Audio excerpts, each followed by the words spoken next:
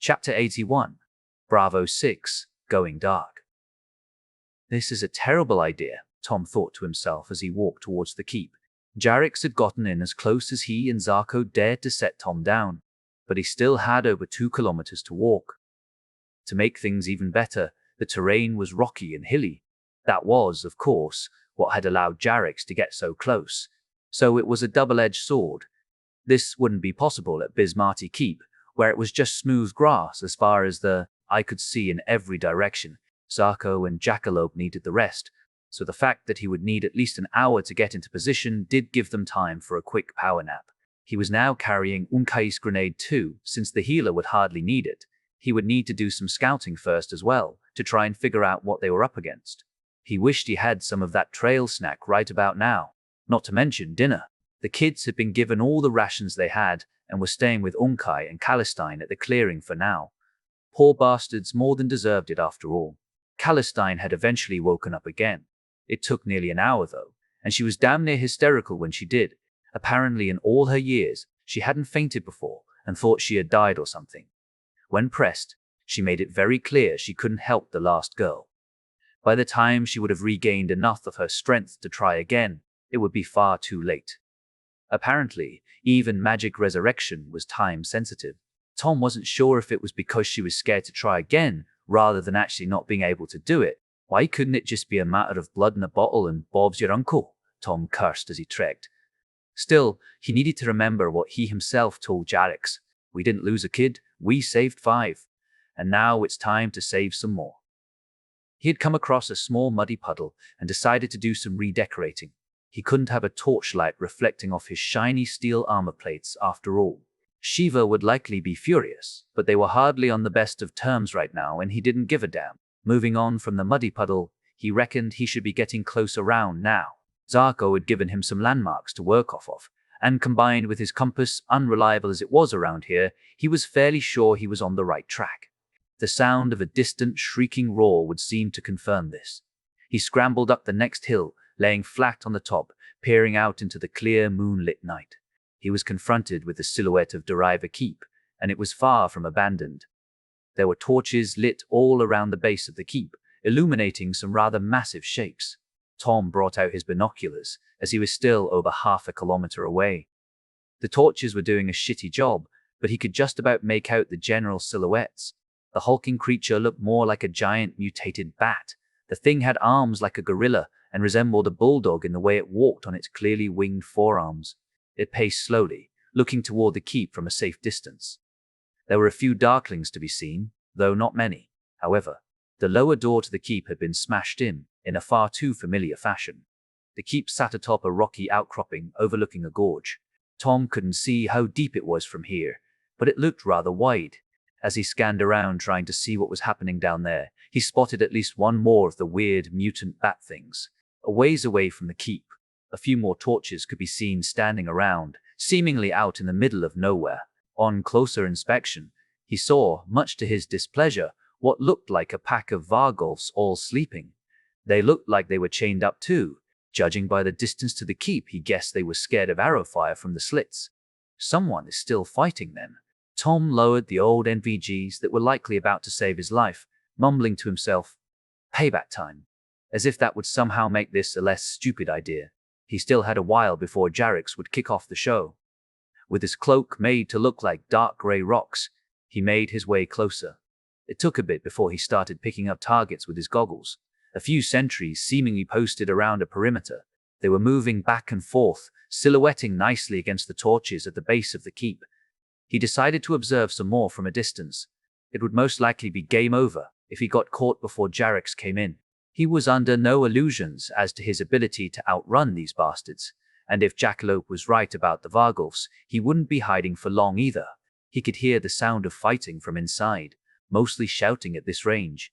"Hang on in there, just a little longer." "We got you," Tom tried to convince himself. This needed to work. Otherwise, all that would happen was a repeat of Hillsdale. Likely only worse, though. There was no way they had anything underground built on solid rock like this. Not to mention stopping them here, or at least fucking them up enough, would hopefully save home entirely. That was worth the risk. He would not allow another situation like last time if he could possibly avoid it.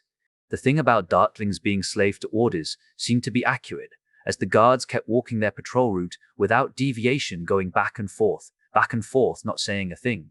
His watch said he had been observing for half an hour when a group of 6 Darklings exited the keep, shields raised above their heads to cover them. Some of them looked bloodied and bruised, one was limping quite badly even. As if by clockwork, 5 Darklings got up from where they had been sleeping in armor and everything, apparently going to replace the tired and wounded. The bastards are fighting in shifts. So much for tiring them out then. That sleeping area does make a nice target though. As he glanced around trying to come up with a plan of attack, a third of the massive bat things emerged from the far side of the keep, giving a total of 3, all stalking around at a safe distance. Okay, 3 big ones. The main evil guy is likely inside. 4 sentries, a lot sleeping, unknown within the keep. That's bad. Guard dog things sleeping, and only a few sentries, that's good. In fact, looking closer, the sentries seem to be looking towards the keep rather than outwards. Fuckers think they're going to be left alone? Tom questioned. That seemed rather ridiculous to him. He sure as fuck wasn't complaining though. He had his targets. When Jarrex came in, the sleeping spot was going to be served with a grenade.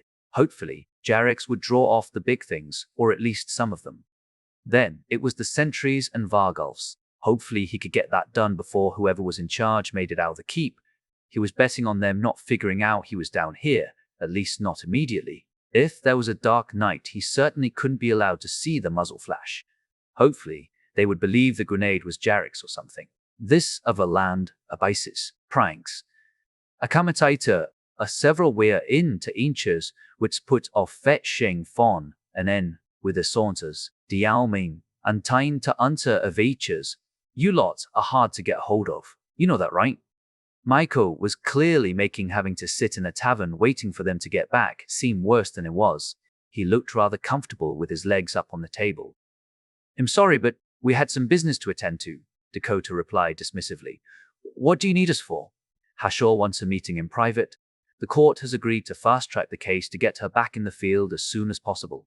Is that good or bad? That's a good thing, right? Balathorn questioned. Gives the Flaxens less time to figure out smart things to do. Hashor certainly seemed pleased. I don't really know anything about legal things though. Sapphire could see that being the truth. Not that she knew much about it either, of course. She was hoping you would join her after dinner. Certainly where exactly, Dakota had to ask. That was a good question. Where would Hashor even live? Sapphire almost expected her to live at some form of barracks. Perhaps she didn't ever leave Baron's quarters. At home, of course. Don't worry, it'll take you there. Be warned, it's basically just a very fancy military base and, well, her family is there, so just behave like you are on the parade ground and you will be fine. That's mighty generous of her. I'll just get a quick meal and a wash, then we're good to go, Dakota replied, looking back to Sapphire with a slightly strange smile. It had been a long day already. This was likely important though. Just like everything right now, Sapphire sighed to herself. Still, thus far, it had been a good day. Hopefully, that trend would continue. They had discussed the formalities with Maiko over dinner, to Sapphire's surprise. There was quite a lot to worry about. Inside it is either Colonel Hashor, Colonel, or Victoria to you. Her mother, Lady Hashor, is to be addressed as such. Likewise with Lord Hashor. The other members of the family may introduce themselves with their first name. If so, use that. Otherwise, refer to them by rank. Be warned though, Victoria isn't the only colonel in there. I can't remember the rank of everyone, Balathorn protested. Sapphire had to agree. Macchio had recited quite a few names which may be present this evening, and made it clear that likely wasn't even all of them. You don't need to. They wear uniform at all hours of the day. Sapphire was about to protest the fact they were apparently in armor when indoors before she looked down at her own breastplate. Maiko apparently caught that glance though. They aren't in armor, I said uniform, as in family uniform. There is not a single person in that family that isn't military in some capacity, be it Royal Guard, City Guard, or militia, or whatever. Sapphire imagined what a nightgown with rank tabs might look like for a second before snapping back to the conversation. Hashar has told me she let the family know who Tom is, and guessing both the Lord and Lady have read her report as well. So keep to that, okay? Maiko continued, looking around at them. Certainly. See you out front in a bit, Dakota replied, getting up to go freshen up, Sapphire joining her upstairs. Sapphire hadn't been quite sure what to expect. but a massive mansion with guards wearing armor emblazoned with Hashor's family insignia was not it. From above, the building appeared to be laid out in a U shape, consisting of 3 rectangular wings and a huge central courtyard containing what Sapphire guessed were hangars for dragons. How big is her family? Baelthon questioned, looking at the sprawling structure clearly in awe. Don't actually know.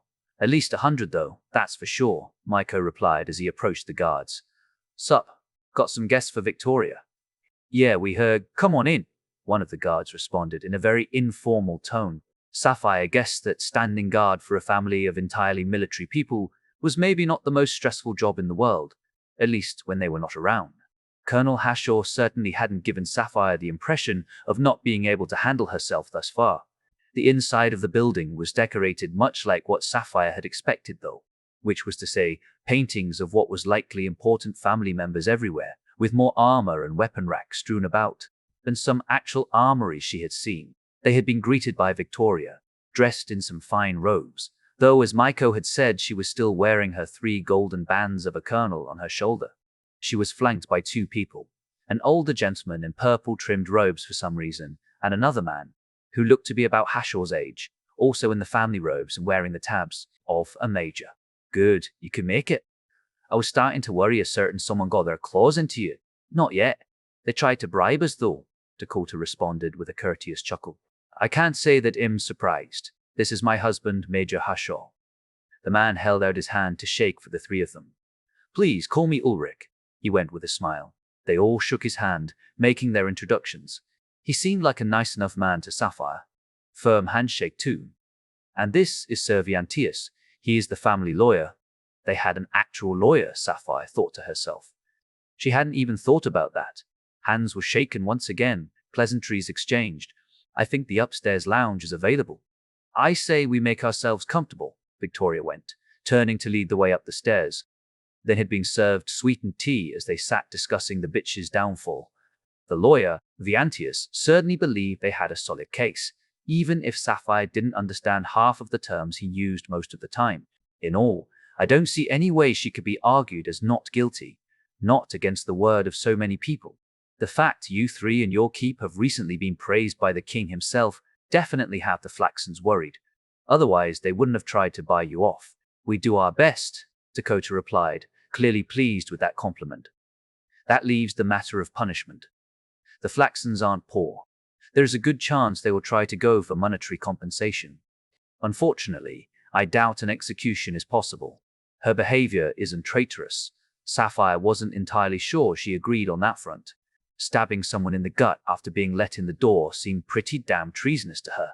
Then I say we try to lock her up for as long as possible, Dakota concluded, clearly not entirely pleased. Would you prefer a comfortable cell in exchange for more time? Viantius questioned. As long as possible.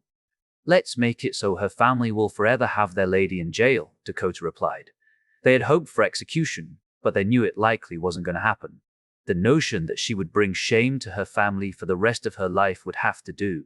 In that case, I think we can get a few decades at least, with some rather considerable compensation to be paid towards the affected parties, though I'm sure the Flaxons will take care of that part. We should push for jail time.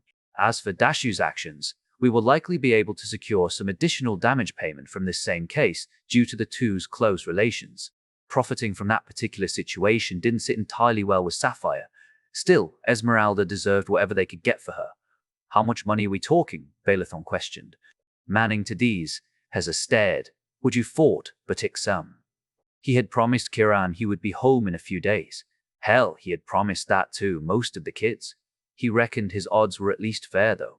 This seemed like a very bad idea, but he had air support, the element of surprise, and much better equipment. Crucially, he was up against an enemy who had likely never even heard of a sniper, night vision, or explosives for that matter. Hell, they didn't even have a proper perimeter. He was currently no more than 20 meters from the sleeping fuckers, and they hadn't noticed a thing. Not even the Vargolfs had stirred. Worst guard dogs in history, those things. Come on, Jarix, where are you? He thought to himself, scanning the sky for any sign of the opening shot. He had the first grenade in his hand, fuse out and lighter ready. Those sleeping darklings were never going to be waking up again. He just hoped Jarix would go for one of the big bastards so they could spread the love around. The enemy apparently saw Jarix before Tom did, as one of the big bat things started making a high-pitched screaming sound, causing the darklings to stir. That was enough for Tom. He lifted his goggles to judge the range in the moonlight and got to his feet.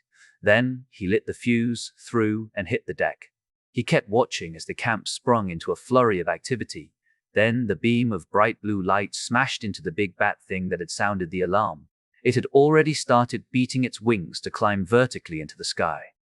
That was a slow procedure though, and Jarix took full advantage, nailing the fucker in the upper torso. If Jarix's lightning breath looked awesome during the day, it was in a whole different league at night. Tom almost wished he had taken a photo or something, as the lightning arced out in all directions, the thunderclap deafening even for him. The still twitching husk of the clearly very fucking dead bat thing fell back down in a smoking heap, its head dangling by a thread. Tom restrained himself from shouting out a "Fuck yeah!" Then the grenade went off in a bright orange flash of fire. He instinctively ducked, looking down at the ground. He felt bits and pieces come raining down around him, including some very wet-sounding thumps. The noise that followed was otherworldly. The distorted voices of the darklings screaming out into the darkness. Tom stayed put for a second, lowering his goggles to see what the two other bat things were doing. Both were scrambling to get airborne, apparently not waiting for what was left of the darklings on the ground to board. To his surprise, however, they didn't turn to follow Jarix. In fact, it looked like they were running away. Oh, they think there are two dragons out there. Brilliant. Right, next phase. Tom rose into a crouch and shouldered the rifle. He clicked the scope to the lowest light setting and scanned for the sentry to his right. The creature appeared to have frozen, unable to figure out what to do, looking around frantically. Tom lifted the goggles again and took aim at the bastard. The range wasn't even 15 meters, making it a nice, easy target even in this light. Tom's rifle rang out with a crack, taking it in the chest, the darkling folding over forwards and dropping to the ground. He ran the action, coming around to the one who should be on his left. Predictably, it was right where it was supposed to be. It had at least gotten moving though, sprinting towards where the others had been sleeping. It was a bit further away, but still not a hard shot. The round went a little low, catching it in the abdomen and causing it to shriek and scream as it fell, but it was down nonetheless. It wasn't like they didn't know they were under attack anyway. Then Tom turned his attention to the pack of 5 Vargulfs. Those needed to die if he was to get away. Well, now there were 3, and they were pulling on their chains to get free, likely all wounded by the blast. How convenient, Tom mused. He had wanted some payback for his first flight for quite a while, and he had 3 shots left. With an empty rifle and no Vargulfs left breathing, he made his retreat into the night, flicking the goggles back down and moving in a low crouch. He fumbled with reloading the rifle while he moved. He wanted more range before whoever was in charge of this shit show figured out what was happening and decided to come looking for him. He was feeling really damn proud of himself until an arrow struck the ground to his left, followed quickly by another one in front of him. Ah, shit. They fucking saw me. The third one actually hit, bouncing his left pauldron. Thanks, Shiva. He picked up the pace, running to get into cover, several more landing around him. They weren't being particularly accurate though. Tom prayed they were just firing at where they had seen his muzzle flash. It was pretty fucking crazy they were up and firing after taking a damn grenade in their sleep. Hopefully, that would mean he just needed to keep moving to lose them, so he maintained his pace. There was hardly any grass around, mostly just rock and gravel, as he made his way into the night, the arrows eventually ceasing. He moved around to the right of the keep to give himself a better shot at the main door, doing his best to make as little noise as possible while moving quickly. Finding a small ridge in the terrain, he crouched down behind it, steadying the rifle on the stone and finishing his reload. He kept the goggles down, scanning for targets. Suddenly, a large group appeared to make for the base of the keep. All of the congregating darklings had their shields raised high above their heads. Here comes the big guy, Tom thought to himself, making ready to ruin the bastard's day. Remember nasty armor head or neck shot? That was when he heard the whoosh of huge diving wings behind him. He turned to see Jarix coming back down for another run, apparently having circled around. He was coming down low and fast, heading right for the keep. He seemed to be lining up for a shot at the keep, crackling arcs coming from his mouth. Then Tom spotted a black shape coming down from above. Jarix didn't see it a moment too soon, bringing up his head and letting loose with a crackling beam.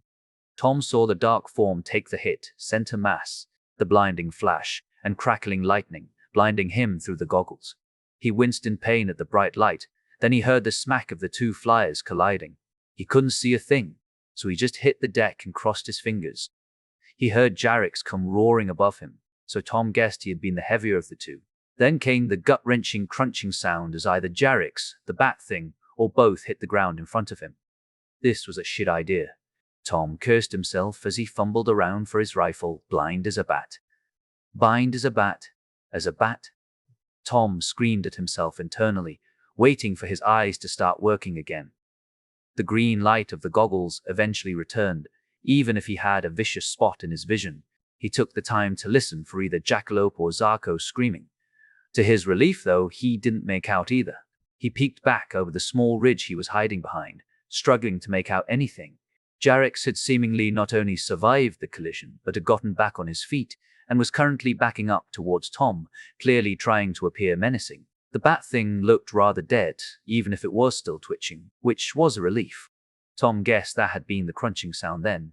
"You okay?" Tom shouted out. Jarrex gave a start at the sound coming from behind him. Though he didn't turn to look back, Tom heard arrows coming in, one bouncing off Jarrex's helmet, another finding a perch in his soft side. "No, that fucking hurt." Tom definitely believed that statement. "Get your ass back in the air." There is still another.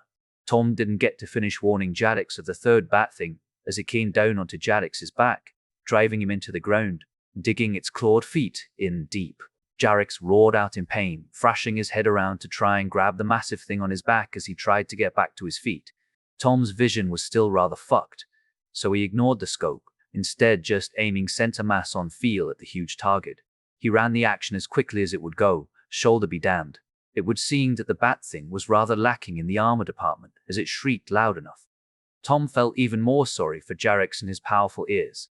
He needed to save the revolver, so he moved back behind the rock to reload, having emptied the rifle. Then he heard Jackalope open up, coming in on the wing. He didn't see where she was, but the shrieks of the mutated bat betrayed her target. "Go get him, girl," Tom thought to himself as he reloaded. She let loose all 6 shots in rapid succession. He looked up, trying to spot her, and caught either her or Zarko as she pulled up, going over Jarrex and heading straight for the keep. "No, you crazy bastard. They can see you," Tom protested desperately as he watched her race for the keep. He didn't spot any arrows coming up, nor did he see her take a hit as she banked to clear the keep and disappeared into the darkness. That was fucking reckless, Tom thought to himself, looking back down to reload his rifle. With the rifle reloaded, he looked back up. The bat thing was beating its wings, still holding on. Even through his night vision, he could see the blood pouring out of it, splashing over Jarrex's back. Its movements were much slower now, less frantic. He also saw several darklings moving around Jarrex, some with long pikes, others wielding bows, all aimed at the dragon. Then, the grenade went off at the base of the keep, illuminating Jarrex and the monster on his back as clearly as a damn Hollywood movie. Tom didn't take the time to appreciate the moment, though, as Jarrex roared out again, his open maw filling with crackling lightning. He swept his head in an arc in front of him, pouring forth a stream of snaking lightning bolts that arched into the night, looking for victims. Tom gave up on the goggles, flicking them up again. There was too much bright light around, and the torches near the keep gave him a decent silhouette to use anyway. He brought up the rifle, trying to find the head of the beast, which was still clawing at Jarrex's back with its legs while using its wings to steady itself. "How the fuck aren't you dead yet?" Tom cursed as he tried to keep track of its head, failing to keep a bead on it as the creature thrashed around. He mentally crossed his fingers, pulling the trigger. His first shot missing completely, he forced himself to draw a slow breath, drowning out the cacophony of shrieks, roars, and screams as he ran the action again. That fucker needed to die right now. The second shot hit but was low, seemingly hitting somewhere in the creature's chest, the thing shrieking out in pain once more. "Come on, you useless idiot, hit!" Tom cursed as he ran the action again. He aimed higher, the shot hitting something, though not having much effect. God damn it. The fourth found the mark, taking the vile thing high in the neck. The creature screeched again, stumbling as Jarrex finally managed to shake it off, grabbing it with his jaws and ripping it from his back with a strong pull, sending it sprawling to the ground. Then Jarrex sent a shock running through it. The abomination gave a final shriek, the electricity springing between its claws as it spasmed. "Run, Jarix," Tom shouted out, hoping that the dragon was somehow still flight-worthy. Jarix didn't move, his head swinging around as if he was getting his bearings. Tom frantically set about reloading the rifle. "For fuck's sake, run." Then Tom heard a shriek from above him. He looked up, greeted by a smaller black shape descending on him, stinger poised to strike. He was too slow reaching for his revolver as the creature smashed into him, knocking him over. The stinger hit his thigh, bouncing off the metal plate. He didn't have time to thank Shiva this time as the creature drove him to the ground, retracting the stinger for another strike. Tom yanked the revolver from its holster, bringing it up and firing wildly from the hip, sending 3 shots into the Vargulf. "I blew you up, shitface," he screamed at the thing.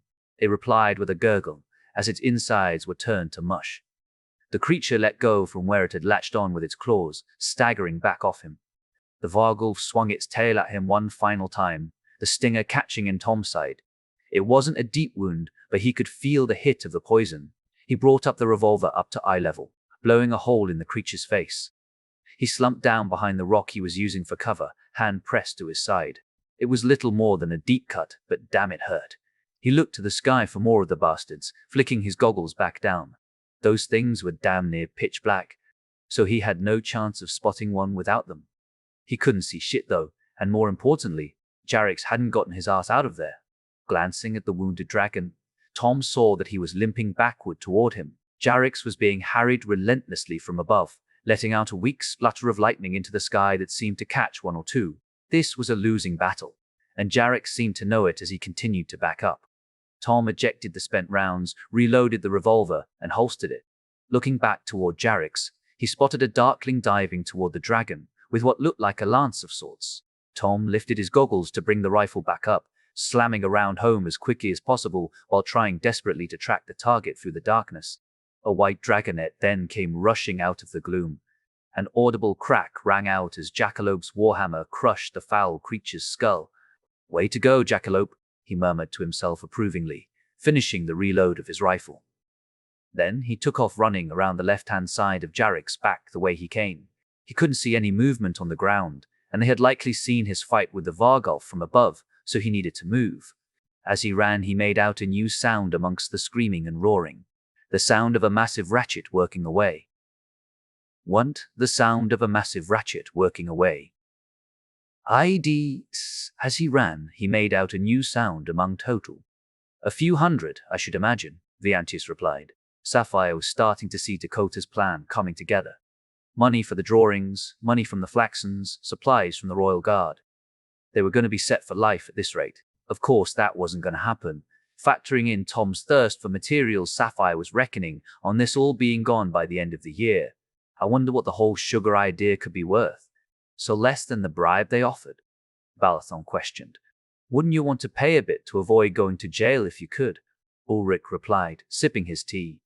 "They will likely try to drag things out as well. Bastards think they can buy their way out of anything. Do we have any idea how long this might take?" Dakota tried, looking to Viantius. "Depends on how amenable the court is to their requests. If they want to drag things out, the court has to let them." Victoria cracked a very slight smile at that one. "And the lady isn't exactly in their favor following her actions. We need to emphasize that she lied to the court to bring accusations of treason against a keep which has just been praised by the king, and is currently in His Majesty's service, if I remember correctly." She held the stern yet cordial face she so commonly wore, though it was clear she was intent on ruining Lady Flaxen. Sapphire guessed she took the slight against her extremely seriously, then again looking around at where they were. This was not the home of a modest family. Her name was likely extremely important to her, and it had been sullied. "That we are indeed." Jarix headed out with Tom, Jackalope, and Unkai. "They left Redexi behind though," Dakota replied with a slight nod. "They should have brought the kid. He needs the experience if they are to make a proper team." Victoria replied. "Have you heard back from them yet?" Ulrich then questioned, leaning forward with his cup of tea. "Not yet. They should return sometime late tomorrow, if nothing was amiss," Dakota replied. "Here's to hoping," Ulrich then continued, raising his cup.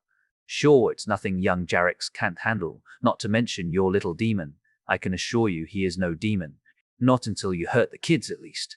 Then he turns scary. Sapphire added, lifting her cup. They all lifted their cups, giving a toast to the good luck of those back home. You know, he sounds almost like a big softy to me, Ulrich mused, leaning back. I guess Sapphire had to agree. The most dangerous softy you're ever gonna meet, though. Ah, hardly. I still remember when I caught Baron attempting to stack some bricks he found like some kid playing. He still insists he knocked them over and simply wanted to clean up his mess. Victoria gave a chuckle at that, stirring her tea. You know he's gonna kill you when he finds out you are still telling people about that. Ha, I doubt it. What about Jarix? I'm sure he's struggling to adapt to life outside the training field. He's just lazing about all day, ain't he? They all had a bit of a look at each other. They didn't know more than the few snippets of news they had gotten from Nunuk through Dakota. Not exactly. Tom had him out hunting and plowing fields before the scouting expedition, Sapphire replied cautiously. She had no clue if that was good or bad, only that she had never heard of a dragon of the Royal Guard undertaking such efforts. You are sure this Tom isn't some demon? How does one even begin to convince a young, flamboyant, and, by my beautiful wife's reckoning, rather reckless dragon to plow fields? Tom promised to fight alongside Jarix in future. Dakota dismissed the question, glancing at Victoria. My gods, if that did it, then I want to see this Tom in combat at some point. Oh, he's spectacular, Bailethan let out excitedly. You won't even see him coming. He hides like some scared fawn, then boom, you're dead. To the scared fawn that killed a Dark Knight then, Ulrich went, refilling his cup and raising it again. To the crazy human, Sapphire went as they toasted the crazy bastard. She could get used to this as well. Then the conversation fell onto matters of what should be disclosed and by whom during the inevitable trial. They would be running a tight schedule, with the first session luckily taking place the day after their meeting at the academy. In Bitten, a sign, in trees, with others, the Tomates, the Part 10. Ridging energy due, in Messive from a wide open to ridging man. The open massive door to their landing pad inching open, figures emerging out onto the platform, some raining down arrows from above. About fucking time, Tom let out, as he took up position on Jarix's flank. Looking towards the front entrance, he saw armor, shields, and body parts strewn around. The side of the wall was charred black, and there were bloodstains splattering up its side. Good riddance, Tom cursed as he looked to Jarix. Can you get up there? Jarix didn't respond, though he looked in Tom's general direction and then glanced up towards the opening gate. He looked rough as all hell. Tom got a better look at the beating Jarix had taken from this angle. He could see the dragon's helmet was dented, and the left side of his face was mauled severely. Some of the plates running along his neck were missing. Others were dangling from their mountings, bent and ruined. He stood there for a second before a fresh arrow landed in his back. He roared in pain, though the vicious anger of earlier was replaced with a more desperate tone. His head came back to look in Tom's direction. I won't leave you, he replied in a tragic voice. God damn it, Jarix. Tom cursed the dragon. If he went with Jarix, he would be turned into a pincushion. No. I hide, you go. Now move. Jarix reluctantly turned back to the keep, setting off at a limping run, his right foreleg apparently broken. He looked like an injured dog as he tried to run, spreading his wings. Injured as he was, he didn't have far to go to reach the keep. Driving his wings down and using his hind legs to kick himself into the air, he crashed into the stone, latching on with his claws and biting down on a wooden beam, likely for a hoist which creaked and groaned under the strain. The jump had landed him 2/3 of the way up. He began to climb, slowly and painfully, up the side of the keep. Several archers on the platform were clearly doing their best to cover him. Despite their efforts, however, Jarix was still taking arrow fire. One Darkling was even dumb enough to land on his back with a sword and shield. Tom blew that bastard to kingdom come. The sky was becoming a flurry of combat, as the clearly visibly white dragonettes were chasing the Darklings around the sky. They seemed to be trying to keep the Darklings off Jarix, but Tom couldn't work out whether they were winning or losing, as making out the Darklings was no easy feat at night, and he had no idea how many were left. Maybe a night battle wasn't the best idea, Tom thought to himself as he spotted movement near the main door. Some pissed-looking motherfucker coming out in very familiar-looking black armor. The knight looked up towards Jarix and got out what Tom recognized as a potion bottle. Oh, no, you don't. Tom swung the rifle around, lining up on the dark night as another came out as well. The two of them seemingly started to argue. The bastards were a little over 100 meters away, since Tom had moved closer to get onto Jarex's flank. He tried his best to steady his ragged breathing, fighting the paralytic poison, and aimed for the bottle. Tom had no clue what was in that bottle, but as he pulled the trigger, glass splinters went flying everywhere, the precious liquid spilling to the ground. That most definitely got the attention of the two bastards as they turned to look in his direction. Tom debated firing again. Those were his targets after all, the ones he was supposed to kill in this now rather ruined plan. He topped up the rifle and got into a good stable position to aim. The first one then lifted its hand and pointed right at him, bringing up its shield. Tom's first shot rang out, catching the creature in the neck, much to his delight. As it stumbled back, clutching at its throat, the second one charged forward with more speed than Tom believed possible. It was larger, likely a female, and she was moving fast into the darkness. He certainly didn't have time for a grenade, so he ran the action again, taking aim at the ducking and diving target sprinting toward him. Pitch black as she was, Tom could hardly make out the night once she was out of the torchlight. Firing near blind 3 times, he held the last shot for the last possible moment, praying the rifle could punch a hole in the armor at point-blank range. He knew that was rather unlikely though, so as he held his breath, he gave a silent prayer for some kind of damn miracle while hearing the pounding footsteps coming for him. He was answered by Jackalope.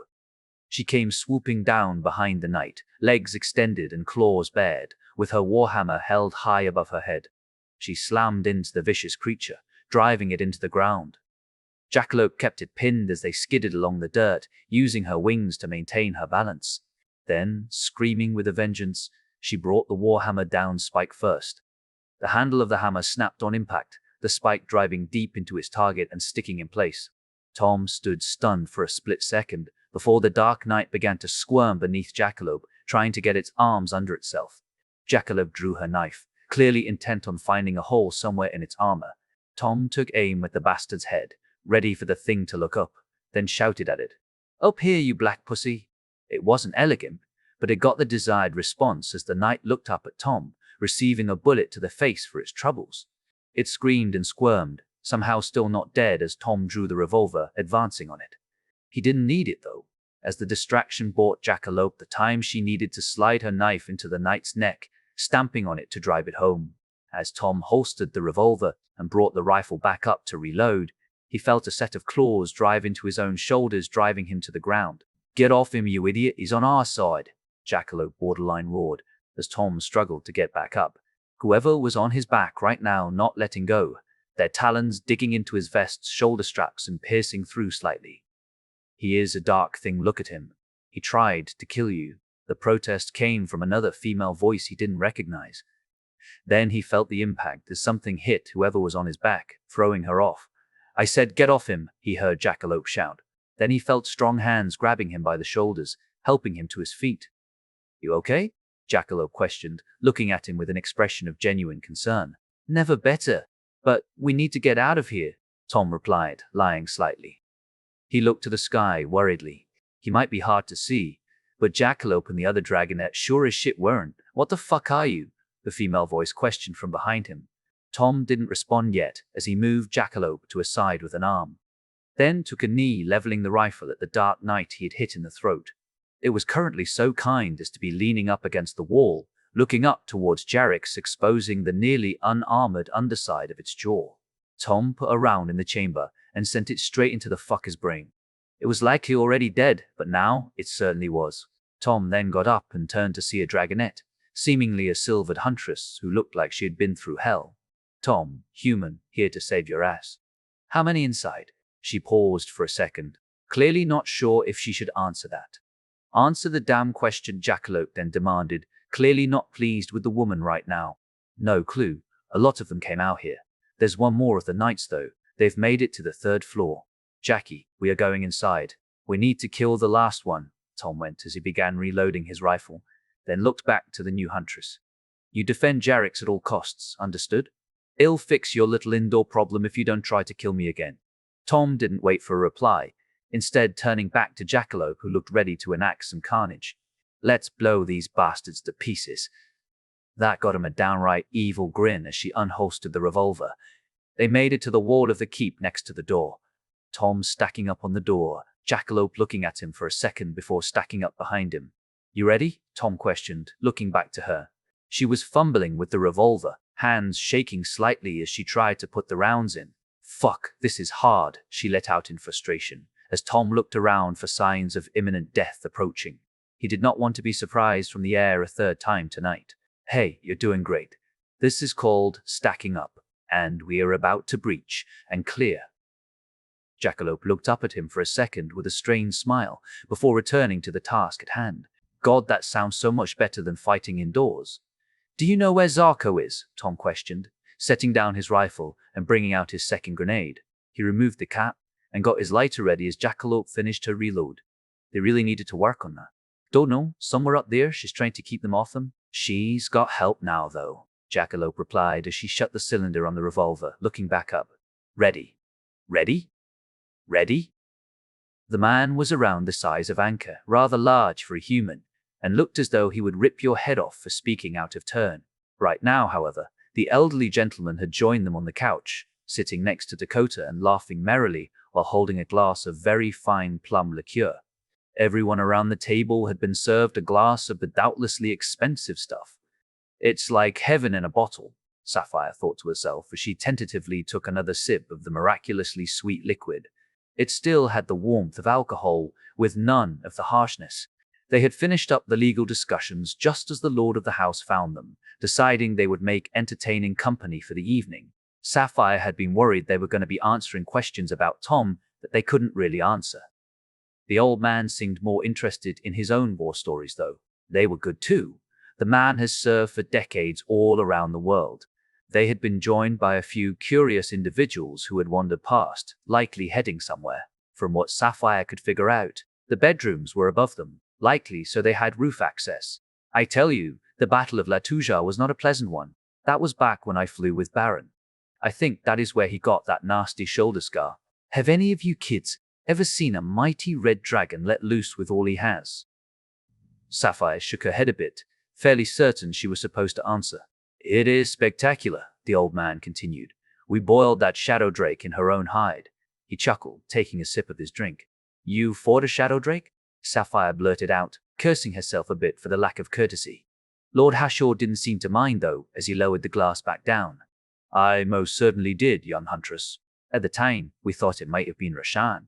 It was definitely female, though, so no such luck, I'm afraid. She was too young, too, but she'd been a red once. She fought with a fury unlike any I had experienced before. Baron, though, was no stranger to her kind. To say I even fought in the battle is almost an overstatement. He tore her to shreds and charred the pieces." The Lord paused for a moment to have another drink before continuing. "You are the people who got young Jarix, yes?" "That we did," Sapphire responded. "He's quite something. Didn't get to spend much time with him before we departed, though. Oh, you will get your chance, I'm sure. He seems a chuffing right fellow to me. Hess got the spirit to fight, and Hess not some lazy whelp who just wants to lay about all day in the sun. What of this Tom fellow? I know he can fight, but does he have the spirit, and the spine for that matter?" "Oh, I would say so," Dakota replied, leaning forward. "The dude doesn't stand for any nonsense." I'm honestly still surprised he didn't execute Lady Flaxen on the spot. "I don't think Hes dumb enough to do that," Victoria added, leaning back on the sofa with her drink. But his little standoff with Jarix was something to behold. Threatened by an 8-ton dragon he didn't know, who even went as far as to open his mouth. And Tom stepped forward with a raised finger, didn't even draw a weapon. A stubborn mage and a proper warrior dragon. That should make for a few good stories. One of the younger dragonettes who joined them went. He seemed to be a lieutenant of sorts, much like Zarko. If only he knew how good, Sapphire mused to herself. It's doubtful, though, that this Tom could bring Jarix to heel. It was my understanding Jarix wanted him to keep his back clear in battle. Understandable, since he's not yet carrying a proper ballista. "Perhaps you could get him one as a token of gratitude," the young lieutenant continued, seeming rather confident. Sapphire looked to Dakota and Balethon, who both looked a bit strained, not trying to smile. Victoria eventually broke the slight awkwardness that followed that remark. "From what I have heard, Jarix is well and truly in Tom's hand by now. I would honestly not be surprised if, when he is done there, Tom could yell, "Sit," and he would do it. And with Tom on board, he won't need no ballista either. You serious? Jarix could hardly be persuaded to stay in formation at times. That's because Tigra21 is a slowpoke. He would rather laze in the sun all day. Jarix likes speed, and Hess good at it too, Victoria retorted. I still don't buy him being brought to heel by a mere man, or woman for that matter. Well, they got him to help plow the fields. That's fairly brought to heel, Ulrich added, receiving shocked glances from everyone who didn't already know about that. Victoria, please tell me he is joking, the lieutenant questioned. As far as I know, that's true. In fact, Jarix agreed to it while I was present. I need to meet this Tom, Lord Hashel replied once he digested that. I want to see Jarix plowing. That would be hilarious, the lieutenant added in merrily, even if he didn't quite seem to believe it. Tom, if you can hear me right now, I hope you like attention. This is a brag means, which Jarix and there, it would seem the flying bastards were leaving them alone for the time being, likely more concerned with Jarix and the angry mob of dragonettes hunting them around the keep. Taking the front, Jackalope stated. Tom agreed that was probably not a bad idea, all things considered. Roger, on the grenade, Tom replied, lighting the fuse and chucking it through the open doorway. The Huntress had said that the enemy had made it to the 3rd floor, so Tom hoped that was enough to save the locals from this. He could feel both him and Jackalope holding their breath as they plugged their ears, waiting for the grenade. As Tom counted down, a battered and bruised dartling came rushing out, blade drawn. Tom's heart sank for a second, as he felt Jackalope yank him back, bringing up her revolver to shoot it. Then, the grenade went off inside the room, the blast ripping the dartling apart and scattering it across the ground. Tom felt the heat coming off the flash as it shot out the door into the darkness beyond. Jackalope rushed ahead, rounding the corner with her revolver held high, though not shooting. Tom could see the blue blood coming from her ears and trickling down her cheeks, her expression one of focus. God damn it, Tom cursed as he picked up the rifle, moving up behind her. The room was black and charred, though it would seem the explosion snuffed out any fires. Not to mention, he could hardly breathe through the smoke. There weren't even really bodies inside, just mangled corpses strewn about the room, but there was no fancy black armor to be seen. Tom could hear the cries and shrieks coming from above, where he assumed the Darklings had just been wounded by the shockwave and fireball. He tapped on Jackalope's shoulder, pointing to the stairs, gesturing her forward, then tapping her ear and speaking quietly. Your hearing is gone. Jackalope responded by looking at him concernedly. Then realization spread across her face. It didn't seem to break her resolve, though, as she let out a slight growl, looking to Tom intently.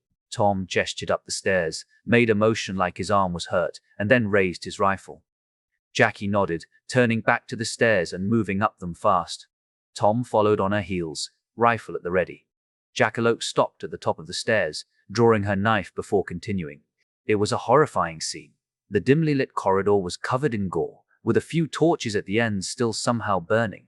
Burnt and mangled corpses lay strewn about, a few of them still moaning and screeching as they struggled toward Tom and Jackalope, dragging themselves along the ground.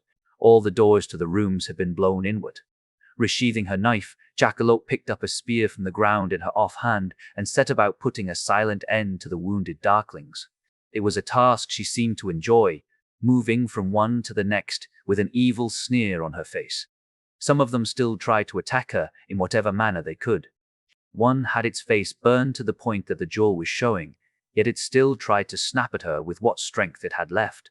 Jackalope rammed the spear down its throat repeatedly until it expired. Tom stayed at the stairs leading down, keeping the rifle raised to cover her in case something nasty came either from above or out of one of the rooms. He periodically glanced down the stairs too, just in case they were about to be boxed in as well. Then Tom heard multiple sets of fast footsteps on the floor above. He readied himself, taking aim at the top of the stairs. The Darklings came rushing down. They didn't even manage a screech of surprise before Tom put a round into the first one's chest. The creature, clad in gold-trimmed armor, collapsed at the bottom of the steps.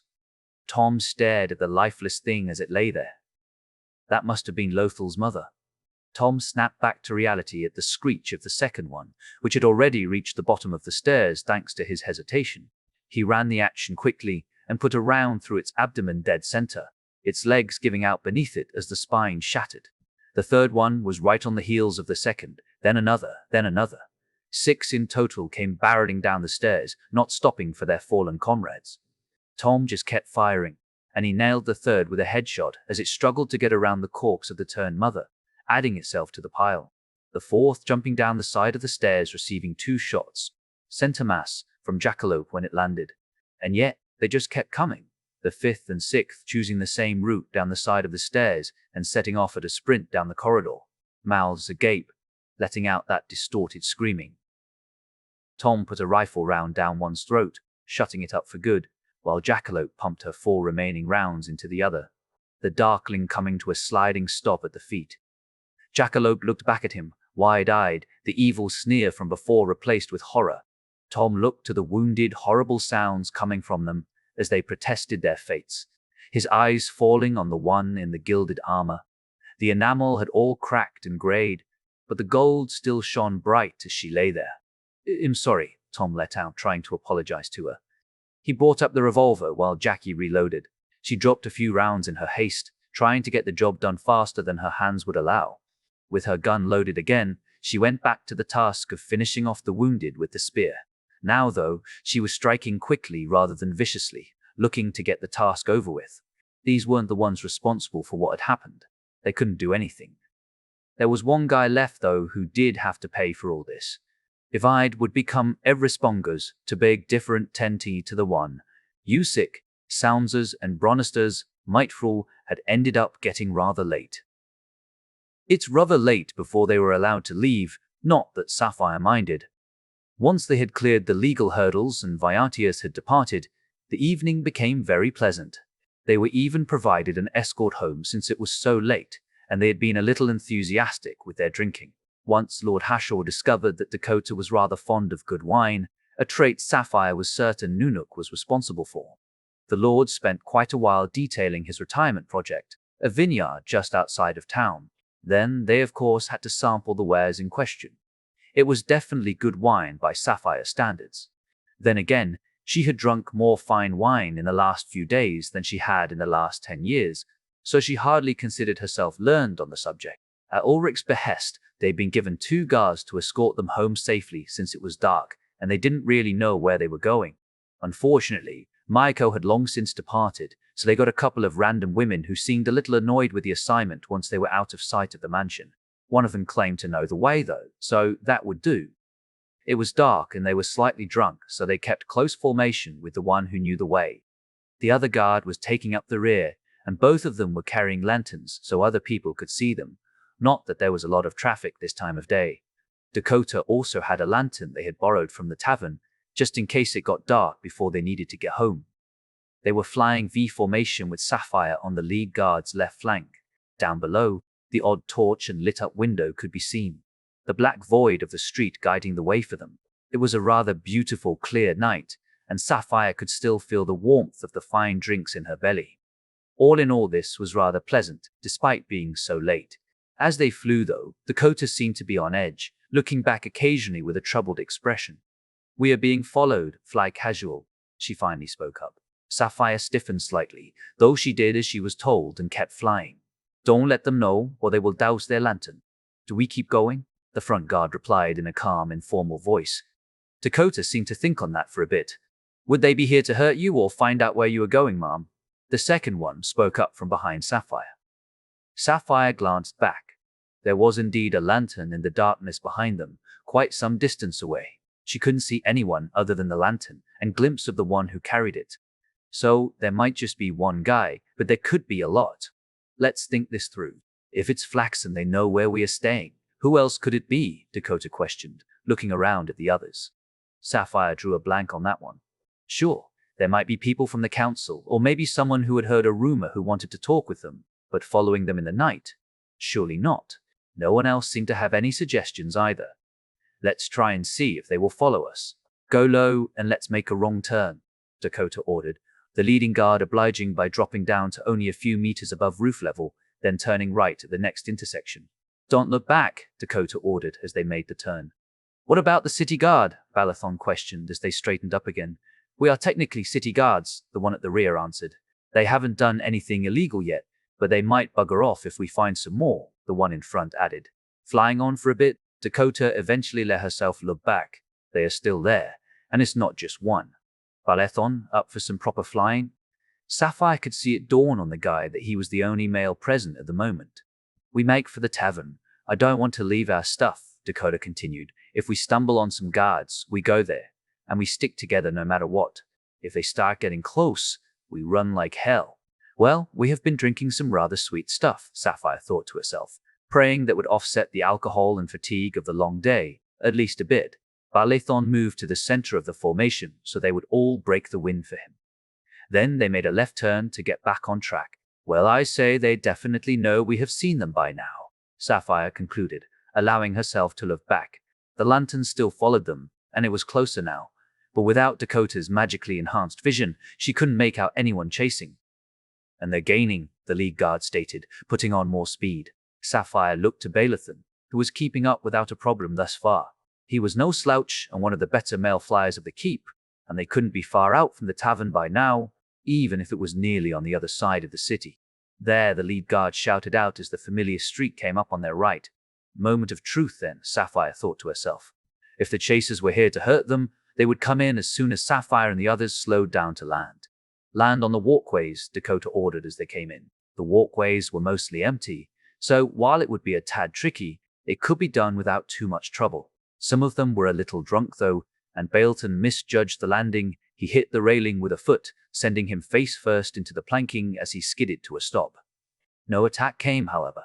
Sapphire looked back as soon as she was safely down to see several flyers whiz by, pulling up into the night. They were armed too, rather heavily in fact. Those are mercenaries. The guard who had led them here went. A flyer came around, heading straight for them. It pulled up as it let go of a large stone, sending it hurtling towards them. The stone went through the glass window of the tavern with a crash. Everyone inside, Dakota ordered. Sapphire helped up Balethon as the little tavern guard, Draki, opened the door for them. Bar the door? With what? And why are mercenaries chasing you? And why are they throwing rocks? The diminutive guard shouted back at them, clearly not pleased with the turn of events. Drakey, right? Dakota tried, the little guy nodding as if that was the most obvious thing ever. They chased us here. That's all we know. She was doing a fine job of keeping a calm face as usual, the fact that they had just been chased by people equipped for a fight in the middle of the night not showing on her face. Then Sapphire felt a pair of hands turn her around to look at a very worried-looking Heiko. You okay? I'm fine, they didn't catch us. I don't even know if they wanted to. Sapphire looked to Dakota and the lead guard as her brother embraced her. Why didn't they attack us when we landed? The second guard had gone over to find the rock, which was wrapped up in parchment. You have been warned, she went, reading out loud, looking back up and around the room. Inside, quite a few patrons were sitting, though there was dead silence now as everyone was staring at them. That's not good, right? Balethon questioned, looking to the guards that had led them here. No, most definitely not. This is unacceptable. This is a threat against your well-being. Well, on that we agree, Sapphire concluded.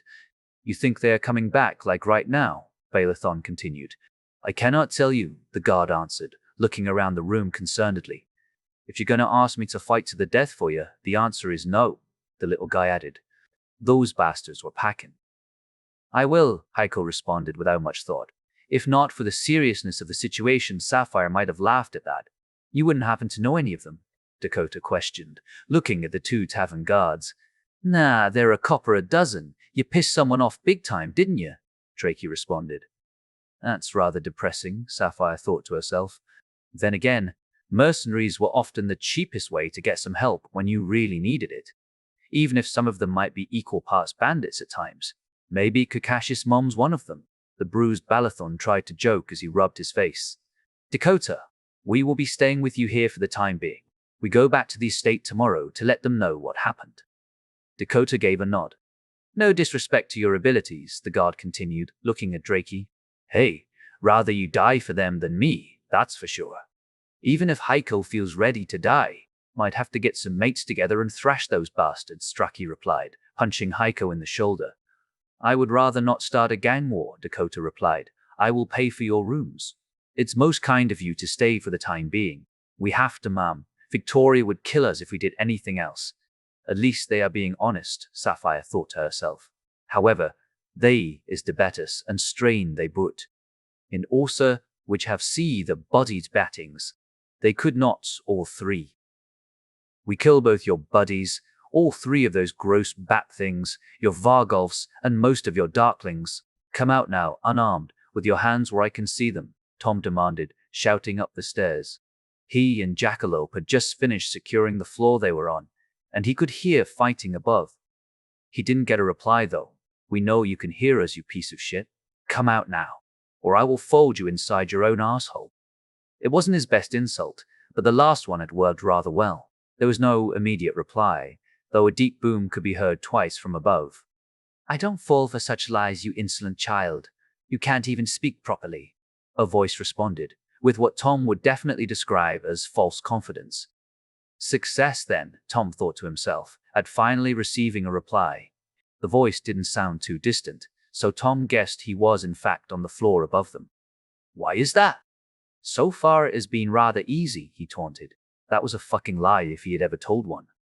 He had damn near died, and he had no clue if Zarkle made it out of the aerial skirmish that had erupted. To Tom's surprise, Jackalope still had her grenade, so it must have been Zarko that performed that reckless dive at the start. At least, that meant Jackie still had her grenade if they needed it.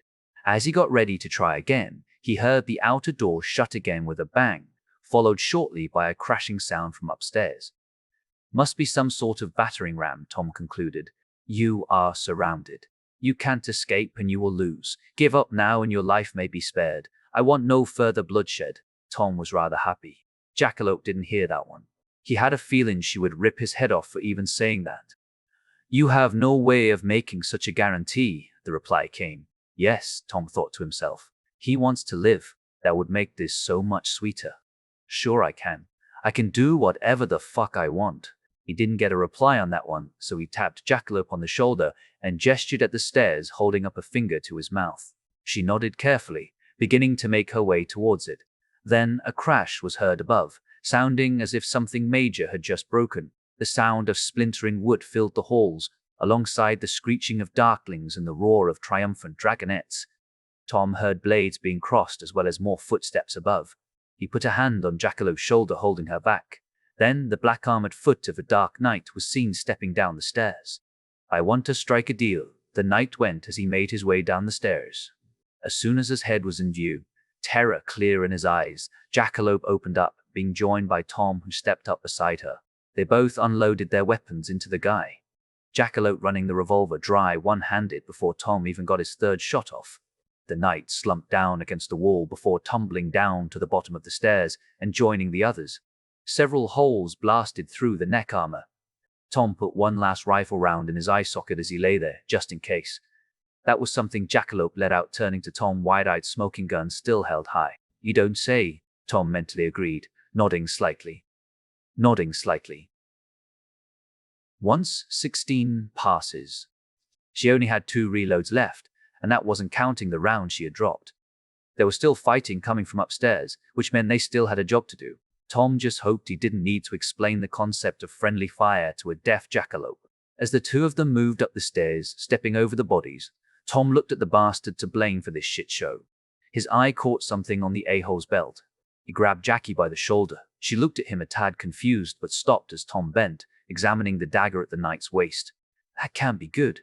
Hey, I remember that, Jackalope went, entirely too loudly. Tom held up a finger before his mouth. That's the one Volzan had, right? She continued, whispering also entirely too loudly. Tom nodded in response. That indeed looked exactly like the dagger Volzan had brought. Whatever that meant, it likely wasn't good. Tom unbuckled the knife, shoving it in an empty pocket. He didn't want something snatching that thing, that was for certain. Then he nodded, pointing up the stairs. Jackalope nodded a reply, then continued to move up. As soon as the landing came in view, she began firing, clearly switching targets between shots. Tom brought up his revolver, holding the rifle with his left, and when she ran out, they quickly switched places as he popped up. The scene that greeted him was a large kitchen with what looked like a dining table over to one side with quite a few seats. The end of the room being dominated by a set of double doors, which he guessed led to some kind of large hall. Strewn around the room were wounded or dead darklings, some of them with fresh bullet holes in them. Most of them were at the door, some trying to construct a barricade from the furniture of the room, others holding the door shut themselves. Another crash rang out as the door threatened to give way, more splintering wood betraying that the door wouldn't hold much longer. There were a lot of darklings though, and he certainly had their attention, as those not currently on door duty were either turning towards him or already sprinting for him. "Fuck me," Tom let out as he brought up the gun, firing away. He got 4 rounds off before a crossbow bolt took him in the neck right above his left collarbone as he failed to duck in time. He stumbled back against the wall behind him, firing off 2 more shots, then looking down towards Jackalope, who was busy reloading, seemingly none the wiser to what had just happened. As he went to go down the stairs, he slipped on the blood-soaked steps, causing him to tumble down the stairs, landing in the pile of bodies. "No!" Jackalope screamed out in panic. She ran down the stairs after him and hoisted him the ground, half dragging him behind her as she backed down the hallway. "I'm fine, Jackie." "I just slipped," Tom protested, cursing the fact she couldn't hear him. Then she let out a rasping gasp. Tom felt her stumble for a split second before she turned around and kicked off hard, throwing herself into one of the open rooms, clutching Tom tight as they sailed through the air, landing on their side. "Jackie!" Tom shouted out in alarm, desperately squirming to get a look at her.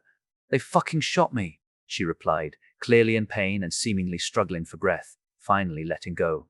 Tom got free and sat up, looking back at her. There was almost no light in the room, but the dim glow of torchlight from the doorway revealed a crossbow bolt embedded in her back, which had apparently pierced the rear plate of her armor. It dawned on him almost too late that he needed to watch the door. As he brought up the rifle, fighting the immense pain in his neck, a darkling wielding only a sword came into view. Tom fired one-handed from his position on the floor, the shot landing in the darkling's hip and sending it sprawling. Fumbling with the action, Tom held the rifle with his left hand despite the protests of his bolt wound, putting a second round into the creature's head as it tried to crawl toward him. Jackalope got up onto her knees, wheezing, as she reached for her empty holster. "I dropped it. I'm so sorry," she let out as if he would be mad at her right now. Tom didn't take his eyes off the door as he pulled his revolver free of its holster, handing it to her. Then he pointed to the bullets on his belt. She couldn't have many left by now. She grabbed it, frantically reloading, hands shaky as she worked. She sounded almost like she was hyperventilating, though she was clearly struggling to breathe at all. Another darkling eventually wandered into view, though its attention was focused on the stairs. A mistake it did not get to correct as Tom blew a hole in its head, replacing the spent round right away. He was pretty much out of rifle rounds now too, though he didn't dare take his eyes off the door to count what he had left. Jackalope finally finished her reload, then grabbed him by the shoulders, dragging the both of them into a corner of the room. Raising her new gun, she pointed it towards the door. The next one to come into view clearly knew they were in here. As it came crouching down behind its shield, Jackalope fired twice at the thing, putting holes in the shield but not causing it to drop. Despite some disturbing sounds coming from it, Tom brought up the rifle center mass and put it on its arse, Jackalope finishing it off with another round before it could get back up. Tom was starting to feel a little lightheaded though, and his chest was rather warm. As he touched the cloth near the wound, he could feel the wetness even through the leather gloves of his gauntlets. Tom tapped Jackie on the side with the rifle butt. It was too dark to see anything, but he tried to gesture to the wound. She reached over, touching it, letting out a gasp. She moved to his side, then laid him down. Tom did his best to keep the rifle pointed at the doorway as Jackalope used her offhand to try and apply pressure while still pointing her gun at the door. She tried to say something, but instead ending up coughing up blood, spattering it onto Tom as he lay there. "Please hurry the fuck up," Tom thought to himself. He could still hear the fighting going on upstairs. They better fucking win. "What's happening down there?"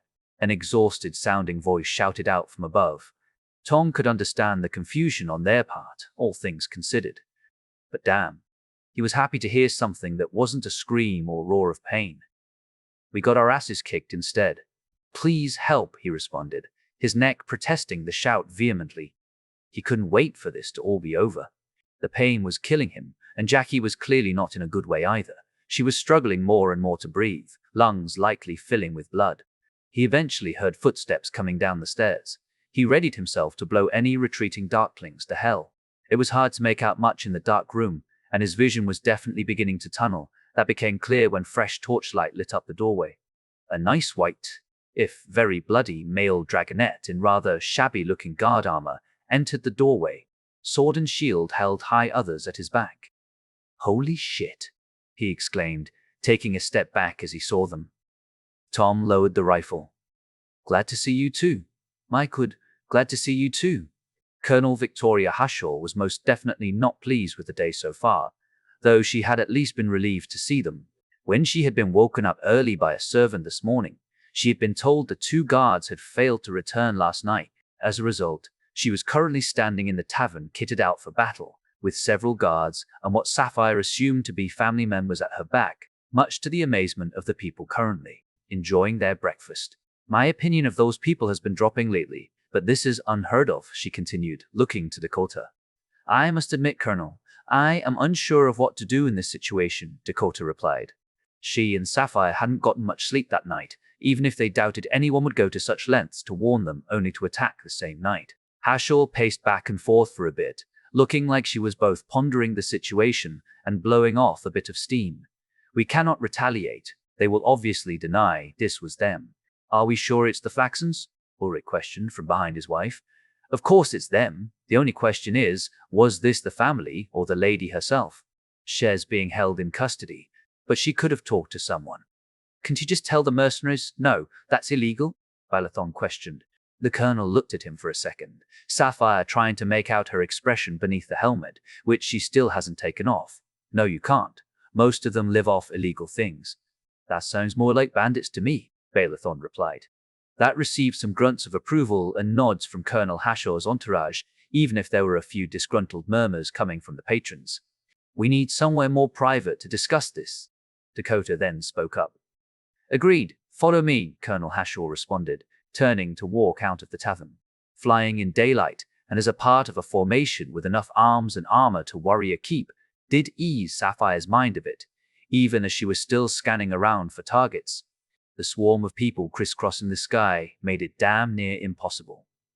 It wasn't like they would be hard to follow flying like this anyway.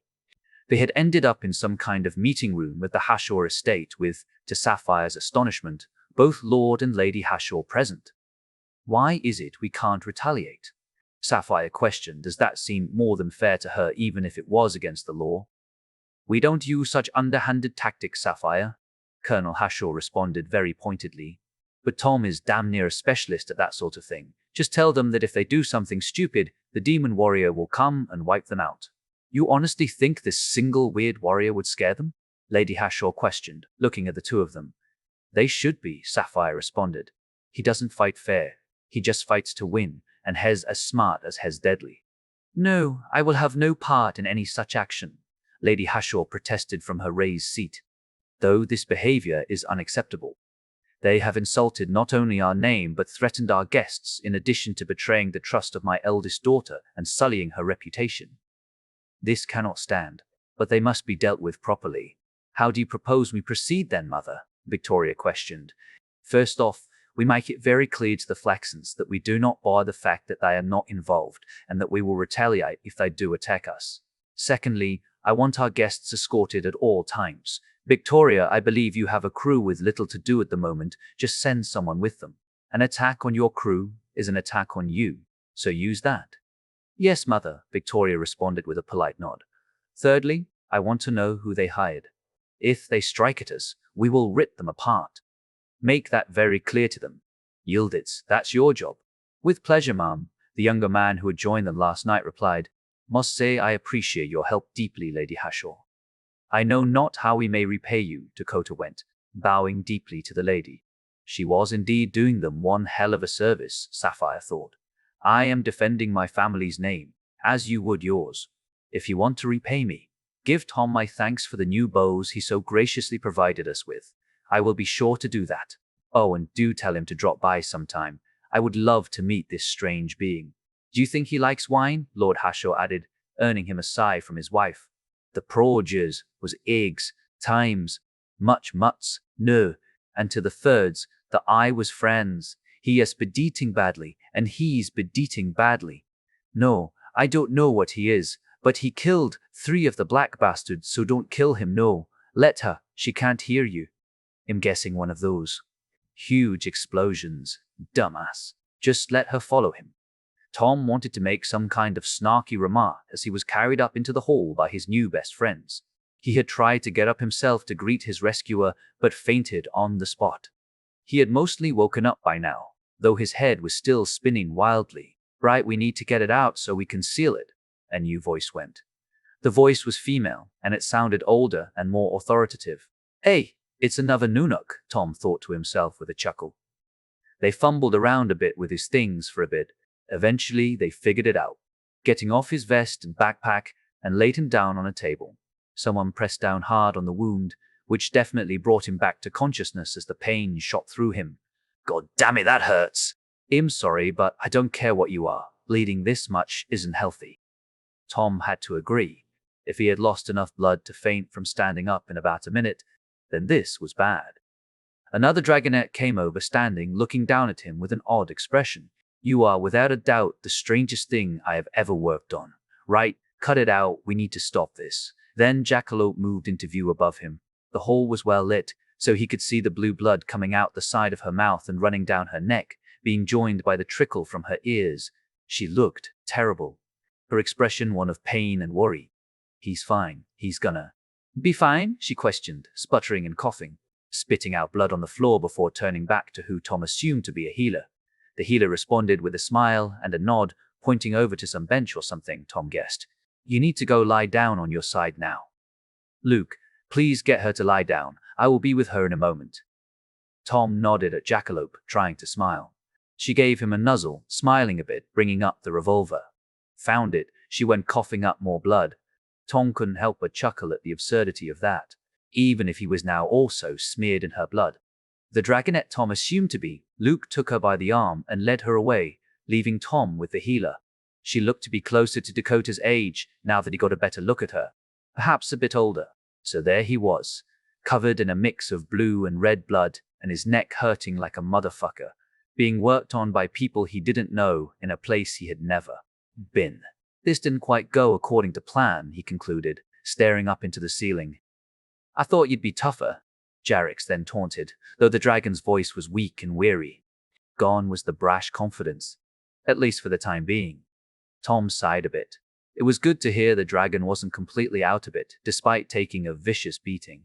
Still, perhaps Jarix had the right idea. A joke might be the way to go after that shit show. I'm not the one who crashed and fucked the plan up. Tom strained to respond, soon regretting it as the one putting pressure on his wound began to cut the bolt out. Tom screamed in pain, wishing he could have had just a few painkillers before this. Sorry, I couldn't hear you over the scream. Ow! It would seem whoever was working on Jarix either had an excellent sense of humor or really didn't give a shit.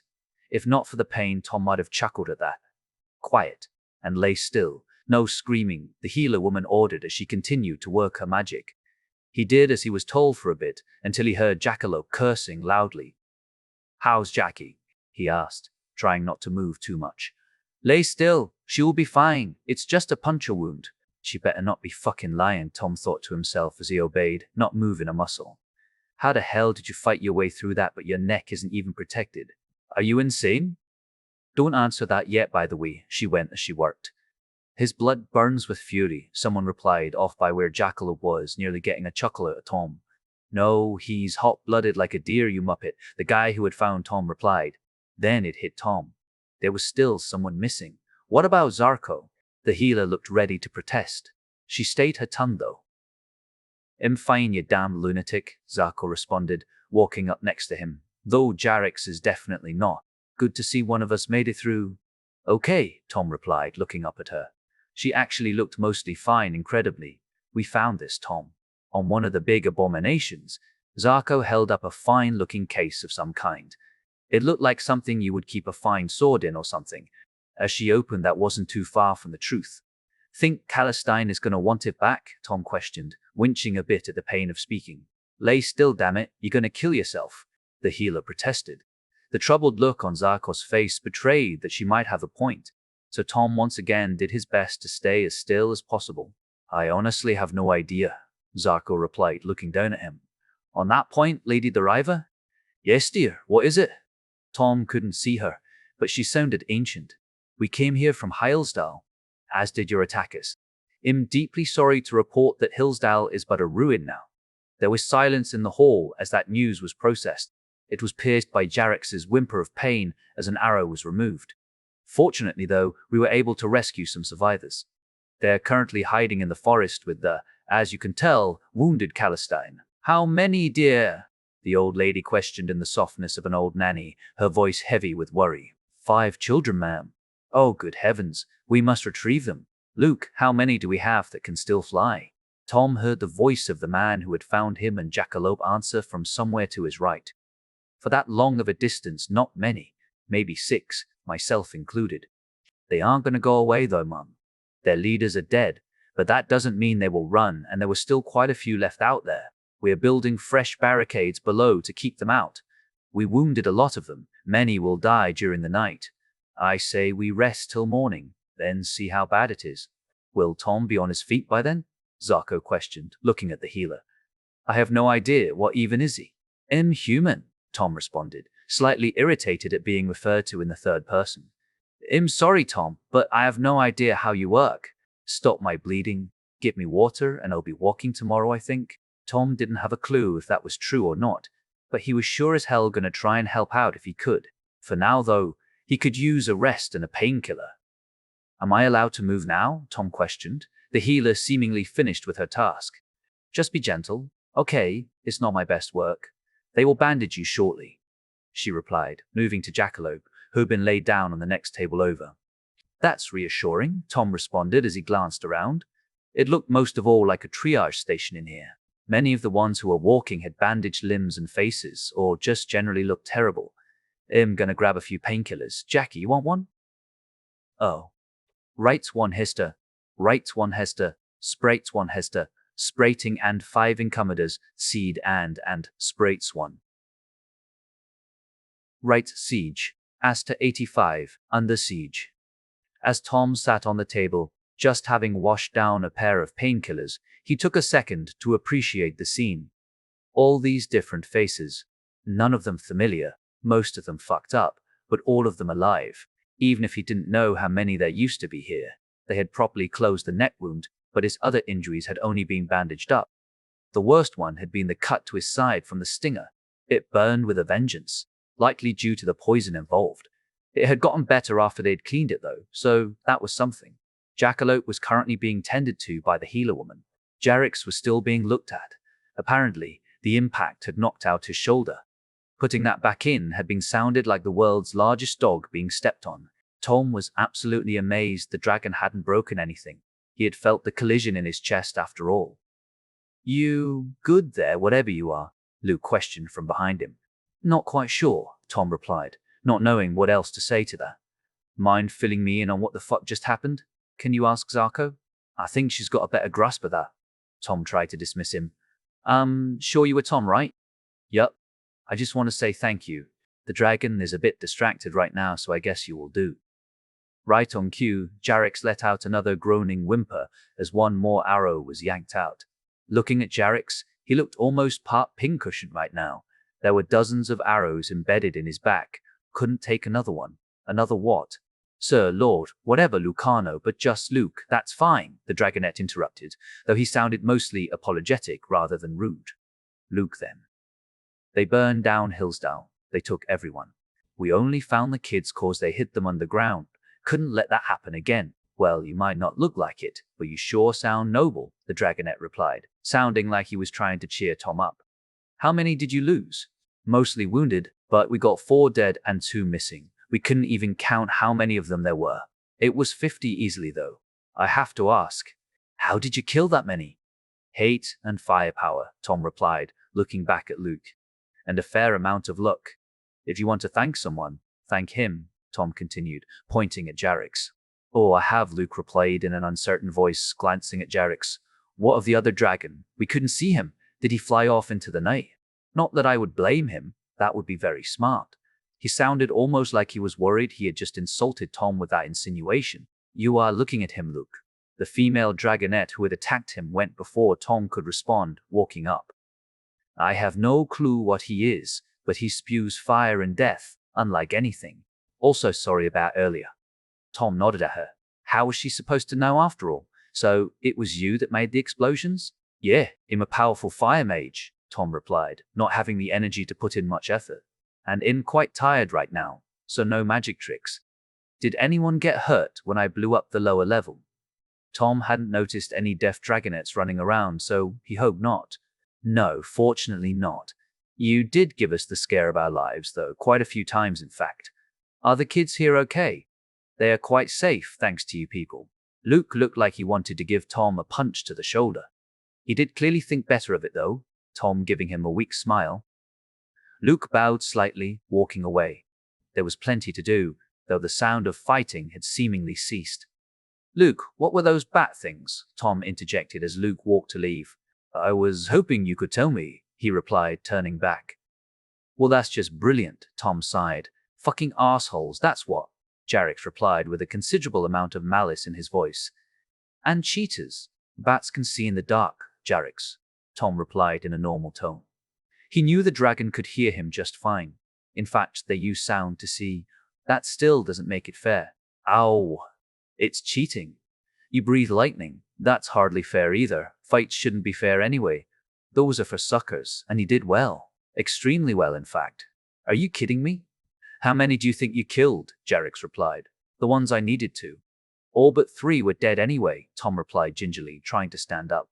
Someone, who themselves looked beaten to shit, came over to give him a hand. The 2 of them hobbled over to Jackalope, who was also lying on a table, but up on her side. Her breastplate had been removed and the bolt taken out. Currently, someone was applying some herbal-looking stuff to the wound, along with bandages, much like what had been done to Tom's neck. He sat down in front of her with a smile. She moved to open her mouth. Tom just put a finger on her snout. She needed to be still right now, he reckoned. She did bring a hand up to caress his face, though, and smiled a bit, even if her face betrayed just how much pain she was in right now. Is it okay if she drinks some water? Tom asked, looking to the one applying bandages. Should be fine. Just don't make her move or shout or anything like that, please. The dragonette sounded tired as all hell. Tom guessed they had been treating the wounded for a while, even before the shit show had kicked off. He brought up the painkillers, taking one out and gesturing for Jackalope to open her mouth. She did so as he put the small pill in her mouth, unscrewing his flask for her. She turned her head 90 degrees to the side, looking up into the ceiling, drinking in deep gulps before handing the flask back. Tom still had to get used to that. It wasn't any different than when they had a drink in flight, though. But still, that looked weird. There we go, you crazy bastard, Tom went, setting the flask aside before laying his arms on the table, resting his head on them. He felt tired enough to sleep standing. How much the blood loss had to do with it he didn't know, but he would sleep just fine here for now. The fact that Jackalope moved her head in closer didn't hurt either. Someone apparently has to keep you from being murdered in the night, Maiko replied. He didn't seem to have much of a problem with the arrangement. Nor did Sapphire, though she had worried they might get that Lattori guy. Sure, he was probably the most useful in their current situation, but he didn't seem like very interesting company. Maiko also knew where he was going, so that was a big plus. The plan for the day, following the unorthodox start, was to go to Tink's place, this time trying to ensure they weren't followed. They landed early, took several turns, and had a bit to eat following the slightly rushed breakfast. They hadn't spotted anyone, though. They just tried to scare you. Hiring a bunch of people to do a flyby and look scary isn't that expensive. Now they need to figure out if it worked. Then they might spend a bit more. I'm guessing that's why I'm actually here. You think you would make the difference in a fight? Dakota questioned, clearly trying not to insult the dude. Makio didn't even flinch, though. Nah, my armor says Royal Guard on it. That makes the proposition a lot more expensive. Huh, was all Sapphire got out of that. Don't worry. If they are dumb enough to attack me, they will have a whole new order of problems to deal with. Now are you done? I want to see what Tom gave to that crazy guy you found. We better get cracking. I hope you're not afraid of possible explosions, Dakota replied, getting up, earning a slightly worried look from Maiko. They had made it mostly to the workshop before the food break, so they did the last bit on foot. Stepping into the workshop, it was clear Tink hadn't been waiting for them before getting started. You've been busy. Why, yes, of course, this is so very exciting. Are you sure this oil is enough to keep it from touching? Oh, a new friend. Pleased to meet you. Tink, this is Tink Jr., Tink went, holding out a dirty hand. Michael took it, looking a bit strained, but remaining polite. Corporal Michael, Royal Guard. Yes, I knew you were a real one, Junior let out, clearly excited. Are you Dragon Crew? Who do you fly with? Junior continued, seemingly barely able to restrain himself. Michael seemed to find it rather amusing though, so no harm done in Sapphire's book. I fly with Baron and Colonel Hashaw. Junior's eyes went wide as he looked at the corporal. That's so cool. So what you're doing here? You're working for Tom. He got a dragon to work for him, not the other way around after all. Ha, someone's a showman, Sapphire mused to herself. Did he really? Junior questioned, turning to Dakota. Sort of, I guess. Sapphire, Tink asked about the wire oil. What do you think? Dakota replied, deflecting the question and looking to Sapphire. Damned if I know. He put some of it on there and let it sit for a few hours till it dried, Sapphire replied. She didn't know how that electricity stuff really worked. I'm not sure the wire will even work. It was made by a musician, wasn't it? A luthier specifically, and it better be. That the guy told me I was being an idiot 5 times before he agreed to make it, because copper strings were a stupid idea. Junior responded. He'd been responsible for acquiring the wire and had been in a foul mood when he returned yesterday. At least he was cheered up now, though, thanks to Maiko. Well, it's dry already, so we need to wind it around this piece of iron. I still don't get why he didn't want some good, nice steel. It said iron, so we use iron, Dakota replied, leaving no room for wiggling. They had learned that the hard way already. Tink did like to improve things as it turned out. What exactly are we doing? The clearly quite confused Maiko questioned, inspecting the magnet. We are building an electrical magnet to make more small magnets for making navigation devices, Dakota responded, looking slightly worried at the device. Huh. And it might explode? Oh no, it won't. I have followed the instructions exactly. Well, except for the wire thickness and the number of coils, but that will give the same amount of copper, so that should be good. Then the oil that has been sitting overnight to dry, so that's good. Then comes the power source.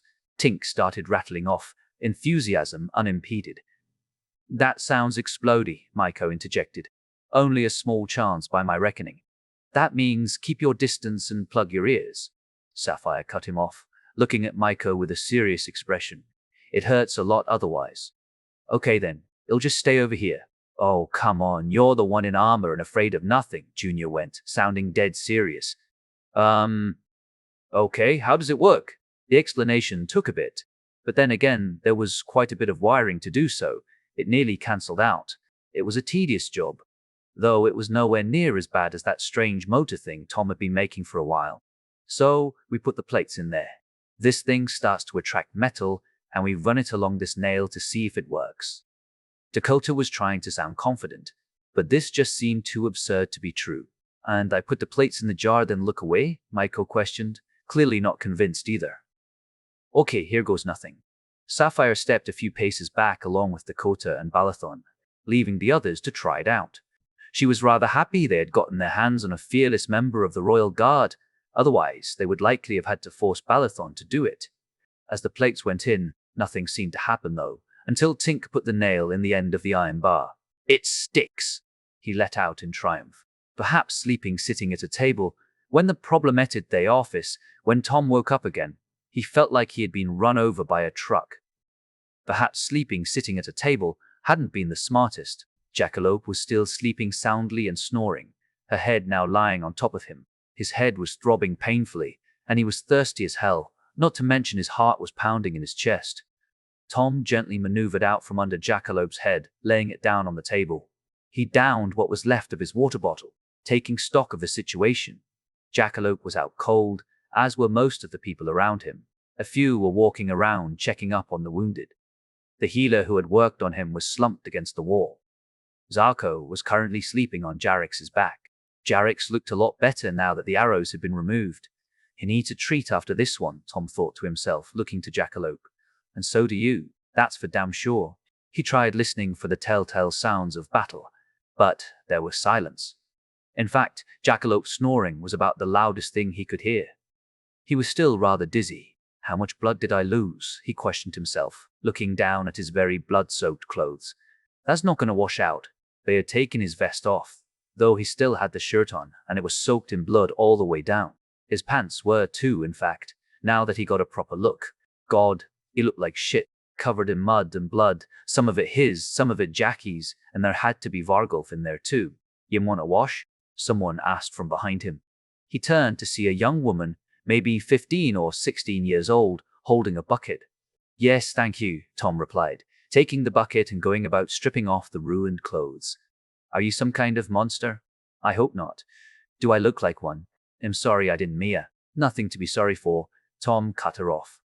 "Could you get another bucket for Jackie?" "Certainly, right away. I could wash your clothes too." Tom looked up at the girl from his impromptu wash. "Sure. How are you guys doing on food?" "Oh, we're good. Want me to get you something to eat too?" "That would be great." "I'm starving." "Sure, I'll be right back." The girl went, scampering off to what was left of the kitchen, leaving Tom in his undies. He almost wanted to stop her from going down there. It had to be a mess, all things considered. It certainly had been yesterday. He continued with the washing, rinsing off the worst of the muck. His wounds had been cleaned, but the rest of him sure as hell needed a wash. The few people who were up and about were staring quite a lot too.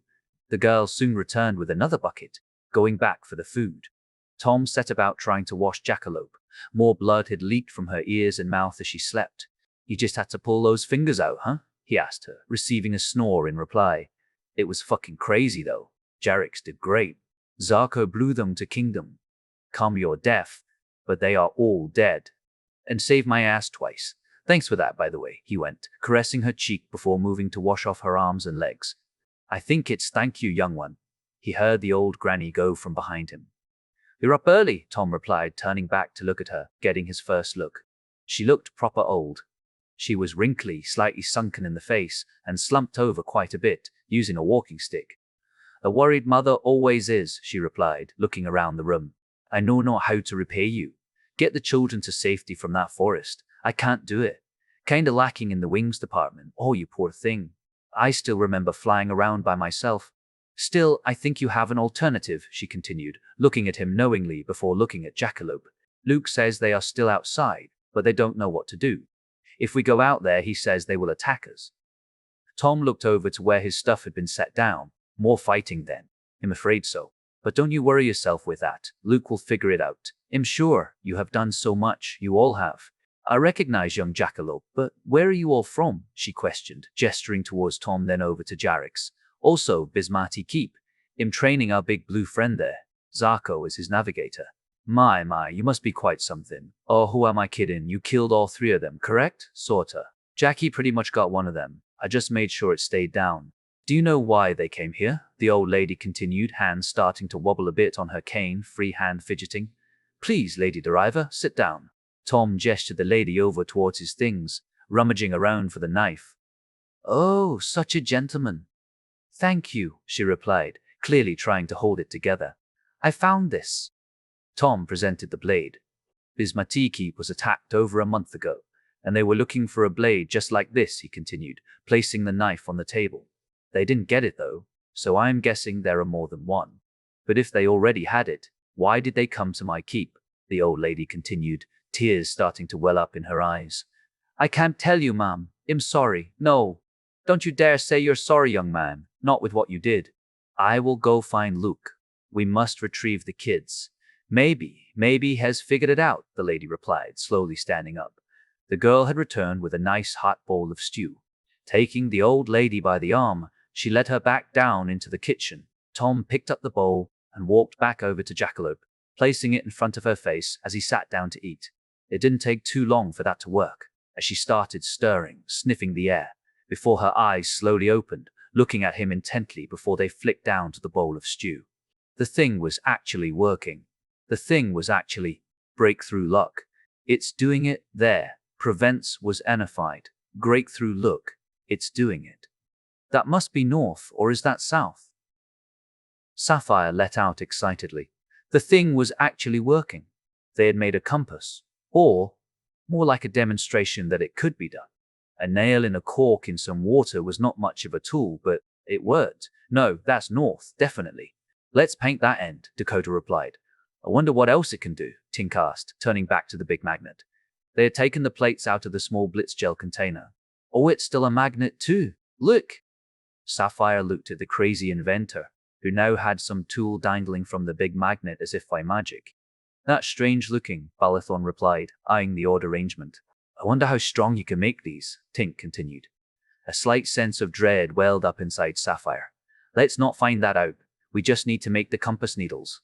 Why is it we call everything what Tom calls it? Why not Northfinder or Wayfinder? Balathon questioned. Oh, I like Wayfinder, Sapphire agreed. Besides, they'd made it, not Tom, even if he had given them the idea. Wayfinder it is, Dakota stated. Tink, you wanted to make the actual housing and needle for this thing, right? Actually, I would rather see what this thing can do, he replied, not looking up from the big magnet. In that case, I do not want to be here, Sapphire responded. She knew where this was likely going. Oh, come on, it's only a tiny amount. Just go into the forge instead then. Junior, would you start work on the molds for the grey bits with them? Sure, Dad. Come on, let's get well clear, Junior replied, ushering them into the next room. They had taken to work making the molds for the pencil leads. Sapphire still didn't understand that name. There was no lead in them after all. Tink came in after a while and forced them to come in and see just how strong the magnet now was. After the thing had been turned on for a few minutes without blowing up, they relented to his excitement. It had been very entertaining to see Balathon try and yank it off an iron bar, only for Tink to cut the power, causing the guy to fall on his ass, swearing about a hurt. Tail. Imagine what this could be used for. You could. Make the world's most expensive to run lock, Dakota replied, clearly not impressed with the selection of ideas. You might be able to use it to catch your opponent's sword or shield, Michael added. Not sure I would want to carry that though. We will figure something out. Speaking of figuring out, it's quite simple really.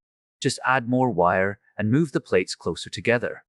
I can make it even stronger, Tink replied, eyeing the device with pride. Sapphire could well remember how Tom's experiment with moving plates closer together had gone.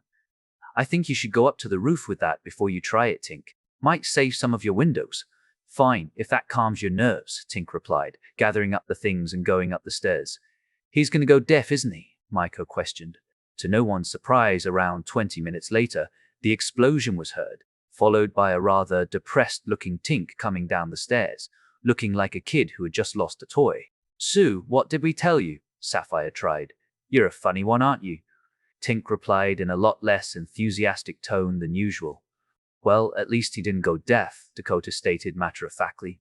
Can we get on with actual work now? Tom and the others should report back later today. We're gonna have to pass on the news when that happens. Fine, Tink replied, sighing a bit. But I will try again later. We need more membrane leather, as thin and fine as you can find it, and some thin metal plate, again as thin as you can find it. Oh, and don't forget some flints for the lighter. Junior, you know what to look for.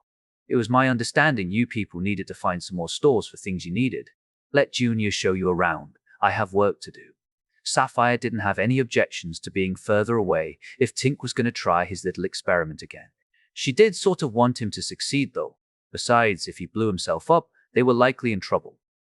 Tink, Tom tried to cool down the blitz gel with water like in a bath. Might help a bit, Sapphire went as they were going out the door.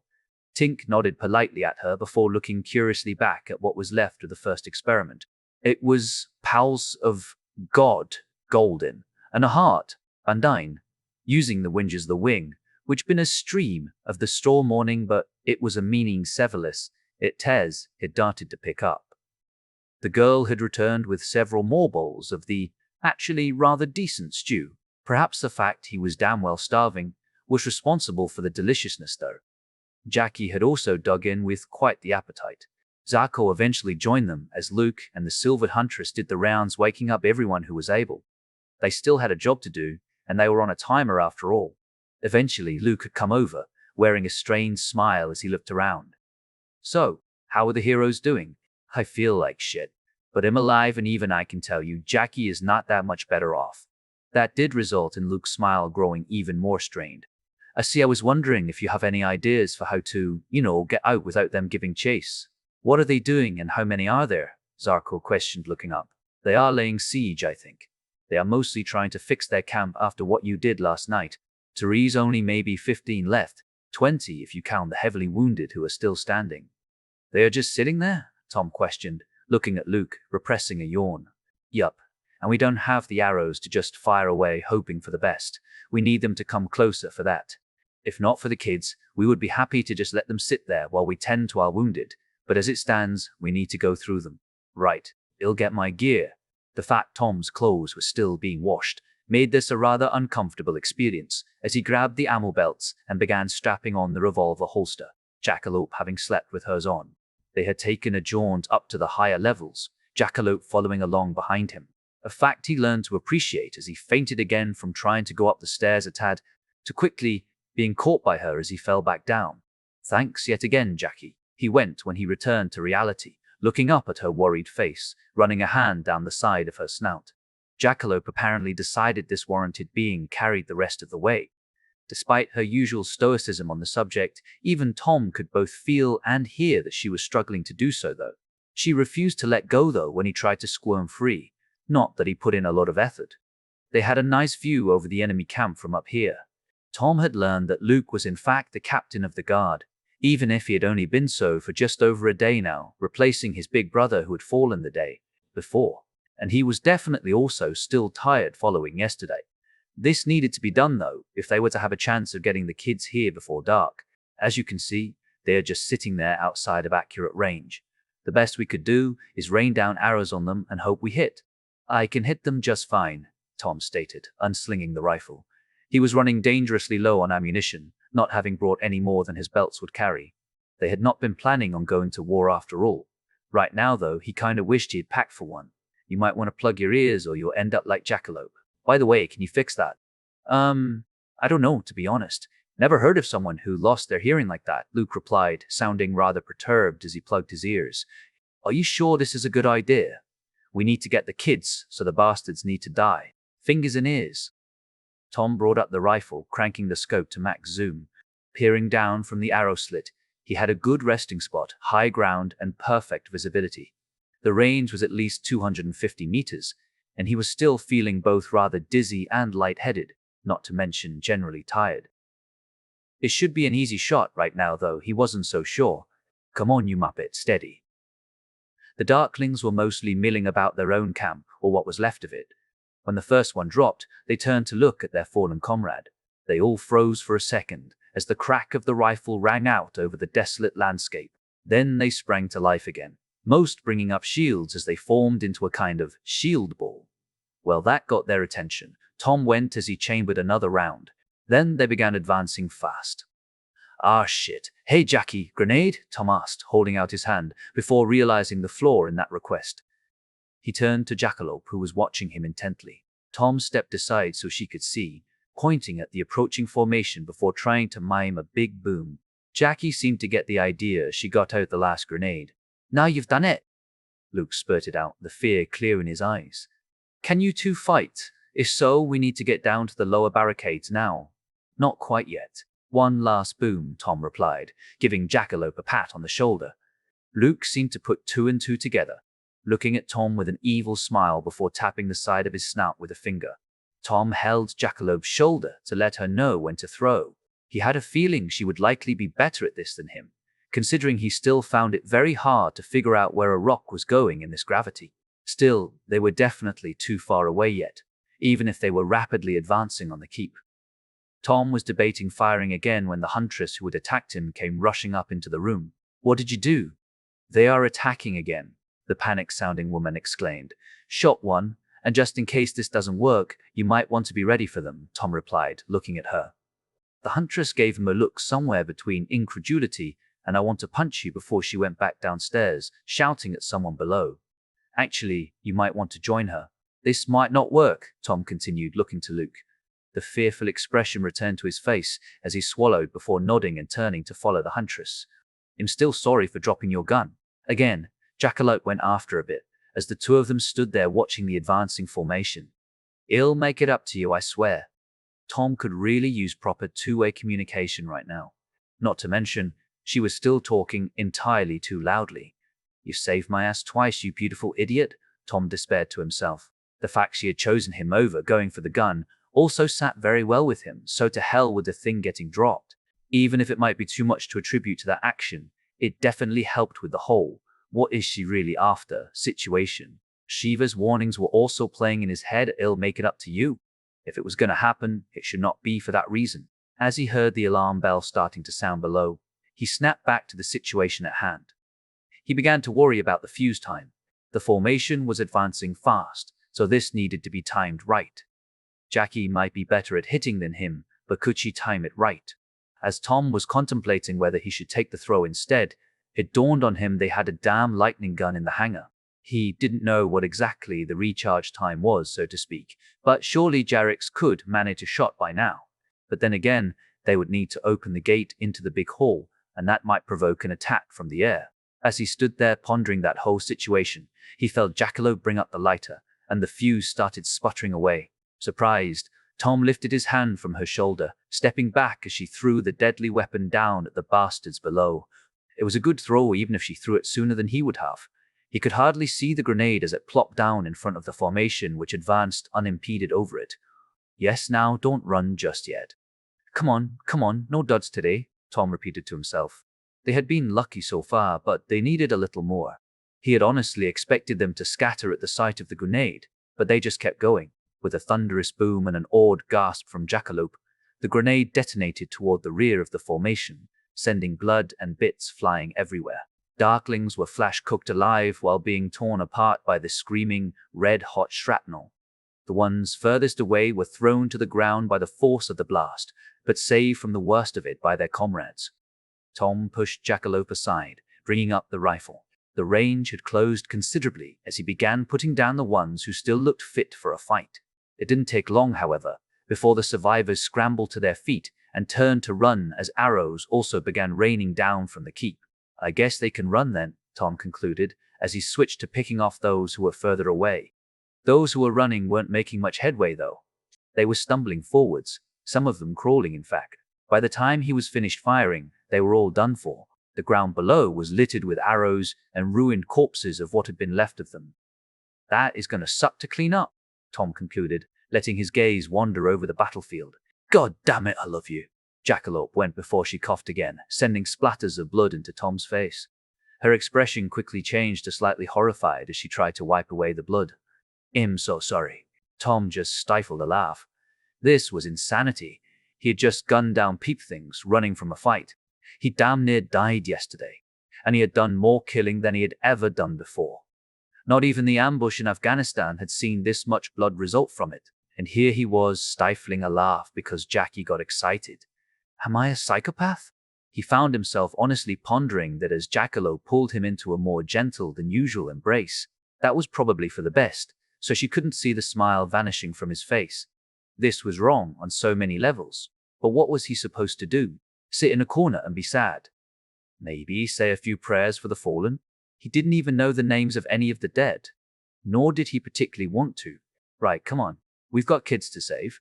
Jackalope then went as she let him go after playing with his hair a bit, putting an arm around him as they made their way down the stairs. Tom had damn near fallen over on the way up here, but the lesson had been learned.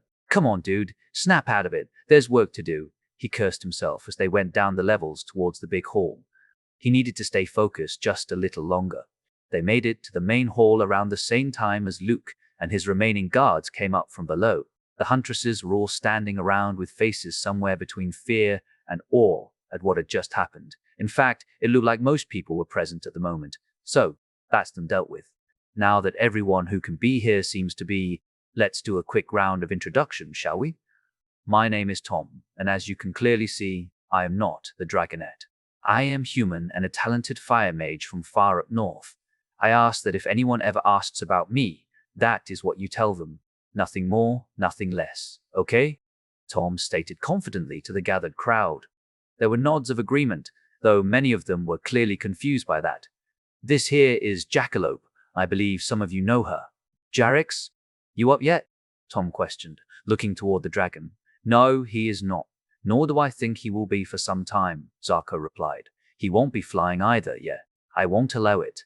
I'm Zarko, by the way, 2nd Lieutenant Royal Guard. The crowd was looking rather bewildered at this point, with all this information being dumped on them at once. I figured. Neither is Jackie.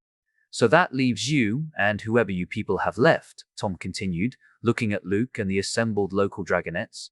We have 4, who are mostly uninjured. Will that do? It's a 4-hour flight each way, and you will be carrying kids. Can you do that? Tom questioned, genuinely curious. Lothal might be weighing in at around 45 to 50 kilos, being nearly fully grown.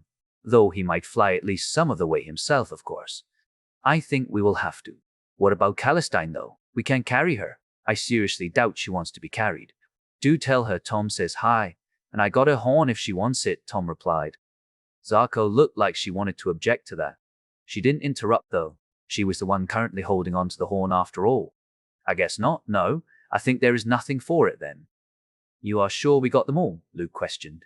No, but the ones left down there will be done for soon enough, I think, Tom replied, looking to Zarko for confirmation. He was fairly sure none of them would be getting up again, though, unless someone was hiding. Luke looked a little displeased at that. It was a horrible thing to say, but they were horrible creatures. Tom just hoped there wasn't enough left of who they had been to know what was happening. Even if there was, he suspected the promise of the sweet embrace of death would help soothe the pain for them, though he did make a mental note to go down there to finish the last ones off. I guess we just pray for some good luck and get going then. Mum, we won't be back until nightfall. I hope our new friends can help keep you all safe in the meantime.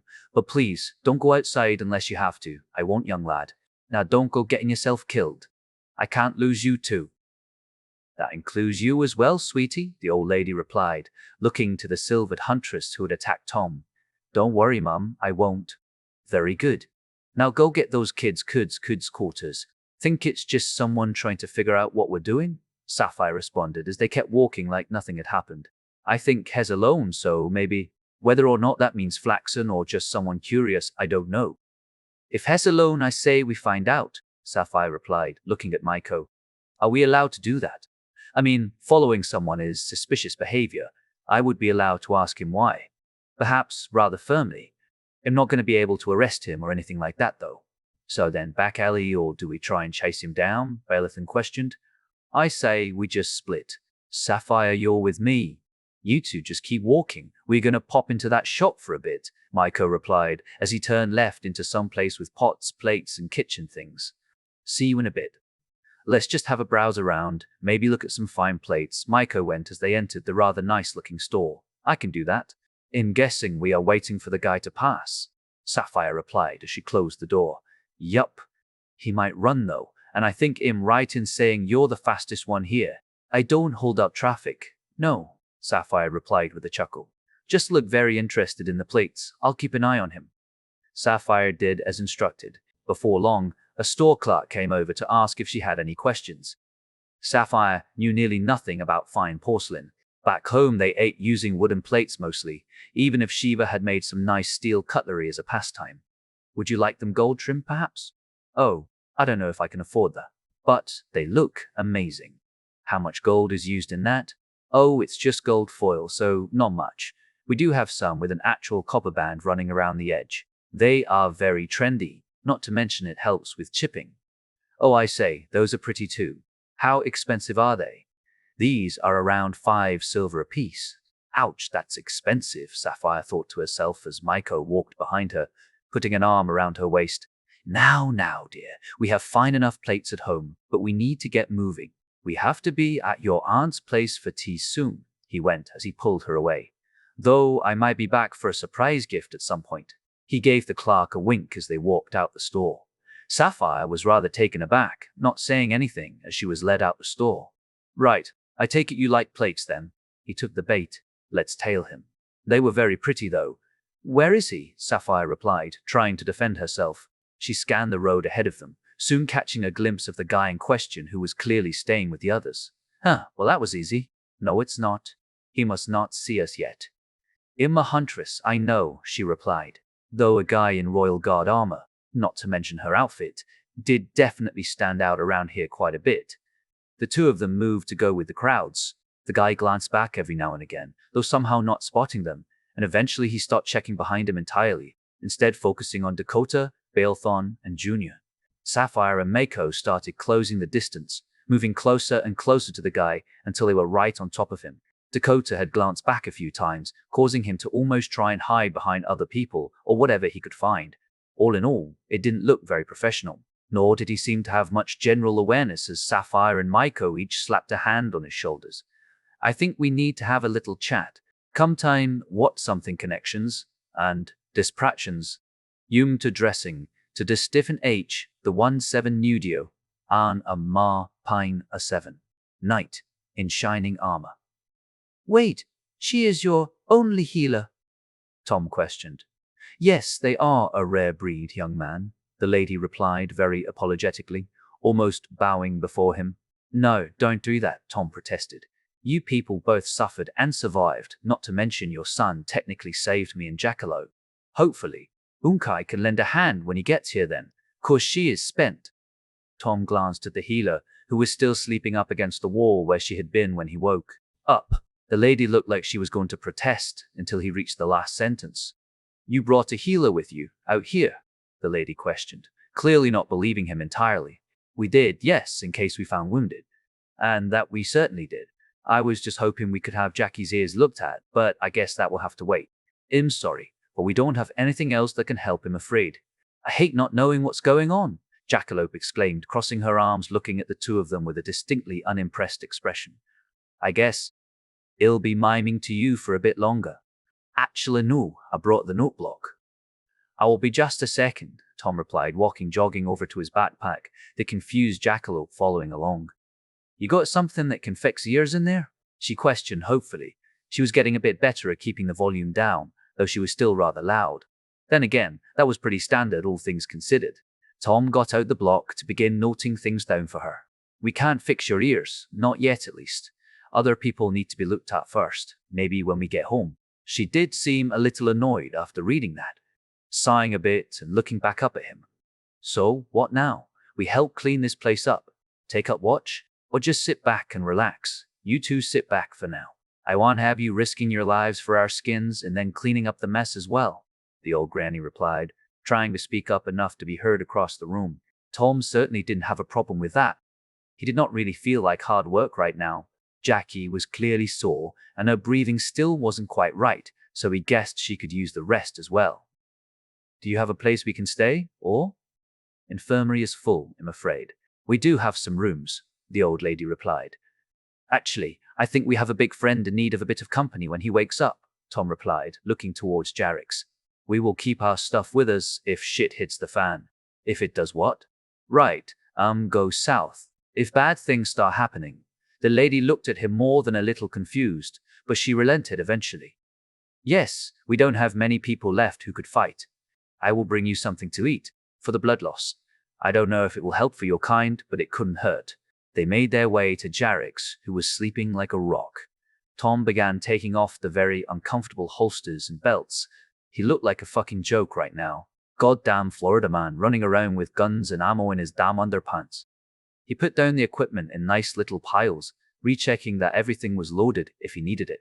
He could hear Jackalope getting out of her armor behind him. That stuff wasn't the most comfortable to sleep in after all. You okay? Jackie asked in a rather worried tone after a bit. After yesterday you're not quite the same. Tom turned around to look at her. She was looking at him with an expression of genuine worry. That obvious, huh? Tom thought to himself, his shoulders sagging even more. He couldn't even blame her for catching it. His head just wasn't in the game right now.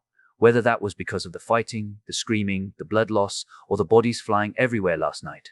The fact was, they weren't quite out of the woods yet, and the ones back home would soon be getting worried.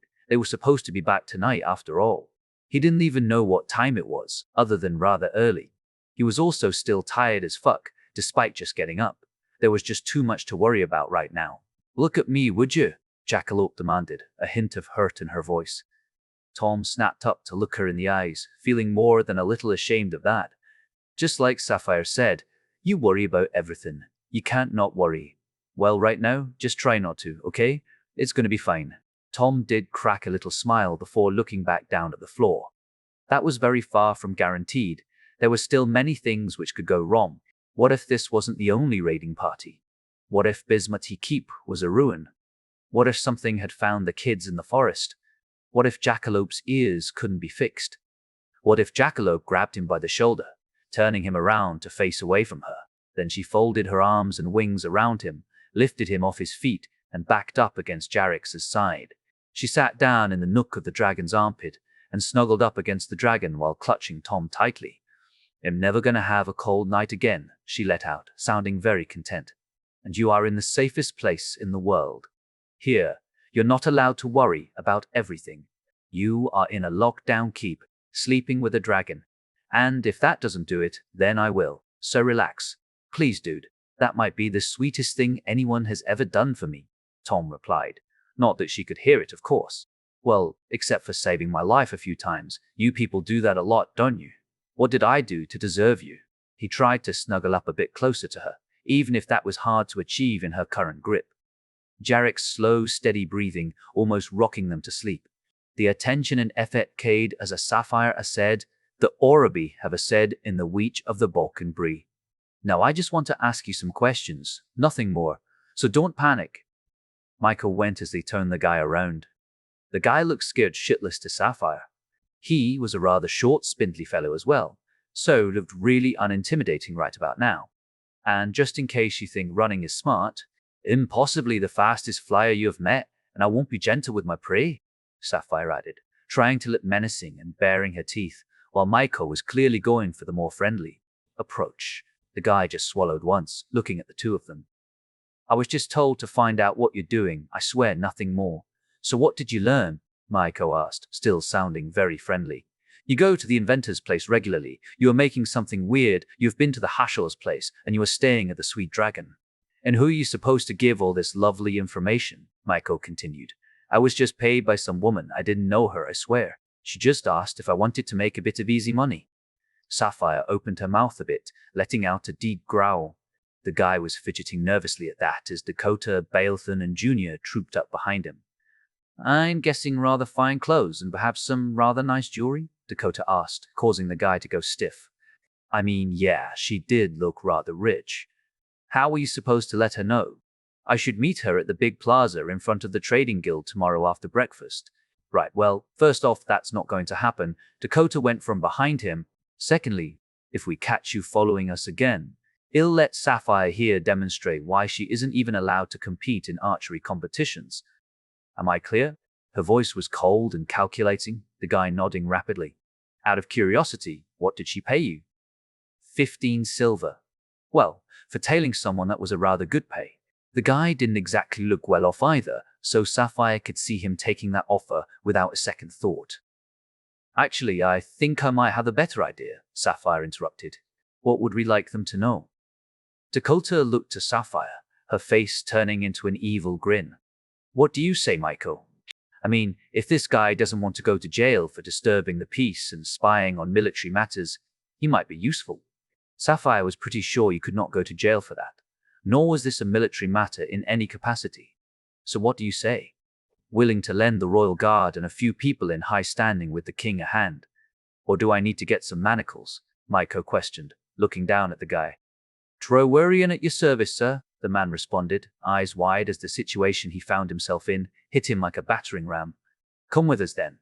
We have some things to discuss," Dakota went, nodding to the others. They took the guy back to the workshop where Tink was currently busy repairing the damage to the magnet. "Back so soon?" "Yeah, we found a nosy little bastard." "And you brought him here?" Tink questioned, clearly not happy with that. "Yes, we did. Now, Trewarian, may I call you Trewara?" Dakota questioned, turning to the man.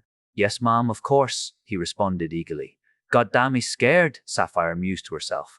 They weren't going to hurt the dude unless they had to, but it was probably best he didn't know that. "As you can see, we are making very dangerous new weapons here, under the authority of the king no less." Tink looked ready to protest when Junior kicked him in the shin, shutting him up. "Have you heard of the attacks on the outlying keeps?" Triwar nodded, looking around the room worriedly at all the strange bits and bobs. "We are looking to put an end to that, once and for all. Now the reason I'm showing you all this is because if you tell anyone, that is treason, and you know what that means." "Oh, you evil genius," Sapphire thought to herself, doing a gesture of Triwar falling a very long way down, convincing sounds included. The guy went even paler than before.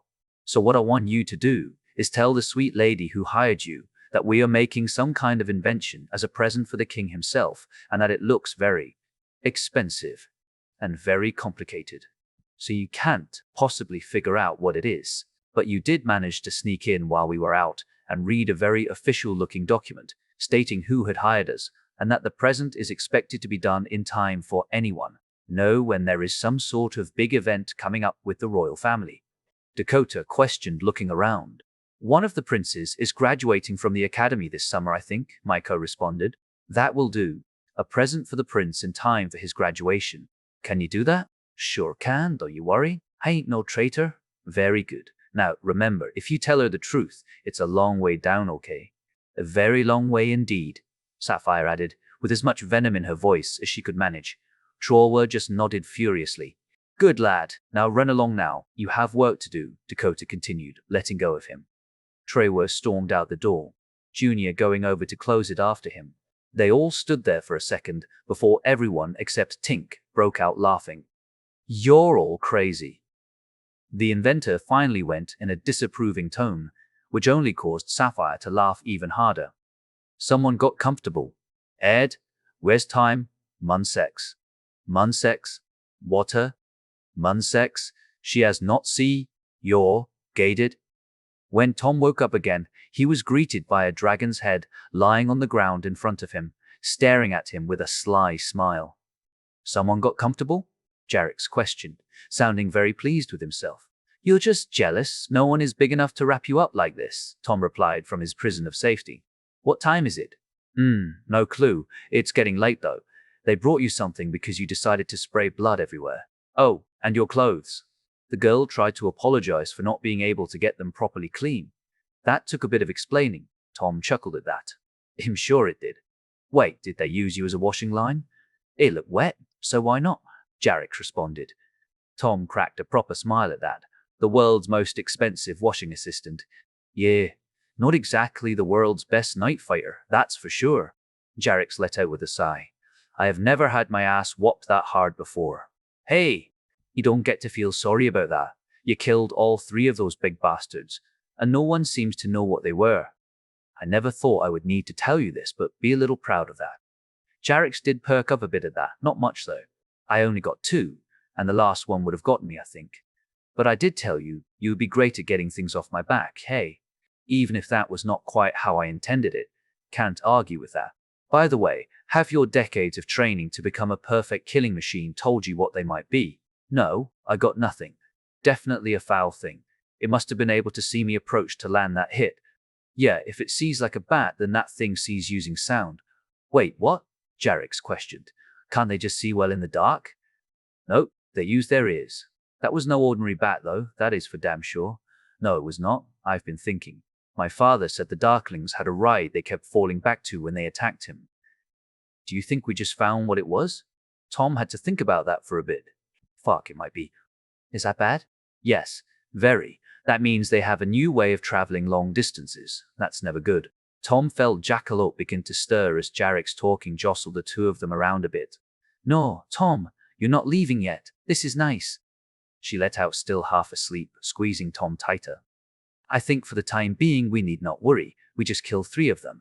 There can't be more around, or they would be everywhere. Jarix looked rather curiously at their arrangement. Shouldn't we worry? This could be very bad. We can't just sit here, not much to do except let the people who can do something about it know.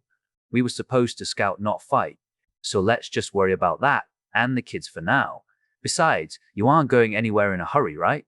Jarix looked rather ashamed as he craned his head to look at his own back, expression turning pained. No, I am not. Well then, neither am I, and neither is Jackie. Unkai is needed here. And we aren't sending Zarko alone, even if Jackie or Unkai could find their way back to the keep. Actually, Jackie is deaf, so that would be kinda hard, and Unkai might not even know. Well, that settles it then. We aren't going anywhere till he can fly again. Maybe we could get some of these nice people to fly the message. We were sent by the king, remember, maybe perhaps at some point. Are my clothes dry yet? They don't feel cold anymore, so I guess so. Tom squirmed a bit to try and get free, but Jackalope simply squeezed tighter. Jarix suppressed a snicker. I guess that's nice to know. Jackie, I know you're awake, goddammit. Tom tried, Jarix starting to giggle properly. She's got you now. Well, if you didn't want me to leave, I don't think I could either, Tom retorted, looking up at the dragon. All joking aside, you did fucking amazing out there. I'm just sorry I couldn't nail that bastard on your back sooner. That hurt like hell. Also, don't tell her, but I think Jackalope shot me. Jarix, how bad is lead for a dragon? Tom questioned. Don't tell me they need to dig it out? I mean, they don't need to, but it's in there now, and it's made from copper and lead. Jarix looked over all the wounds strewn over him. The dragonettes had done a good job of patching most of them up, though several of the bandages were leaking fresh blood. I think it'll stay in. Their healer would be done for 10 times over, trying to fix that mess, I guess. So much for looking like a million gold. Jarix seemed genuinely distraught at that. Hey, think of it this way. You're the first dragon ever to be shot with a gun. Have you ever heard the expression, knight in shining armor, by the way? Yeah, like some young prince who everyone wants. Well, would you look at that? A metaphor that transcends worlds? It actually means a man who has yet to be tested. That is why his armor is shiny. He hasn't seen battle yet. Couldn't he just get it fixed and polished? Maybe, but his armor would still carry scars of battle, and most will leave them undisturbed as marks of experience, just like you will now. Congratulations. You've been tested, and you sure as fuck weren't found wanting, you magnificent bastard. Does that mean I passed a lesson? Jarix questioned, seemingly very excited all of a sudden. With flying colors. Pun intended. Not that I doubted you could fight, Tom joked, cracking a smile. There are more to go through. And remember, chicks dig scars. Why do I want to impress a young chicken? I guess that one doesn't translate. Girls, Jarix. Girls love scars. Well, some of them at least. Ah, that makes more sense. My back is going to look wicked in that case eventually. Just think of Baron. He looked badass, didn't he? Sure, but most of those are from epic battles in the history books. He's so freaking cool. I was told stories about him and the other veterans growing up. You don't think this one is going in there? It's just some battle for a keep. That happens all the time. Well, that is a rather depressing thought. Tom hadn't gotten that impression from the others, though. I don't think you're right. Didn't you say you had no clue what those bat things were? The first one is always remembered. You might be the first to ever kill one, and the first to win a battle against them. First are always remembered. Jarix seemed to ponder that for a second before he lit up. You mean I'm going to be going in the history books for this? He replied with genuine excitement in his voice. Well, it's possible, don't you think?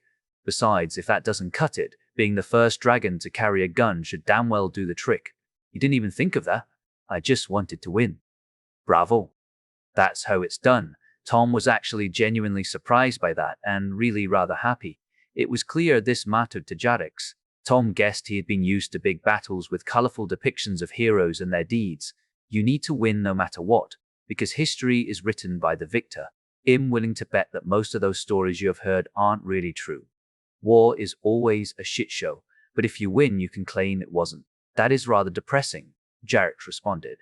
You remember what I said a while ago. Glory is your reward for doing terrible deeds, not to mention going through hell, hopefully for a good cause. We did that yesterday. That was all for a good cause, and that can't be taken from you. So again, congratulations, big blue hero. Well, at what point are the two little heroes going to move? I haven't moved a muscle for an hour, fearing I might squash you. You are going to have to take that one up with Jackalope, Tom replied. He didn't really want to get up. He was perfectly comfortable here. Even if he was wondering how Jackalope wasn't uncomfortable, he was literally sitting in her lap and had been for hours by now. He should probably eat whatever was in that bowl too. It didn't look particularly appetizing though. So, must have treed, house of must have seven. He should probably eat whatever was in that bowl. I won. Seven said must seven. So, it didn't look particularly appetizing though. Basen Masev, might they have stayed a little longer at Deriva? I would. It's not often we get to see them, and the lady there is very kind, Sapphire replied in a hopeful tone, though she was not sure she actually believed it. They have Jarix with them. He could outrun almost anything, Maiko added. If it were bad news, we would have heard from them by now, likely this morning actually, unless they were dumb enough to try and help. Dakota interjected, sounding worried. I mean, Zarko follows orders, and Unkai would likely be too scared. They won't listen to Jackie, so that leaves it down to Tom and Jarix, Sapphire replied. thinking it over for a second. Would Tom risk it? I have no idea. Nunuk said he sounded troubled at the notion of even leaving the keep.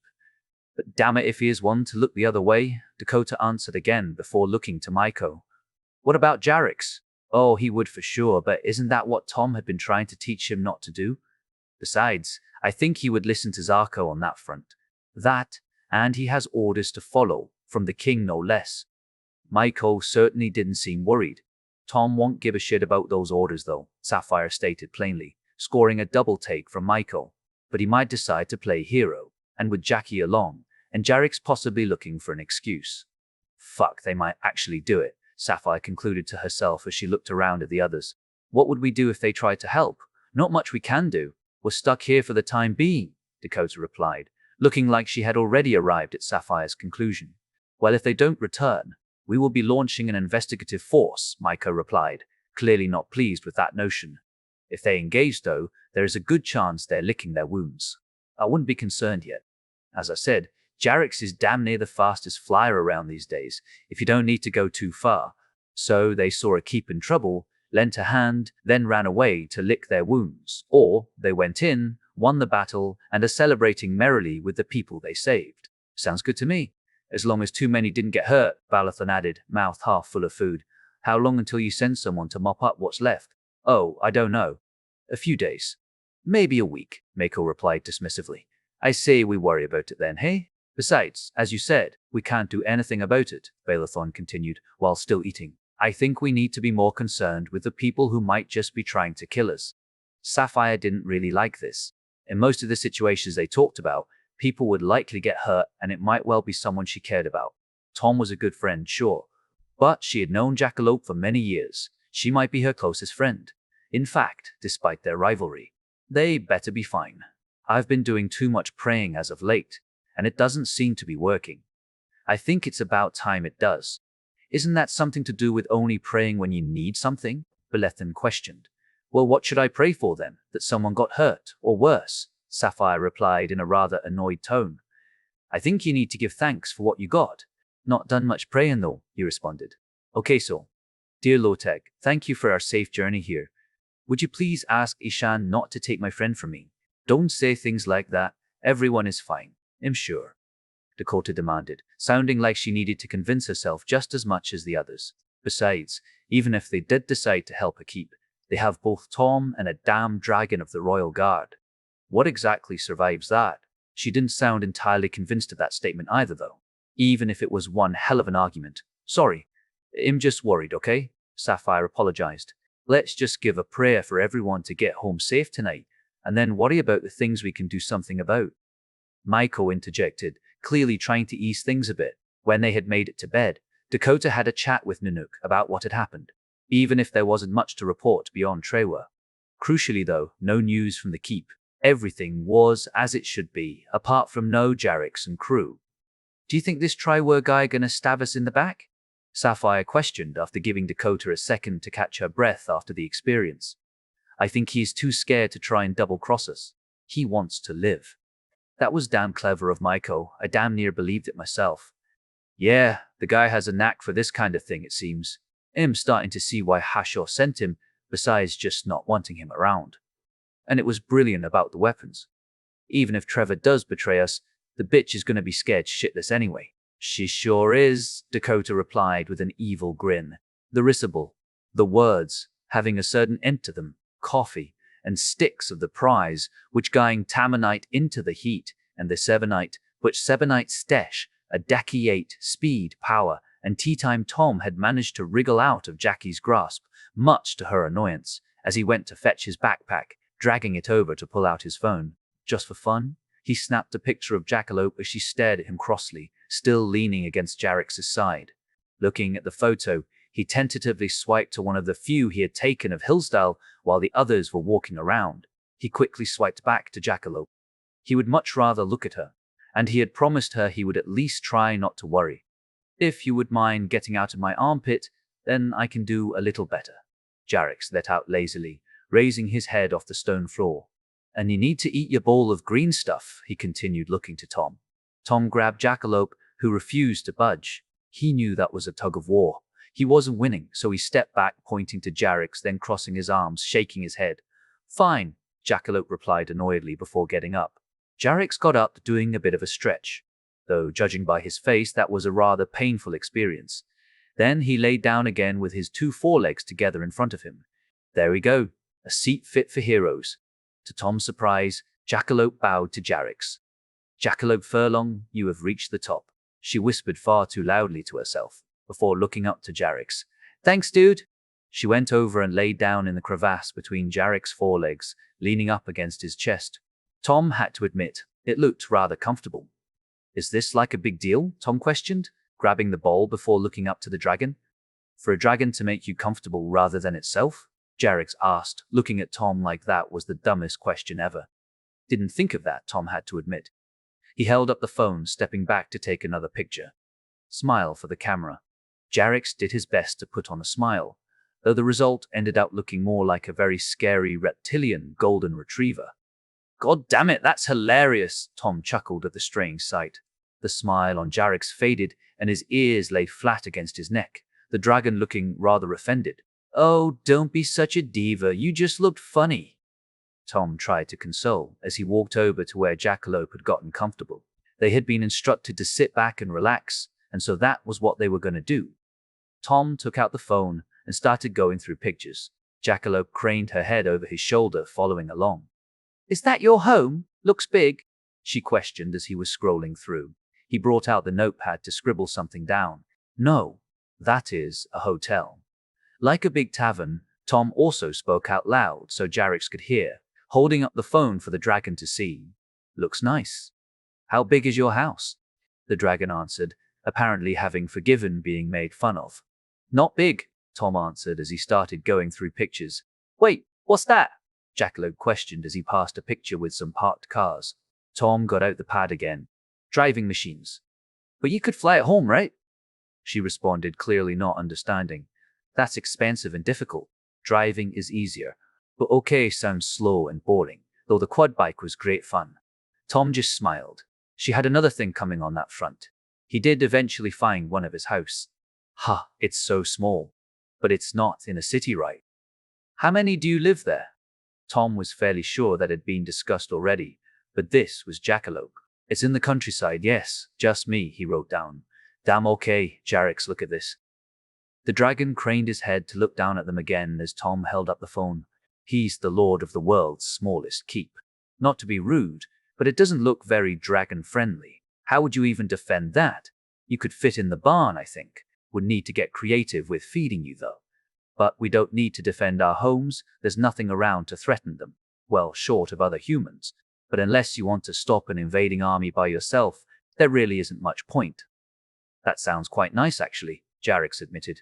Yeah, not a hard idea to sell around here right now, Tom thought to himself, trying not to think about yesterday. Yes, it's very peaceful. Now, what was this about cars being boring? Tom switched to looking for some of the video clips he had put on the phone way back when. Oh, that's perfect, he mused to himself as he got out the notepad again. This is a race with cars called NASCAR. Big oval track, he wrote down for Jackalope, trying his best to write NASCAR with draconic runes. So they bumble along like your four-wheeled thing in a weird circle? Jackalope questioned, as the array of colorful cars pulled out into the track. What is that noise? Jarix questioned, trying to get a look. Jackalope completely enamored by what she was seeing. The sound of screaming engines fighting to win, Tom replied as he let Jackalope watch. Shit, they're going fast, Jackalope exclaimed after a shot of the cars going past. Wait, did you have one of these? Tom put the phone on her thigh so Jarix could watch for a bit as he scribbled away. Sure, not that fast, though still faster than you. Tom felt a finger claw push slightly into his back. Careful now, or you might fall off the next time. You can't get anywhere yourself, Mr. Faster Than Me, she replied in a playful voice. Tom just giggled as she took the claw away. I want one though, that looks like great fun. Sure you do, give me a few decades it might happen, Tom noted down. Really? Jackalope let out excitedly. Anything for my little Jackalope. The finger claw came back for that one, pressing a little harder. Not the little one here. Whose lap are you in right now? She questioned with a snicker. Jarix, Tom wrote down. The dragon let out a chuckle as Jackalope looked up at him. I need to get used to that, she admitted, before looking back down to the phone. Wow, what just happened? She exclaimed as the clip cut to the obligatory crash fire and debris everywhere. Are they okay? She questioned, clearly alarmed. I think so. Cars built tough crash all the time, Tom wrote down. Jackalope didn't look entirely convinced, especially after the clip just cut to more racing and eventually another accident, which caused her to flinch again as the car hit the wall. This time, though, the driver got out and promptly proceeded to run around with his arms in the air. That did calm her down a fair bit, even cheering for the guy as he jumped up onto the car. Tom had heard a few stories about accidents from the Dragonettes thus far, none of them very pretty. Hell, he had even been in two technically, so he could understand her concern. He showed them a bit more racing, even if he was a little sad. He didn't have any monster trucks on his phone. That would have been awesome. Eventually, he stumbled across a clip of a Blue Angels air show he had saved. Oh, this should be good, he thought to himself as he scribbled on the notepad. Jet fighters showing off. That certainly got Jackalope's attention. Jarek's also trying hard to see what was on the screen. Hey there, Blue, they look fucking cool. Oh, that's a lot of smoke. Are they gonna do something, or are they just sitting there? Tom didn't respond, instead letting the video play as the Angels trundled along the runway. Jackalope apparently decided to take up the role of commentator for Jarek's. No, wait, they are rolling slowly along. Is that what they do? Nubby, you know, now they are moving faster down a very big piece of… What is that? And the fuck? Okay, I guess they are flying now? What the fuck? How can they do that? Jackalope let out as the F-18 pulled into a vertical climb, afterburners lit. Tom didn't answer, just giggling to himself. Jackalope didn't even seem to mind taking the phone to look more closely. Oh look, they're flying in formation. It's a bit loose though, but damn, they're fast. What's with the smoke? Just for show, and they aren't going that fast. They're just having some fun. Remember, they can go faster than sound, Tom scribbled down for her as she continued to watch the show. Then why not go faster? It was a fair question, to be honest.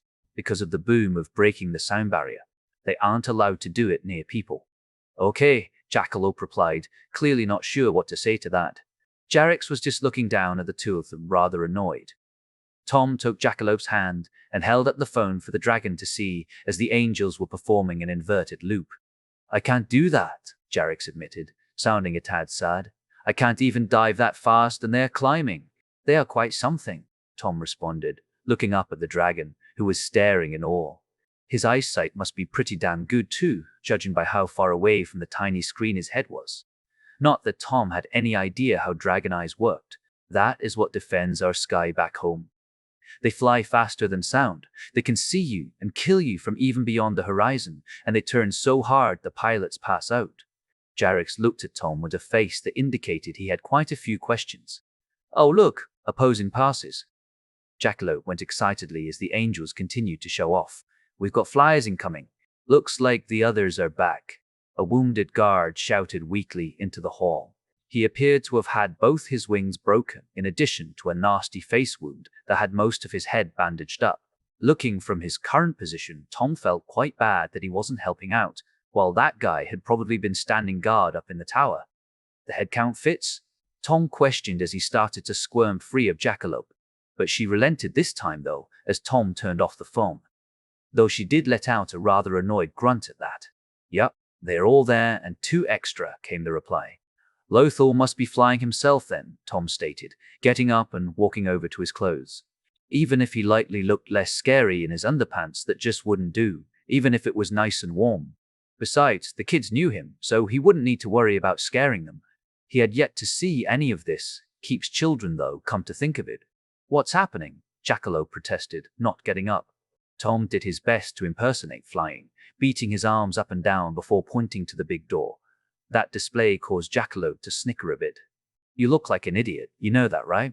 Tom just crossed his arms and looked at her, trying to seem as unimpressed as possible, before turning to grab his clothes from the world's most dangerous washing line.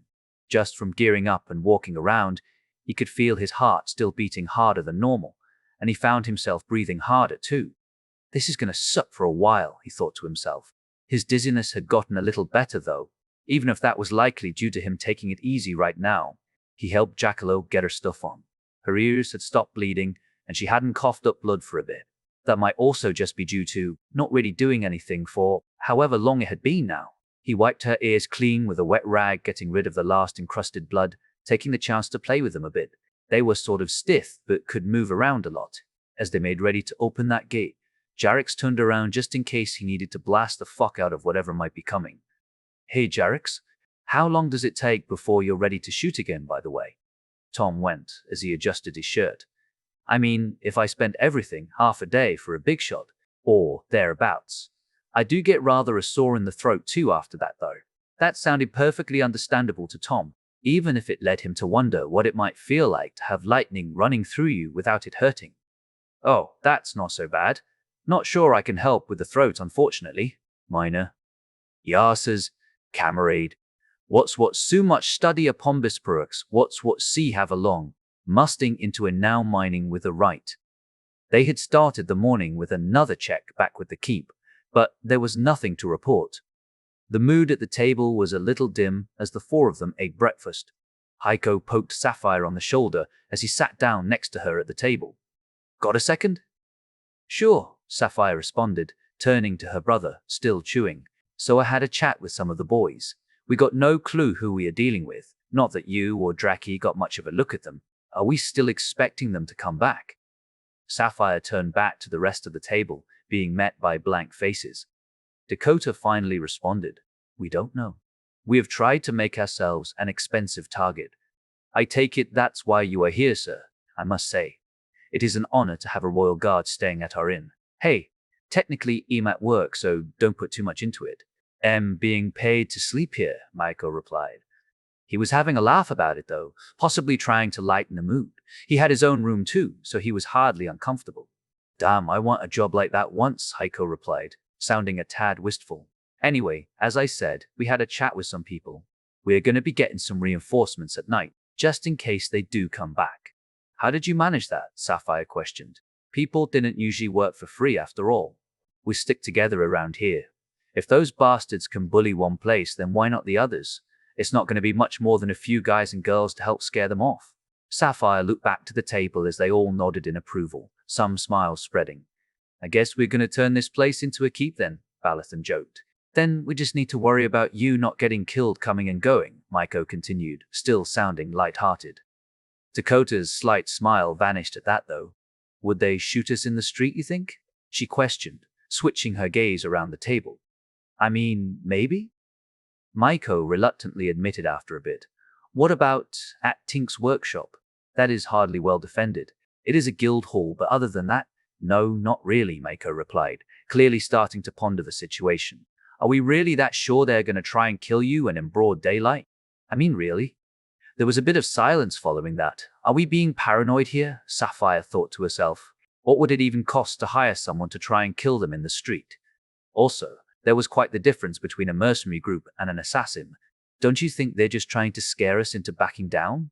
You know, a show of force? She asked, looking at her brother. I mean, I sure hope so. They might also try and beat you up, but I'm guessing that isn't going to end without bloodshed, he replied, looking at the assortment of weapons they all carried. Right, so we keep on going about our business during the day, making damn sure we aren't followed anymore. Then we make sure to be back here early every day, with a knife under our pillow. Is that the plan? Sapphire asked. Well, we can't just stay here. We have way too much to do. Another day with Tink and he will hopefully be able to keep himself busy without killing himself. Saph, you are gonna need to tell me what the fuck it is you were doing at that place sometime, Heiko went, giving Sapphire a friendly nudge to the shoulder. I might just keep that a surprise for you, she replied, hitting back a little harder. Oh, by the way, what was the price on the window? Dakota asked as Heiko got up to go actually do his job for a bit. Dunno actually, you want a receipt for it? Yes, please. I'm gonna pay for that, Dakota responded, to Sapphire's surprise.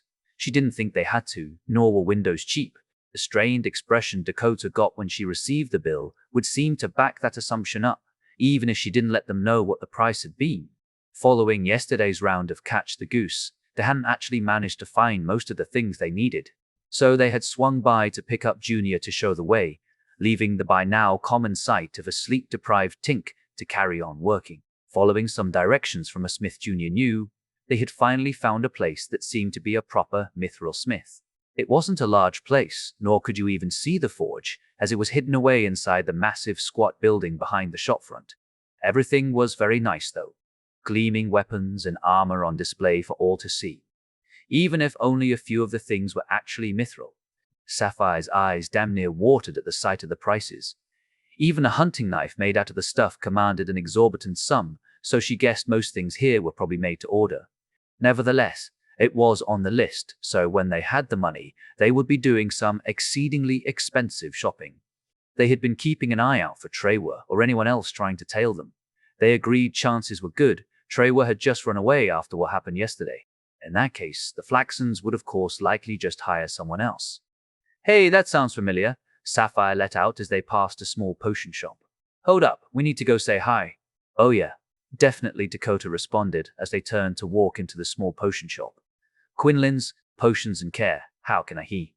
Oh Dakota, it's good to see you. Oh, and hello Saf, and even Bale Boy, it was about time they dragged you in here. Is Essie with you? Sadly not this time, Dakota replied with a smile. Good to see you, Ignis. Oh well, she can't hog all the travel expenses after all. How's she doing? Dakota's smile did falter a bit at that. Sapphire also grew a more somber expression despite her best efforts. She's getting better, though she has been quite sick, Dakota replied, looking around the small shop. Content that it was empty, she carried on. She got stabbed with a poisoned blade. We are here to lay a case against the lady who did it. We call her the bitch, Balethon added in, as the warm, friendly expression of Esmeralda's sister faded. What poison? She asked tentatively. Green dragon, Dakota replied plainly. You can thank Colonel Hashaw and Baron that she is still with us. She is getting better by the day though, so don't you worry. Gods in heaven, Ignis replied, sitting down on a stool she had behind the counter. Don't worry, we got her in chains, and Essie is doing fine, Dakota reiterated. Sounds like you have had an exciting time, Ignis replied, looking up. More than you know, Sapphire added. Ignis let out a breath before looking up, the smile returning to her face. Well, it's good to hear we didn't lose her this time either. I see you brought some new faces. Is the Royal Guard for show, or did Sapphire get what she always wanted? Ignis questioned, looking to Dakota, who did a double take before she broke out laughing. Not funny, Sapphire stated, looking away. God damn it, why do her and Essie have to be alike? I'm sorry, what? Michael questioned, clearly confused. Did no one tell you Sapphire used to want to become a Royal Guard? I'm guessing you're the next best thing, Ignis continued, also laughing now. No, wait, what? Micah responded, sounding very confused as he looked at Sapphire. You have got to be shitting me, Sapphire cursed to herself. No, Ignis, I did not score a Royal Guard, nor am I trying to. Come on, you know I don't like that story, Sapphire interjected, stretching out her arm as if she was going to grab Ignis. Best kind of defense is a good offense, Sapphire thought to herself as she turned to look at Balethon, handily avoiding Mykos' confused gaze. Balethon scored a trader escort though. Well, more like she found a new boy toy, I think. Ha, I can believe that, Ignis responded, turning her attention to the very miffed-looking Balethon. She likes me, okay? He predictably protested. You're just jealous. I'm not giving you the attention you want, he then replied, pointing at Sapphire. Oh, come on, we all know that one is a lie, Dakota weighed in. Junior just stood looking around, utterly bewildered at what was going on. Oh, how I missed this. I'll put the kettle on if anyone wants some tea. Have a browse in the meantime. They had all answered in the affirmative as they went about having a look at the selection. Potions were expensive, though it was cheaper in the city than if you had to buy from someone like Volzan. Still, Sapphire could hardly afford anything in here aside from some medicinal stuff for various ailments. They had a pleasant talk, conveniently leaving out the fact that they might be walking around with targets on their backs. It had been over half a year since Ignis had last heard news of the keep, so there was a fair bit to catch up on. Of course, Tom inevitably came up, though Ignis was more interested in hearing how he dealt with the kids. All in all, it had mostly been pleasant small talk. A nice change from people constantly asking about the battles or Tom, with their cups empty and a promise to pop by again later for another chat and possibly to actually buy something for once. They continued their search for the supplies they needed. The promises of approbations are beneath to the assisting and duck in a single time with Grahades, or jubberating witter, fine, your rater. I take it waiter. You don't look great though. I take it you had a rough day? Hunkai asked after having put down on the platform, letting one of the twins go. He looked rather disturbed, clearly trying to speak in a false calm. Yeah, it's been a day. Just so you know, Jackalope is deaf. I'm white because my blood ended up on the outside. Jarix is grounded, his back having been torn to shreds, but Zarko is okay, Tom responded, Unkai's face turning more and more dour as the list went on. Oh, and we killed 3 mutant bat things that no one knows what are, and 3 black knights. Unkai just stood there staring for a bit before answering. 3? I mean, saw the bodies outside how? He just asked, looking like he had seen a ghost. Everyone pulled their weight, and then some, Tom replied plainly, looking to Lothal as he came wandering over. Tom, I don't want to be rude, but what now? An excellent question, Tom replied, looking for the kind old lady. She was currently taking a look at the baby, tentatively playing with her while Luke held the basket. Follow on, Tom went, gesturing for Unkai and Lothal to follow. Trip went well? Tom questioned as he walked over. Very well, good weather and not a dark thing in sight. That's what we like to hear. Everyone okay? I mean, as okay as they can be, Luke replied, looking around at the kids. It's not been an easy few days, that's for sure. By the way, Calistine sends her most sincere thanks, and you may keep the horn as long as she never sees it again. Luke leaned in a bit closer as he whispered, I don't think she wants to be reminded. That is one hell of a gesture though. I've never even heard of that before. Sweet. Wonder what one of those can do. Anyway, we need the kids fed and lodged for the time being. Can they stay with yours? Might be a little tight. Do you think they need alone time? Luke questioned, looking at Tom like he would know.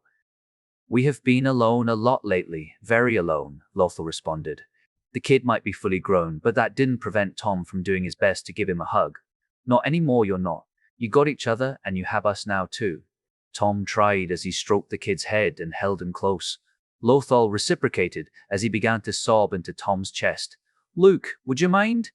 I think some friends are in order, Tom asked, looking at Luke, who nodded politely, handing the basket to his mother and setting off at a brisk jog. The heavily wounded dragonette, who had announced the flyer's arrival, had come over as Tom released Lothal. He gave the young man a slight punch to the shoulder. Yeah, we're in this together now. Don't worry, nothing gets through those crazy bastards. Calix, the old lady exclaimed, looking a little ashamed. It took Tom a second to figure it out. Oh, don't scold someone for being right. To pull this off, we all had to be a little crazy, and I can definitely be a bastard when I have to. See, he gets it. The wounded dragonette, who was apparently Calix, replied. Taking a closer look, he actually looked fairly young, even if the bandages did a good job of hiding it. How old are you, Calix? Tom questioned. 14, the dragonette answered proudly. Tom gulped for a second. He knew the dragonettes looked at age a bit differently, but still, 14. This was an honest-to-God child soldier. Well, you have certainly been brave, Tom replied, trying not to let the realization show. Yeah, they got me pretty good on the first day, the young man replied, sounding as if that was funny. I see. Well, hopefully Unkai here can help fix you up a little quicker, Tom replied, looking to Unkai, who responded with a nod. I'll do my best. Do you have more wounded?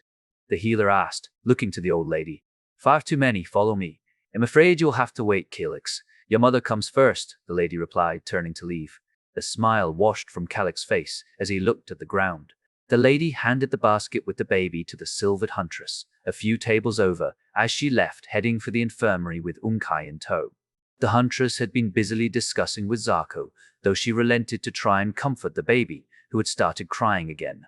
Tom wanted Zarko's take on what exactly they should do now that they were grounded for the time being. So he walked over, Lothal following on his heel. Now, you're safe here. Oh, aren't you just the cutest? And look at those eyes, the Huntress was saying as Tom walked over, Zarko snapping to attention and giving him a salute for some reason. Tom, we have retrieved the children. Now we must report what has happened here. How? Tom questioned, looking at her. Jarix isn't going anywhere for a while. It's only 6 hours. I depart tomorrow morning. Though I would prefer to not fly alone. Tom raised a finger, thinking for a second. Why? We got them, right? The king wouldn't have known for weeks anyway if we hadn't been around. Oh, and you need to see this. Tom got out the fancy knife, unsheathing it. It was definitely a pretty blade with both nice engravings and a gold-trimmed handle. It was a curved dagger, looking almost like a claw in profile, with some nice dragon motifs to match. What is that? Where did you get such a nice knife? Zarko asked, her tone switching to suspicious. One of the Dark Knights had it. Zarko's eyes went wide as she knocked the knife out of his hand, the weapon clattering to the ground. You don't touch what one of those things has held unless you know what it is, she exclaimed in terror. Much to Tom's bewilderment, he had held the knife Volzan had brought. Hell, he had shown the lady of this. Keep the knife already. I do know what it is. Volzan had one too. Remember the knife we talked about that Baron took back? It looked exactly like that. He could see Zarko thinking for a bit. He really should have told her this before she left. But, oh well. That can't be good, she finally went, bending down to inspect the blade. That can't just be some dagger then. Did you find out what the other one did? Nope, no clue. Think someone in the capital might know. If someone decided to try hard enough to find out, sure. Might just have locked it away though. I'm sorry about that. Just don't touch it, okay? Wrap it up or something, so use my gauntlets then? Preferably a bit more than that, Zarko replied as she looked up, still kneeling beside the blade. This is even more reason to leave as soon as possible. Rakir, you have a dragon, and possibly the most dangerous man alive. You must spare someone to come with me, she continued, looking to the silver huntress who Tom guessed must be Rakir then. Fine, then I will go with you myself, Reki responded, not seeming pleased in the slightest. Not to alarm anyone, but impractically out, Tom interjected. I can't do that again. Zarko looked at his rather sparse collection of bullets remaining, and she knew they were out of grenades. Well, there isn't anything left to kill here. I'm more worried about the more common threats out there. It is dangerous to fly alone. Jarex had swung his head over to the conversation, clearly listening intently. We are here under orders of the king. Our mission must be completed, Huntress. His tone had switched considerably from the friendly chatting just a few minutes ago. He was sounding a lot more stern and formal right now. I get it, me and Athera then. Not like we would be doing much hunting either with all this mess to handle. Very good, we leave at first light. Now let's see about the mess, Zarko responded with a decisive nod. The rest of the day was 100 bala to a southern down the processed of east. With this was not long to reckon off. The rest of the day had gone smoothly. They had found all of the things they needed, even if they couldn't afford much of it yet. Tink had managed to get the forge hot enough to make the pencil leads. A trip back to the place with the pretty plates from yesterday had yielded the fine clay powder they needed for them too, even if it was more expensive than they had hoped. Perhaps a cheaper alternative could be found in the future. They still hadn't heard anything from the keep, and everyone was growing worried by now. While Maikos' explanations still held up, if they had simply stayed the night out of hospitality, they should have been back by now. They hadn't been followed or seen any signs of mercenaries though, so that was something. Still, Sapphire couldn't quite shake the feeling of worry as she tried to sleep. There were so many things that could either go wrong, or perhaps already had. She almost considered joining whoever was awake down at the bar. But it sounded like things had quieted down by now. They might even be shut for the night or read. Don't worry, Saf. Everything is going to be fine, she tried to convince herself. Dakota was sleeping soundly. So this was about the closest to private time she had gotten for over a week by now. What have you gotten yourself into this time? You went to the frontier for a life with just enough adventure to not be boring while also being nice and safe. And here you are, possibly in more danger than ever before, and with enough excitement a day to last a month, at least. Hell, I haven't even been hunting for months. Not really, at least. Sapphire's train of thought came to a stop when she heard the windows next door shatter. That was Balathon's room, and Canabrera hadn't been there this evening. Sapphire was on her feet in an instant, the knife under her pillow already drawn. She listened for a second, ears flicking as she heard Balathon let out a surprised yelp. She grabbed Dakota by the arm and yanked her unceremoniously onto the floor, just as she heard a commotion from below. Others had clearly heard the shattering glass as well.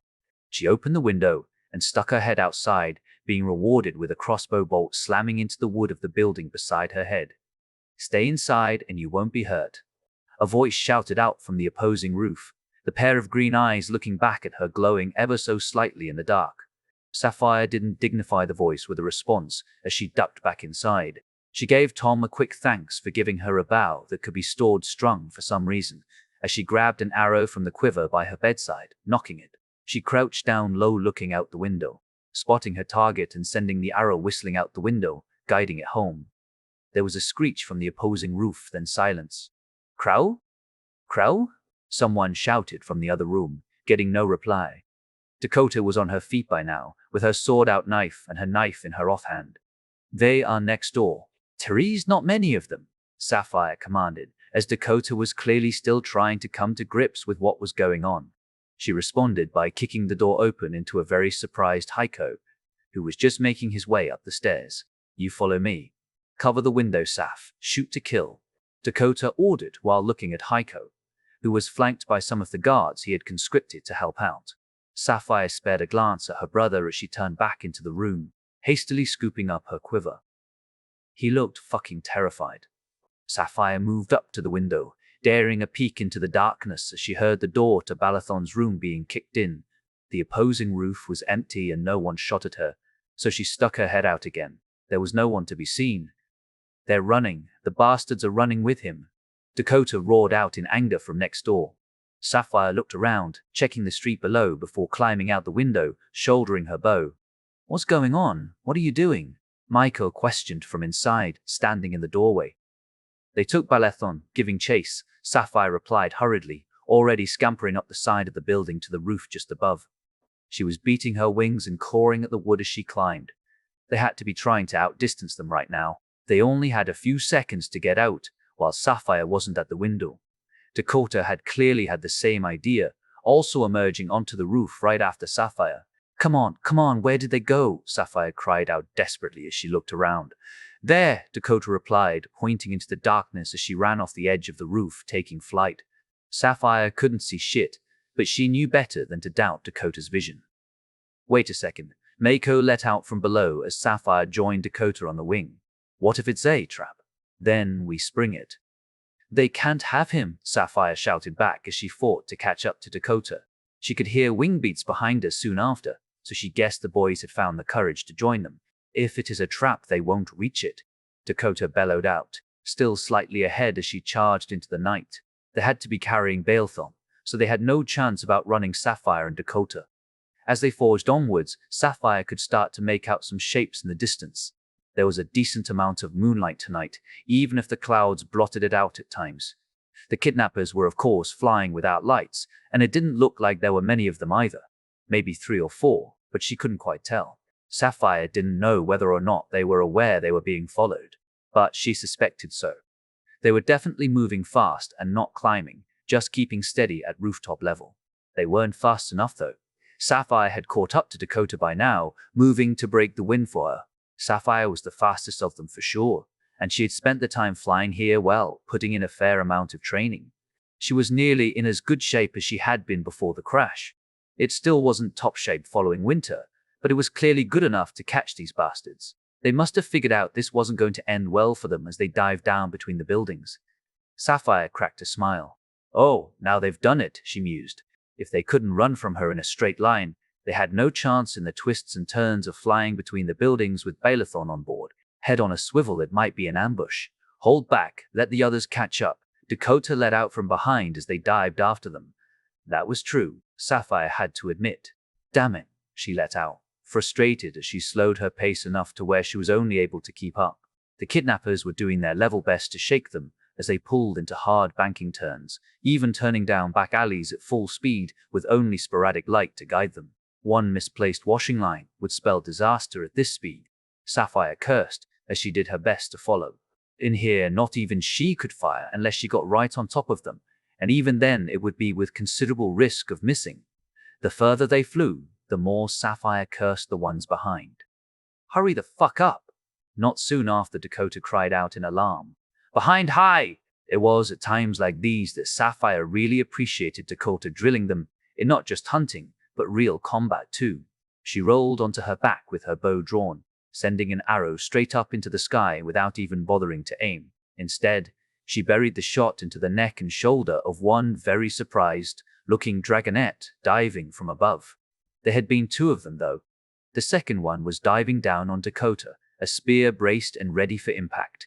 What the diving bastard hadn't thought about though, was the fact that Dakota was a gilded huntress for a reason. Not to mention the eldest daughter of a warrior line of quite some renown. Come to think of it, he had likely never known who his target was, But as she too rolled onto her back, catching the spear and guiding it just over her shoulder, he was likely wondering just that question. She used his momentum to spin them around in the air, planting her foot in his gut and kicking him towards the ground with enough force that he wasn't recovering in time to pull up. She lost some altitude and fell back a fair way, but was otherwise no worse for wear. "I told you that would be useful one day," Dakota shouted out from behind, clearly riding the high of the shock. The would-be assailant let out a desperate scream as he slammed into the ground with a crunch. Sapphire didn't have the time to congratulate her, though, as she snapped her head around to just about catch a tail slipping down an alleyway. "Oh no, you don't," she let out as she pulled into the turn. She could hear a cacophony of wing beats on her tail now as the others had nearly caught up. Convinced the ambush had likely already been sprung, she pushed forward with all that she had. She had lost ground too with that little spin and late turn, even if it wasn't much. The alleyway ended in a dead end, the kidnappers pulling up into the open night sky. "Shoot to kill," echoed in Sapphire's mind as she chased them down, gaining quickly. She was panting rather hard by now. She guessed whoever had maintained this speed this long while carrying Balathon was likely completely worn out. The fact they had lasted this long was rather impressive, in fact. She couldn't just shoot down the one carrying Balathon, not yet at least. The others, though, were free game. They clearly saw her, as two of them peeled off, likely figuring they were just being chased by a single person now, and they just needed to get rid of her. One went straight for her, while the other attacker went wide. She knew someone was lining up a shot when she saw it, and she pulled up hard as a crossbow bolt whizzed past. She was not wearing armor at all, so she could not afford any mistakes. However, the lack of weight made her even faster. The attacker going for the melee strike failed to match her climb, an undershot, sailing straight by and cursing at the miss as they just clipped the end of her tail. Sapphire lined up on the one with the crossbow. "Works both ways, fuckface," she snarled as she fired, the arrow flying true. She didn't even bother with the one behind her, instead putting on all the speed she could. Dakota and the others could deal with him. "I don't want to kill you, but you are gonna die if you don't land," Sapphire bellowed out into the night as loudly as she could. In reality, she had no problem putting an arrow in their back, but it would make saving Balathon a lot harder. He might be annoying, but she wasn't gonna let him drop, that was for damn sure. She didn't get a response as she closed in. The gods smiled upon her as the clouds parted, letting just enough moonlight through to light up her clear white targets nicely. "Final warning," she shouted out, readying the bow. Then one of the two remaining kidnappers dropped something, and they split, each pulling into the night. Sapphire fired at the one who had dared to drop her friend, not bothering to guide the arrow as she thrust downwards into a crash dive after who she assumed must be Balathon. As she closed in, he was just falling dead as a rock. Or rather, he was tumbling through the air stiff as a board, arms and wings folded up. The ground was approaching fast as she fought for more speed, wings hammering away and driving her downwards ever faster. She could feel her heart in her throat as she grabbed onto him. "Gotcha!" she shouted as she pulled up, sending them screaming down the street, far too fast to be safe. People out late, for whatever reason, looked at the two of them bewildered as Sapphire pulled up into the night sky again, scrubbing speed. Balathon was completely paralyzed. Sapphire looked down at the simultaneously very lucky and damn unlucky guard. His eyes were wide with fear, his breathing fast and erratic. "So, who is the best flyer you ever met?" All pointed by what they saw coming out. "This is the sick, the pupa, the stabilation, all is the savelation. Off the raw vent." A bad night Luke had returned with a gaggle of kids, who all looked rather overwhelmed by what they saw coming out. There were a lot of them. Tom counted 12 in total. All of them rather young. He guessed the oldest one looked about 9. "Look, dragon!" a young boy shouted, running over to Jarix with a few others on his heels. Some were looking around, clearly searching for people who might not be here anymore. Others stood staring at Tom. The sight of other kids also caused a fair amount of excitement. Luke ushered the more timid children toward the ones from Hillsdale. Tom just stood there, putting a hand around Jackie's waist and looking at the best reason for doing all this. He chuckled as Jarix elevated his head just out of grabbing range, while the more excitable kids tried to touch his face. The dragon had a smile on, even if he looked a little unsure of what to do. Zarko was on hand to help though, telling off the kids who tried to climb up the wounded dragon. It took some coaxing, but in the end, most of the kids had been convinced to start playing with each other, though some were still around sitting either crying or just keeping to themselves. Lothar was doing his best to try and console his friends, and doing a remarkably good job of it. Tom couldn't decide if he was proud or sad at seeing an 11-year-old acting like an adult. Dinner was nothing special, just some more of the stew from earlier with some rather stale-tasting bread. Jackie, Tom, Zarko, and Unkai sat together with the lady, Luke, Rikiai, and the healer, who was sort of conscious for the moment. She was apparently called Quinn, at least for short. Unkai, too, was sitting rather slack-eared, clearly having been put to hard work already. Jarix was given some cuts of cured meat. The lady had brought out both some decent ale and even some wine, which was passed around the table. Tom had never tried dragonette wine before, so despite his reservations about mixing alcohol with blood loss, he poured a cup for himself. That was an old student tactic after all. Donate blood before a night on the town to make things a bit cheaper. We might not be able to put together a feast, but we can do this. A small token of thanks. Luke, if you wouldn't mind. The lady went as she took her seat, Luke standing up, raising a glass. To the heroes in our hour of need. Tom damn near stood up to join Luke, but Zarko grabbed him by the shoulder to keep him seated as the assembled dragonettes of the keep gave a toast. Tom didn't really know if he felt proud or just uncomfortable at this point. On one hand, he could look around the room to see many faces, most of which appeared happy. On the other hand, many definitely weren't. A lone wounded father with a sobbing kid, the kids from Heilstahl, the countless wounded, some looking like they might not fly or even walk properly again. To the crazy bastard who made it possible, Jackalope went as she raised her cup looking at Tom, apparently figuring out what was being toasted. Hey! Jarix let out, clearly trying to sound offended. To the crazy bastards who made it possible, Zarko corrected, raising her cup. To wiping those fuckers off the map, Tom joined in, feeling a little left out. Cheers to that, the silvered Huntress replied without much enthusiasm, slamming her drink down in one go. She was joined by the others. Tom took his time with his wine though. As expected, it was rather sweet. Definitely not bad though. They hadn't made a huge thing out of the meal. It was just stew and bread after all, even if their drinks were well above average. It had been a rather awkward meal though. Jackalope couldn't partake in the conversation, unless Tom or someone else wrote down for her what was going on. They all did their best to avoid the more depressing subject matters, but it was pretty damn hard to avoid them in their current state. Quite a few of the others had taken to drinking rather heavily. Tom could hardly blame them, but he kept it mild for now.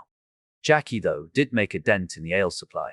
She didn't get piss drunk, but she was definitely inebriated by now. You know, I've never been called a hero before, Jackie went, leaning on Tom after they had finished the meal. You still got the ace, though. You always get the ace. Why are you so damn good at killing? She questioned, hanging on his shoulders. Tom didn't really know how to answer her on that one. You know what, she went, pulling back and poking him in the chest with a finger. You get to teach me how. You're not getting the ace next time. Tom pondered for a second, if that was a smart thing to agree to. It was likely going to happen though, so why not? I guess that's the smart part about being deaf. I can't hear if you're protesting, so I'm just gonna say you agreed, Jackalope continued before he managed to nod his reply. She poured a fresh mug for the both of them, snickering. Tom debated getting out the notepad to try and tell her he needed to be a little careful when it came to alcohol right now. She beat him to it though. You're not drinking like last time? Afraid we might do something stupid? Unkai damn near choked at that one. Zarko just shook her head, looking a tad embarrassed. Remember the angry smith, Tom. Remember the angry smith, he repeated to himself. He got out the notepad to write down a response. Tom made well sure no one else saw what he wrote as he showed it to Jackie. I'm wounded, also your mother. She pulled back a bit, looking a little annoyed. She's not here, nor will she be. Hey, Unkai, can you give him a check? He claims to be wounded. I don't want him dying on me. She went, sounding entirely inappropriate. Even Zarko had to suppress a slight laugh at that, Unkai looking like a deer in the headlights as Jackie's attention switched to him. I mean, sure. I'll just finish this, the healer replied, gesturing at his cup. I can hear you, Jackalope reiterated with a side-to-side head bob. Unkai looked very embarrassed, just giving her a thumbs up instead. Oh boy, Tom thought to himself, shrinking down. I think he needs more liquid courage to handle me, though. Watch closely, Unkai. You might learn how to grow a spine, even if it's only for a bit. Jackalope continued, laughing at her own joke as she poured another drink for herself and refilling Tom's cup. The man who went toe-to-toe with a small army, and he needs help to handle you. What does that tell you? Zarko let out, looking at Tom, seeming very pleased with herself. Don't let them get to you, Tom. You're braver than her, Jarix added, ensuring that everyone in the entire hall was now invested in the conversation. Tom just picked up the mug of ale she had poured for him. Jackalope excitedly raised hers as they knocked them together. May the hangover have mercy on my soul, Tom thought to himself. He had been saved after a few mugs by the lady declaring that they needed to save enough for a proper feast when they could manage it. The result was a nice buzz and an even cockier Jackalope as they left the table. Perhaps it was her time for some healing following that whole shit show. He had never seen her as distraught as she was at Hylesdale.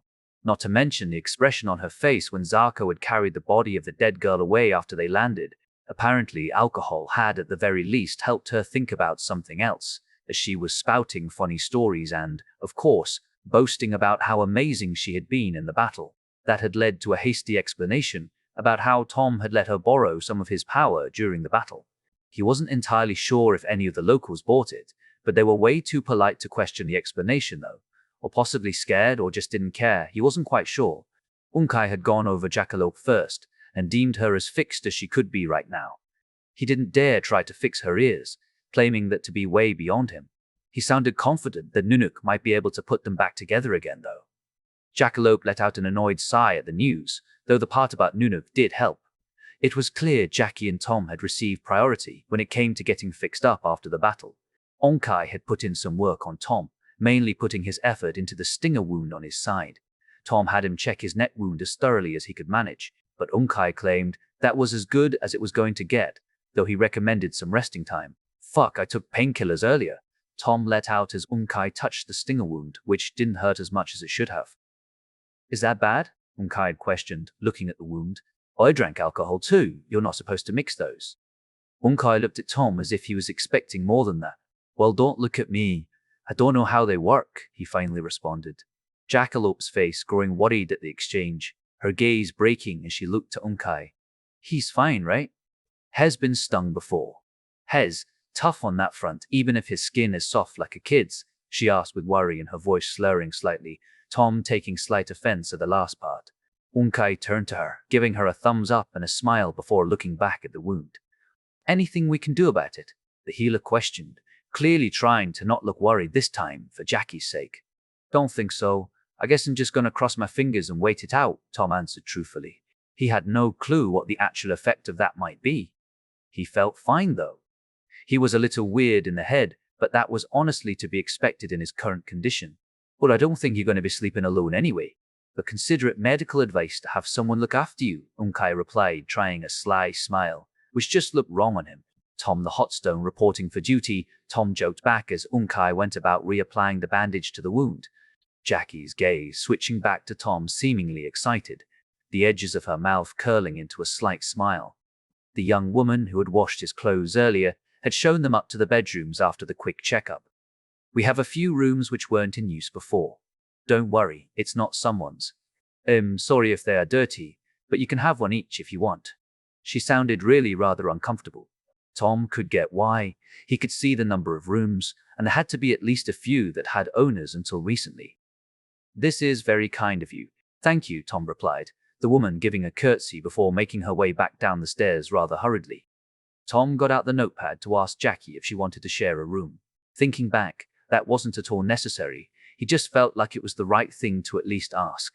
Jackalope, though, didn't bother to ask him. Taking him by the wrist rather firmly, she led him into the first room the young woman had shown them. The pancake chapter. Pancake. Those who thought it's ain't insemt about some Ranzer's war to shop pair impossible. This is the folly arsin to create a Thorabouthan now safely in her grasp. Sophia circled back the way she had come. She almost wanted to tell him to enjoy the ride, since she likely wasn't going to be carrying him again, especially not at night, in nothing but her underwear. The dude had already had a remarkably shitty night though, so she refrained. She spotted the large, disorganized group that had been supposed to keep the tavern safe.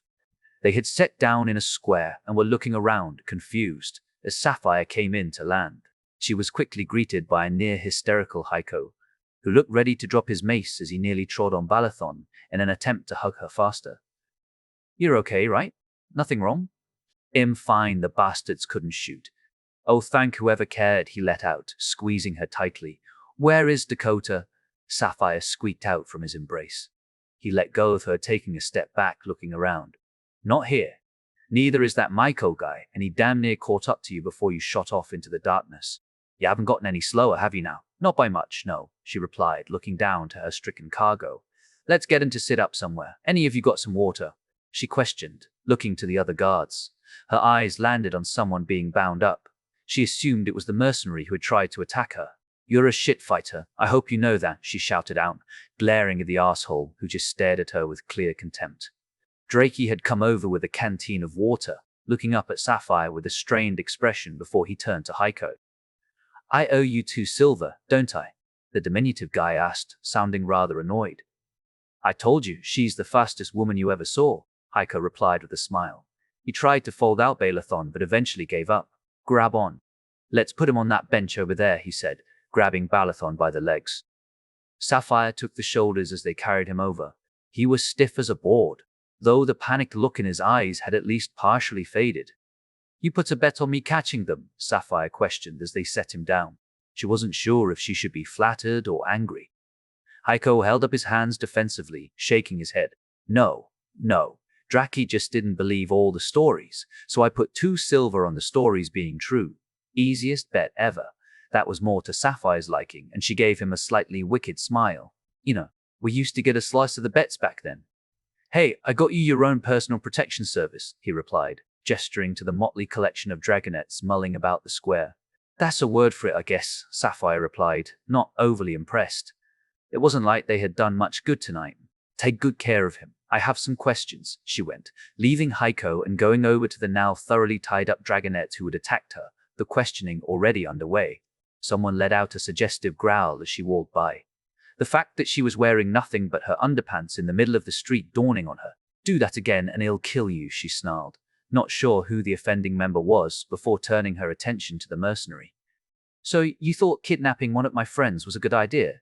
How well would you say that went?" she questioned, looking down at the piece of shit. "Fucking brilliantly," he responded angrily. "I ended up with a nice view, if nothing else," he continued with a shit-eating grin. "How hard may I punch him?" she demanded, looking around at the guards. Most of them just looked confused at each other. "As hard as I say so," Maiko bellowed out, coming down alongside Dakota, who was carrying a very large, unconscious female dragonet with an arrow sticking out of her back. "Not your best shot, but it did the trick," Dakota let out, unceremoniously dumping the dragonet on the ground before setting down. "Tie her up too, she won't be out forever." After a bit, they got the both of them tied up at about the same time as a contingent of city guards arrived, demanding to know what was going on. Sapphire cursed the fact she likely wouldn't be allowed to beat the shit out of them now, as they began asking some very pointed questions. "Oh yeah, sure, a group of armed, what was it? 2 tavern guards? Out at night with a pair of half-naked women and a dude who claims to be royal guard. And why has she been shot?" the lead city guard questioned, looking around at them. "Because she kidnapped him after stabbing him with Vargulf poison," Sapphire let out, wide-armed. "How the fuck is that hard to understand?" "Calm down, woman. Who shot her?" the man questioned, pointing at the female mercenary. "I did, and 2 other pieces of shit who tried to kill us." "Right, you're all coming with us.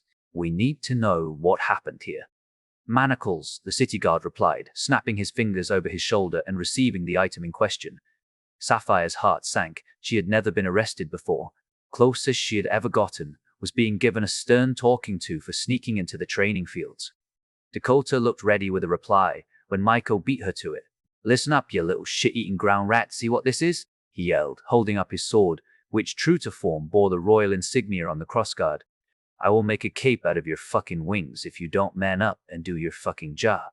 These bastards attacked a tavern in the middle of the night, attempted murder, managed a kidnapping, then had a go at murder again during the desperate chase to catch them. And your useless ass turns up, just in time to insult the royal guard and be useless. "I'm gonna have to ask you to." The city guard attempted to protest, though seemingly with a growing sense of apprehension. "No, you may not. You are outranked. Or do I need to get the colonel to inform her the city guard is aiding an enemy of the crown? That would lead to some serious fucking cleansing of your unit, I can assure you of that. In that case, I say we take you to the stockade and send for this colonel of yours, perhaps letting her know someone stole a blade from the Royal Guard armories. Sapphire expected Maiko to explode at that insult, though he just pulled back with an evil smile. Very good, sir, let's go. Though I would appreciate the opportunity to get my uniform before appearing before my superior. You may escort me to the tavern in question if you wish. That can be arranged. I assume you two wouldn't mind getting dressed either, though I must insist on you accompanying us. Don't we have a blanket or something? He asked, looking back to his unit, eventually procuring a pair of thin woolen blankets. Bloody brilliant, sir. How exactly do we fly with these? Dakota questioned, sounding very unimpressed. As they were getting ready for takeoff, Sapphire heard someone get a smack to the back of the head. She moved to check up on Balathon, looking back to see a slightly ashamed-looking tavern guard rubbing the back of his head while a very unimpressed woman stood next to him. God fucking damn it, she cursed to herself. The ones who had woken up in the middle of the night broke off, going back to the tavern to get dressed in preparation for a long night. They wanted the bastards interrogated immediately anyway, even if getting interrogated themselves hadn't really been the plan. If this was the work of the Flaxens, they would be doing their best to cover their tracks as soon as they learned of the mission's failure, so speed was of the essence. Why can't we just be left in peace? Dakota snapped as they were getting dressed. Please let it just be the Flaxens so we can get them dealt with already. Of course, it's them. Who else could it be? Sapphire dismissed her as she strapped on her greaves. Sapphire had a feeling Colonel Hashor would not take kindly to this attack, so she was bound to be there. Therefore, she needed to look proper in case they got fine company at the stockade. Mako had gone on to the Hashor estate to report back on the evening's activities and hopefully convince Victoria to make an appearance. So Sapphire and Dakota found themselves standing in front of the stockade with a city guard escort. It was a large, ugly building, looking like a place you wanted to avoid at all costs, with its rough grey stone and metal-barred cell windows lining the walls. May they rot in here forever, Sapphire let out as they were shown inside. She and Dakota were taken to different interrogation rooms. They were civil about it though, not even tying her up like she had feared. The guy who had caught them, as he claimed, was apparently in charge of this case. He formally introduced himself as Sergeant Lannock, and set about asking questions, not many of which were intelligent. Where they were from, what they were doing here, why they had an armed escort in the middle of the night, despite not even being properly dressed at the time. He, of course, didn't believe most of the answers he was getting, especially the part about being in the employ of the king at the moment, nor the whole Flaxen situation. What? You claim to be the target of a kidnapping attempt by a noble family. One on the council, at that? Give me a break. Sapphire had to fight really hard not to slap him, but she didn't want to end up in manacles, so she just stared at him contemptuously. Suddenly, a deep thunk shook the building, followed by the sound of creaking wood from above. This should be good, Sapphire let out, leaning back with a smirk and relishing the confusion on the guy's face. It took a bit longer than Sapphire had anticipated, mostly because she refused to answer further questions, but eventually there was a knock on the door. Sergeant Lannock got up to answer it. He was confronted by a very pissed-looking Colonel Hashor in formal uniform, with Maiko and Yildiz at her back. You seem to have attempted to arrest one of my men, and two people you really shouldn't have. Not to mention waking both me and a decidedly grumpy 10-ton black dragon currently on your roof. So it wasn't Baron then, Sapphire concluded. She doubted very much he could have been roused for this anyway. It also made sense to bring a black, they liked the night anyway.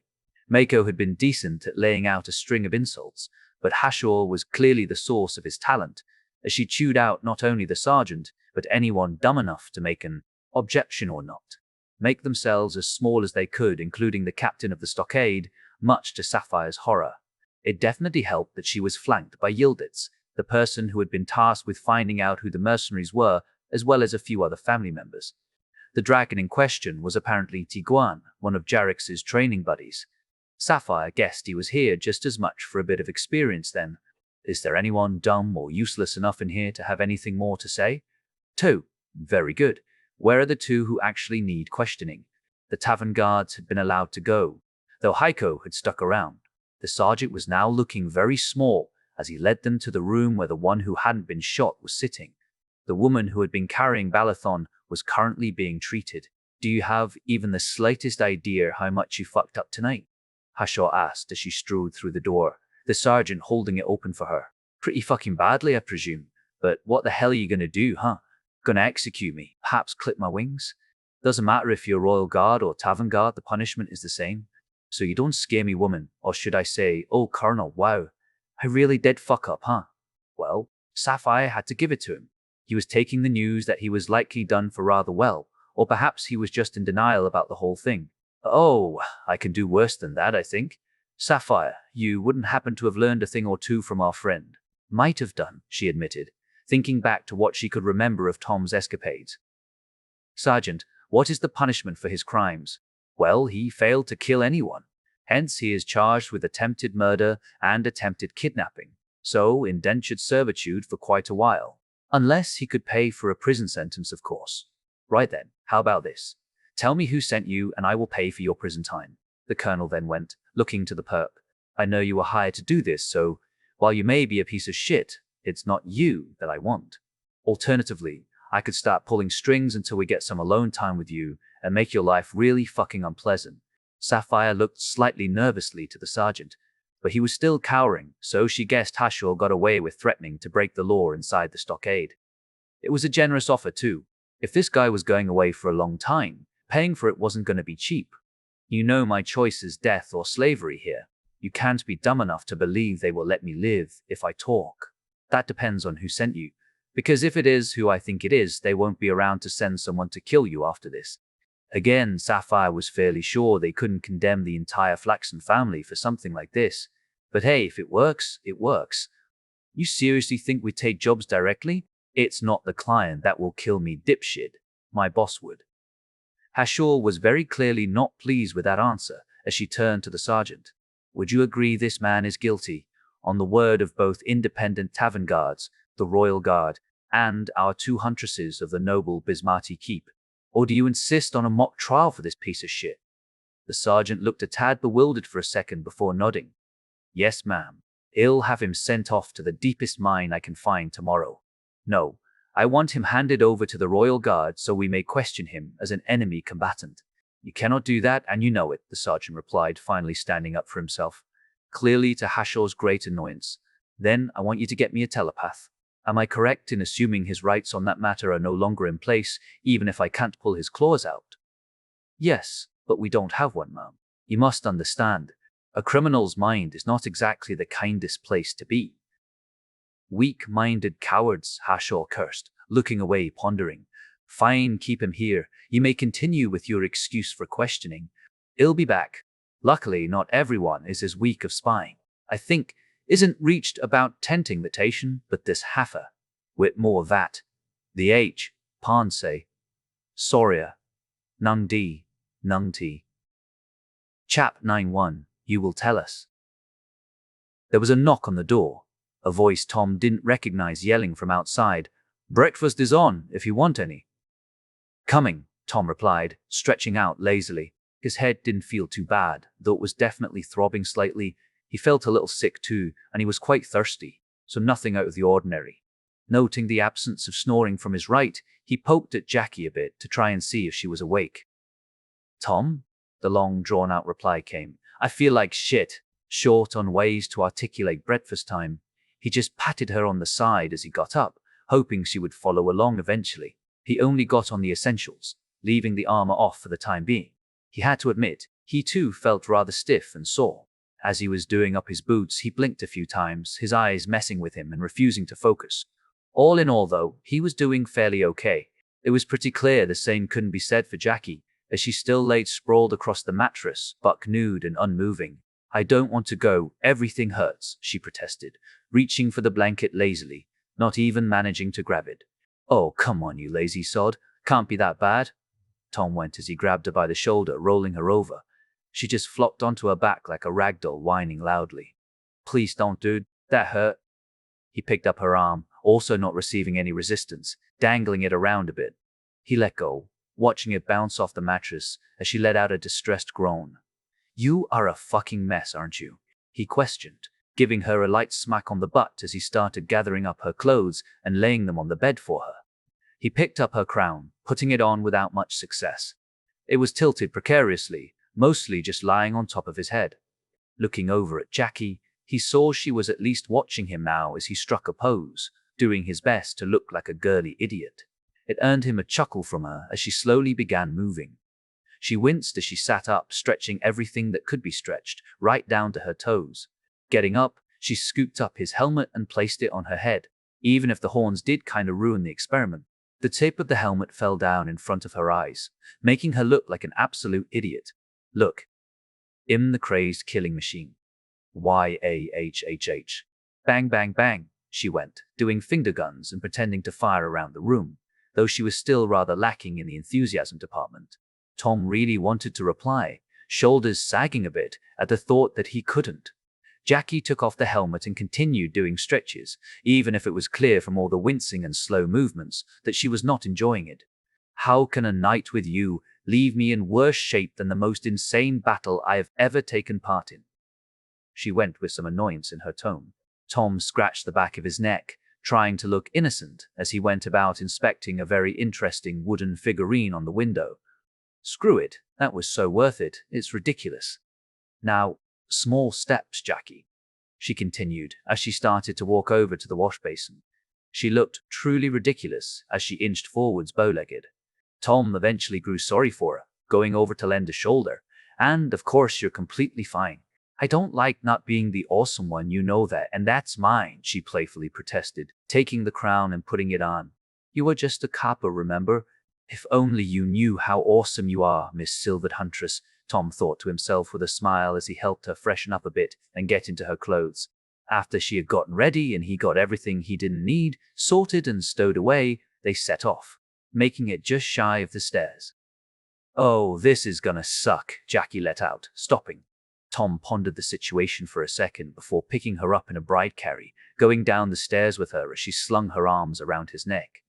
Just for today I will allow this, she went, sounding more than a little sarcastic as they made it to the hall. Most of the people were well into their breakfast, though nearly all eyes turned to the two of them as they entered. Morning, Tom let out, staring back at the mixed collection of faces. Some looked curious, others uncomfortable. One guy gave them a thumbs up and a smirking nod, and Jarrex looked like he wanted to be somewhere else while also having several questions. Okay, Tom thought, screaming internally. He had guessed someone would have heard them, but this was a lot worse than even he had thought. This was catastrophic. Looking around, Zarko had her face buried in her food, sitting at the table closest to Jarrex. Unkai looked away when Tom caught him staring. Going over, he deposited Jackie next to Zarko before getting some food for the two of them. He came back with a plate of mostly smoked and salted meats with bread and some fairly nice-smelling cheese. Jackie dug in with a voracious appetite, Tom joining her and trying to ignore the people who were staring. Silence reigned at the table until Zarko elected to open the conversation for once. So, feeling well rested, she questioned, her expression perfectly plain as she continued eating. Yup, feeling much better. Weren't you supposed to be on the wing by now? Tom replied, trying to seem nonchalant about it. Yes, but the lady overruled me. Apparently her precious little huntresses need a good meal before such a flight, she replied, seeming none too pleased as she scowled at the kind old lady before turning to Tom. She still can hear us, right? Nope. Deaf as can be, sadly. Excellent. Let me give you a bit of advice. Whatever you did to her, you might want to consider telling her to quiet down a bit somehow, Zarko continued, getting eye contact with him then. Looking Jackalope over, clearly thinking, I want to ask a favor. I do not like where this is going, Tom concluded, rather desperately looking around for a way out of this. Zarko clearly figured out where his mind had gone at that, her expression turning to one of disgust. No, you idiot. I want the most dangerous person I know to owe me a favor. In exchange for not letting a certain someone know what happened here and embellishing some details. God fucking damn it, Tom cursed to himself, looking at the now grinning second lieutenant. He did not like the prospect of what would happen if Zarko started telling stories back at the keep. What kind of favor are we talking? Oh, I don't know, I'll think of something eventually, Zarko replied, seeming very pleased with herself. Oh, god damn you, Tom cursed. Fine, don't keep the deafness a secret though, that's just too obvious. I won't, don't you worry. But I gotta ask, what the hell did you do to her? It's more out of morbid curiosity than anything else. And why would I tell you that? Tom replied in an annoyed tone. Well, I might be persuaded to keep those two from blabbing too loudly as well, she replied, pointing at the two huntresses Tom suspected were going to be joining her. Looking around, it was clear the battle of this not being a topic was lost in advance. Screw it, might as well have fun with it. Shiva is going to try and kill me anyway, Tom mused to himself, looking to Zarko. Well, there is not much to it. I just rode her for all she was worth. Unkai nearly choked on his food at that. I think they heard us last night, Jackalope tried to whisper as she leaned over to Tom, of course doing so loud enough that it wasn't hard for anyone at the table to hear. Tom cracked a smile at that, trying not to laugh and nodding slowly while looking down. Damn it, I even tried screaming into the pillow and everything, she continued, looking around at the people staring. Tom wasn't sure if she believed she was talking to herself or what. He gave her a little poke to the side, earning him a wince in response. Please don't, that still hurts, she said. Tom patted her on the back a bit to say sorry. I will try to keep her more quiet next time, Tom promised as he looked to Unkai, who was sitting across from them. The healer damn near had his head below the edge of the table, looking extremely uncomfortable. For the record, I think whatever you two did was counter to my medical advice. He peeped out after Tom stared at him for a bit. I was fairly gentle with her. I didn't want to open up the wound on her back. You might need to take a look at that, actually. She got a little Janet carried away. If the dragonets could blush, he was damn sure Unkai would be competing with Jarix for most blue individual right now, his ears completely flat against his neck. Sure thing. That was gentle? Jarix finally burst out, looking at Tom with disbelief. Do you know how you two sounded? I could hear everything, goddammit. The dragon shuddered as he spoke. Well, the few faces who hadn't been giving them weird looks before, sure as fuck were now. Tom had to give it to the dragon. He hadn't thought of that. Sorry not. Sorry, I can try to make you some earplugs if you want. We can't be the first ones you have heard, he tried with a shrug. Jarix opened his mouth to speak, thinking better of it. I would like that actually, the dragon replied eventually, his expression rather ashamed as he looked away. Looking back to Unkai, Tom asked the healer, in your experience, how bad it is when you people get hot like you know, too hot? I mean, hot enough will kill you eventually. You faint long before that, though. Just checking. Getting that hot a few times in a row, is that bad? Unkai gulped as he stared at Tom. I don't think I would recommend it, he finally went, sounding ready to bolt. Noted, Tom replied, putting an arm around Jackie's waist. How did you manage that? I mean, you were going at it for a while, but you held brakes. We can hear that much. How did she get so hot so fast? Zarko questioned. Were you standing outside the door or something? Tom cursed, debating whether the comeback to that was worth the possible fallout with Jackie. Yeah, sure, the ship has sailed, he concluded. Oh, those were when she fainted, or just locked up completely. Then she needed a bit of a cool down. That finally got a reaction from the normally stoic Zarko, as she turned to look at him wide-eyed. Jarix's jaw hung open, looking like he just witnessed his parents having sex. And Unkai froze in place as if something just broken inside him. What did you just say? Jackalope questioned, looking to Tom, clearly picking up on all that. She did not sound entirely pleased either. Right, that's fair, Tom concluded to himself, getting out the notebook, pondering how to spin this. He couldn't outright lie, and she definitely knew what the subject was currently. That you are the most awesome thing both in the sky and the bedroom, Tom wrote down, feeling proud of himself, doing his best Fengi impersonation as he showed her, trying to look cute.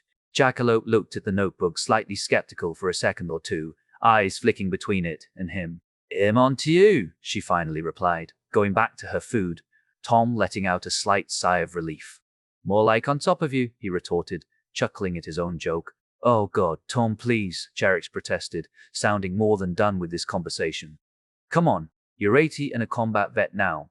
Deal with it. Jarix just stared at him, looking distinctly unimpressed, as Tom just leaned on Jackie with a shit-eating grin on his face and went about his food. Ironically enough, though, he was struggling a bit with his appetite, having stacked up a sizable plate. Jackie eventually nicked a few things from his plate, much to her delight. And with Broxis, too asked, behaving the forwardies of hugers of fears of Baith, then, with a hasty sign of breaking off both the man and woman they had captured, had proved fruitless. They hadn't even gotten a name out of them. Eventually, they had just given up, leaving the city guard to it. Sapphire and Dakota had been given bunks to sleep in at the stockade on account of Sergeant Lannock having grown a lot more confident since Victoria departed. He refused to let them leave. Even if they weren't really locked up, it was still pretty damn annoying, not to mention belittling. It was a fine enough place to get a few hours of sleep, though. Maiko had woken them up a while later, Sapphire blinking the sleep from her eyes. This was not enough sleep for a night. Judging by the sun outside the window, it was very early morning. That was quick, Sapphire noted, rubbing her eyes. Well, we have a job to do, and possibly people trying to outrun us. So let's go, chop chop, Maiko replied, yanking the blanket of Sapphire. Seriously? Sapphire protested, looking up at the bemused corporal who just moved to Dakota and repeated the maneuver. They got up, donning their armor and collecting their things. Do you think she found some village crazy woman? Sapphire questioned, glancing at the equally sleepy-looking Dakota.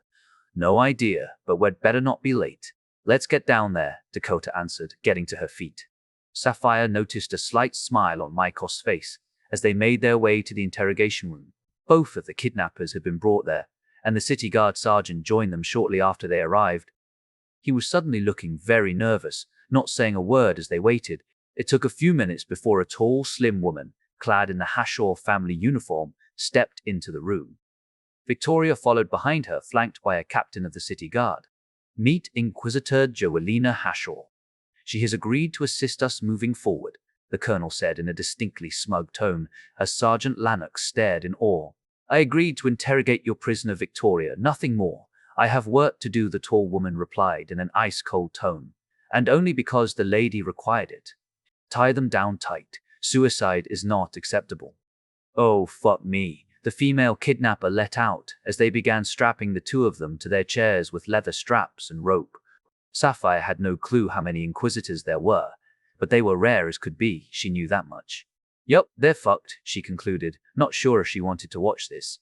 Before we start, you should know, I will learn what I want to know, so you might as well make this easy. If you don't, I won't be able to guarantee your safety. I'm sure you don't want to end up a drooling mess. Of course, you could just tell us right away. She's joking, don't tell her anything. Arr! The male let out, thrashing at his restraints. As the Inquisitor dug her claws into his skull and squeezed, the guy's head snapped back to look her in the eyes, pupils wide. She was clearly concentrating, her eyes burning vivid green as she stared into the guy's eyes and began speaking. Let's see here. Oh, stop thinking about your crush. That won't help you. She's not even pretty. Who sent you? Hello? You look familiar, so you work for Gyros then. Noted. You didn't question someone willing to pay that much for a kidnapping job? Good God, you're an idiot. Yes, you lost 3 friends. I didn't care. Where were you supposed to deliver him? I see. The Inquisitor let him go with a dejected sigh. The guy's head slumped to the side, a distant expression in his eyes as he twitched. Well, that was disappointing. So little discipline, she said, taking out a notebook. His name is Hinato. He was contracted through a gentleman named Gyros, whom I know rather well, by an anonymous beneficiary. Their destination was an abandoned warehouse, where they would hand off the target to said beneficiary. She continued, tearing out a page from her notebook and handing it to Victoria. They met there yesterday to discuss things. You're looking for a woman in a hooded dress. Her face was covered. I say you hurry up and pray, they are waiting, confused that their shit mercenaries haven't shown up yet. And remember, Victoria, favor for favor. This is on my mother's orders. Take it up with her, Victoria responded, inspecting the piece of paper. You know this would have been so much easier if you had woken up when I told you to. I still have a day of work ahead of me, speaking of which. Let's see what she knows. No need. I'm fine to talk. The woman let out, looking terrifiedly at the guy strapped down next to her. Im Tholrex. I have been with this company for 2 years. I was paid 63 silver for my share, which is the most I have ever been paid for a one-night job. We were waiting outside the window for half the night. We were supposed to be back by sunrise, and the guy who got away is called Hjortun. He's a coward. I have a flying lizard. Named Skitters, and I swear, I don't know anything else. Sapphire was wondering whether a fresh set of undergarments would be necessary for the mercenary, but she certainly put on a convincing performance if she wasn't actually scared shitless. Were you the ones who tried to scare the shit out of us at the tavern a few nights ago? There was a bit of a pause before Thalrex answered. No, we just had to kidnap a dude for ransom. She sounded genuinely confused at that, so she might actually be telling the truth. Ransom? Dakota questioned, thinking for a bit. Never mind, I get it. Drop the charges and we get him back, she continued, nodding to herself. The Inquisitor looked back at them, looking very smug. Anything else I can do for you? No, I think we have places to be. I do owe you for this. I'll be sure to cash in when I need a place burnt to the ground. Toodaloo, she went as she waltzed out the room. The city guard captain followed her out, asking questions about if she could be persuaded to help with some of his other prisoners. Thanks for your cooperation, Victoria went, looking at Thalrex. They're all yours, Sergeant. Wait, you promised to pay for my jail time. I don't want to be a slave, Thalrex protested, fighting her restraints. And I didn't want to be indebted to the Inquisition. We can't all get what we want, Victoria replied, turning to leave. Thalrex continued to protest loudly, sounding ready to break down completely as the door was shut behind them. Victoria turned to Sapphire and Dakota, her expression turning worried from her previous stone-cold professionalism. You two okay? We're fine. Balethon is a bit worse for wear. He's being looked after, though, Sapphire replied, trying to hide the shock of what she had just seen. Actually, he should be up and about by now. The poison should not last more than a few hours, Dakota interjected. We might need his nose for this. That snout of his is good for more than helping with cooking after all. Let's go pick him up then. We have transport on the roof. Don't worry, he doesn't stain. He's just the sweetest, in fact. So try to be nice, Victoria replied, before making for the infirmary. The rather bewildered Balethon was indeed up and about, even if he still looked a little stiff in his movements. The mercs had actually been very professional with the poison, only giving him a shallow cut to the base of the neck, where it would act quickly but heal easily. Making it to the roof, it was indeed Tigra21 who was sitting perched on the landing platform. Sapphire knew he was on their team, but the sight of a jet-black dragon sent shivers running down her spine. She stopped in her tracks for a second before forcing herself to move forward. Even if he shone like obsidian, clearly freshly polished, everything in her was screaming, "Are you?" at the sight of him. Yieldits, we have a warehouse that needs a visit, double time. The bastards we need might still be there, Victoria shouted out as they made it out onto the roof. Roger that. See, I promised we didn't just have to sit around and look scary. Yieldits went in an encouraging tone, clearly directed at the dragon. Yeah, that's me. Look scary and run errands. Oh, come no. You were the one who wanted some actual work, Yieldits replied. I'm sure you'll get the chance to do some good today. Right, Victoria? Well, we are chasing kidnappers. It doesn't get much more pure-hearted than that. I thought you caught them? Tigra21 questioned, sounding more interested as Victoria helped Balethon aboard. The guard was clearly struggling with what he was climbing upon, but Tigra21 seemed too distracted to notice. We did, and now we are after the ones who hired the mercs, a proper bad guy just like you wanted. I see. Well, let's go then, the dragon let out, jumping off the roof, suddenly in a big hurry, his crew plus Balethon and Victoria aboard. The rest of the dragonettes on the roof took to the sky under their own power. This day is getting strange real quick, Sapphire shouted to Dakota. Just go with it. Not like we are gonna be attacked in this formation. True, people tend to steer clear of me. Now let's go see about fucking up some bad guys, Tigra21 shouted back to them. Here, echoed out from a fair few of the other people in the formation. Not counting Tigra21 and his now 5-person crew, they had half a dozen dragonettes here, seemingly all members of the family or guards from the estate. The sun was still low in the sky as they soared over a not-so-desirable part of town. The skies were still quiet. Most people weren't going to be up for at least a few more hours. They eventually found a building that matched the description, a large, squat wooden warehouse, the number 6 marked on the roof, even if the paint had started to fade. Tigra21 had started relaying orders from Victoria, so all could hear.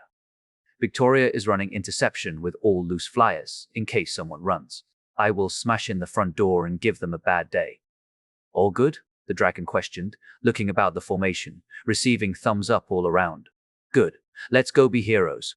Tigra21 let out with considerable enthusiasm as he went into a dive. Victoria had disembarked, taking the lead of the dragonet formation, leading them down over the warehouse. The black dragon went into a steep dive with his wings tucked in, pulling away from the formation. Sapphire could just about make out someone shouting on Tigra21's back as he sped off. It sounded almost like Yieldits. No, we can't do that. Sapphire had expected him to land and then perhaps knock in the doors, but he didn't do that. He was apparently very confident that this was the right building, as he let loose a stream of acid aimed at the roof, covering it in the sickly grey gooey substance that quickly began eating away at the wooden structure. He spread his wings to slow down before landing on the roof, smashing through it with a resounding crunch of snapping wooden support beams. Well, that is one way to do it, Sapphire let out, staring in disbelief at the sight of the ruined building. "God damn it, Tigra21!" Victoria shouted from ahead, her voice loud enough to carry. "Hands where I can see them and wings folded." The dragon roared from inside the warehouse. Sapphire wasn't able to see anything through the hole except a cloud of dust slowly rising. Victoria ordered the formation broken up into 3 wings and placed Dakota in charge of the third. Victoria took the first wing inside, while wings 2 and 3 held the perimeter. No one here," Tigra21 eventually bellowed from inside, sounding more than a little disappointed. "I am not paying for this," Dakota stated disheartenedly. "What does a warehouse even cost?" "More than a few densels, I'm guessing," Sapphire replied, shaking her head. "More than a few densel? Catching packaging. Morthy whim preceable. Worthy ant keys. Hands up, yeah." She tore open the wound on her back.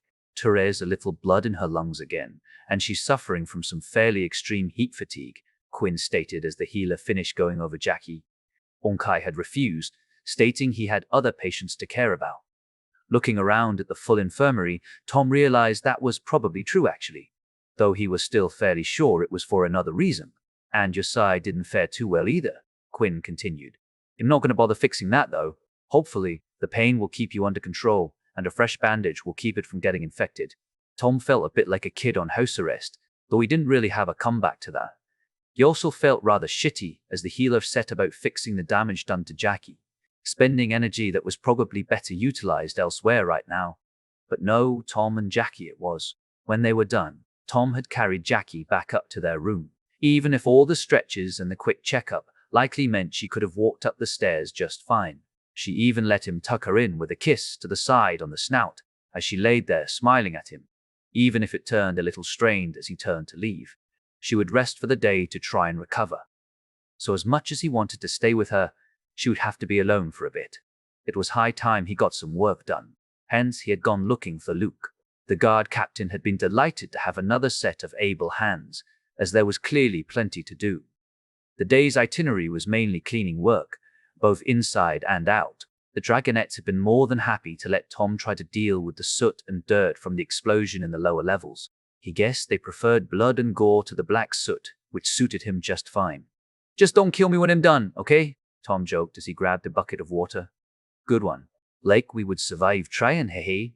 Luke responded, sounding a tad nervous. "I reckon you could right now. I'm unarmed and unarmored, and don't worry about offending me if that's the problem. I can take a joke," Tom tried in a friendly tone. "They were all friends here after all." "Yeah, I somehow doubt that," Luke responded, loosening up a bit. "You feeling okay?" "She looked a little rough," Luke continued, clearly searching for the right word. "My head is not doing so hot and I'm a little sick from drinking, but other than that, I'm fine, I think. If you get worse, just let us know. We won't be working you to exhaustion after what you did." "Can you even get exhausted?" "Oh yeah, I can. It just takes a bit more." "Now, where were the brushes?" "Helix has a few down there already. Send them up in a bit, would you? He needs to have his bandages checked midday." "Sure thing," Tom replied, hefting the bucket and making his way down. Luckily for Tom, all the bodies and larger bits had been dragged outside by now, but there was still a lot of blood in addition to all the soot, and it was starting to stink, too. Chatting with Calix as they worked, Tom learned that the Darklings were going to be burned on a pyre, or more likely, several. The bat things were too large to be moved, nor would they be allowed to be burned. Hence, they would be cut to pieces and taken away to be discarded. Tom thanked his lucky stars he had avoided that particular duty. Prying further, they apparently planned to simply throw the pieces in a rocky gorge a ways away that they used for refuse and other nasty stuff. Burying things wasn't really a practical option when you lived on a cliffside. They didn't want to just dump it off the edge either, since they got their water from the bottom of the gorge. As he brushed away, pouring on more water, he had to admit he was struggling a bit to keep focus, and his headache was getting worse too. Short of last night, he had been nursing a headache since the battle pretty much constantly, but it was definitely getting worse. His vision was also continuing to fuck with him. often going out of focus or going double. He didn't feel that tired, nor should he be. He had gotten plenty of sleep, even if some drinking had preceded it after all. If it was the painkillers acting up, he couldn't do much except tough it out anyway. Actually doing some work might even help burn it off, so he kept at it, making sure to drink plenty of water. Honestly, Victoria scolded the uncomfortable-looking young dragon as he sat on his haunches inside the warehouse. He was now decidedly more grey from all the dust he had managed to kick up. The shine was gone too. There hadn't been a soul here, so either they were too late or it was the wrong place, which really didn't help with the general mood in the room. We will figure out damages later. At least the place is still standing, but you will be paying for some of this. I'm sorry, Tigra21 answered, sounding genuinely sad.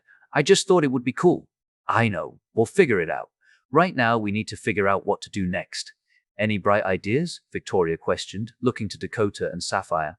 Balathon was already at work, sniffing out the perimeter for anything familiar. Well, there was the one who got away, or the man they apparently worked for. What was his name? Sapphire answered. Truth be told, she didn't fancy their chances of finding a lone coward likely in hiding. The big boss dude, though, that might be possible. Gyros. Do we know where to find him? He would definitely know, Dakota finished. Found someone. They're in there, Balathon shouted from behind a stack of crates. That got the attention of everyone present. They quickly surrounded the tower of crates, in case whoever was in there made a run for it. Balathon fairly quickly managed to sniff out the entrance, and with some help, they pried off the lid, revealing a small passage. Two of the Hashor guards went inside. A considerable commotion echoed out from within as a woman screamed in terror. Weapons were readied as, kicking and screaming, a decrepit-looking female dragonette was dragged out by her feet. No, leave me alone, please. I didn't do anything. Please let me go, I won't come back. I swear, please just let me go, she pleaded, tears running down her panicked face. She was clad in some kind of patchy sack-like material, forming a kind of crude dress which poorly hid just how thin she was. That is no flaxen, Sapphire stated, lowering her bow. No, it is not, Dakota agreed, looking at the sad spectacle with a distraught expression. The two guards dragged her to her feet, revealing a set of ruined wings that, judging by the faded scarring, had been like that for a while. Hello, miss. You may call me Colonel Hashor. We are investigating a kidnapping. If you cooperate, we will not harm you in any way. What is your name? The panicked woman seemingly calmed down, at least a little, as she stood hunched down before the colonel. Sapphire couldn't guess her age under all the muck, but she didn't look that old.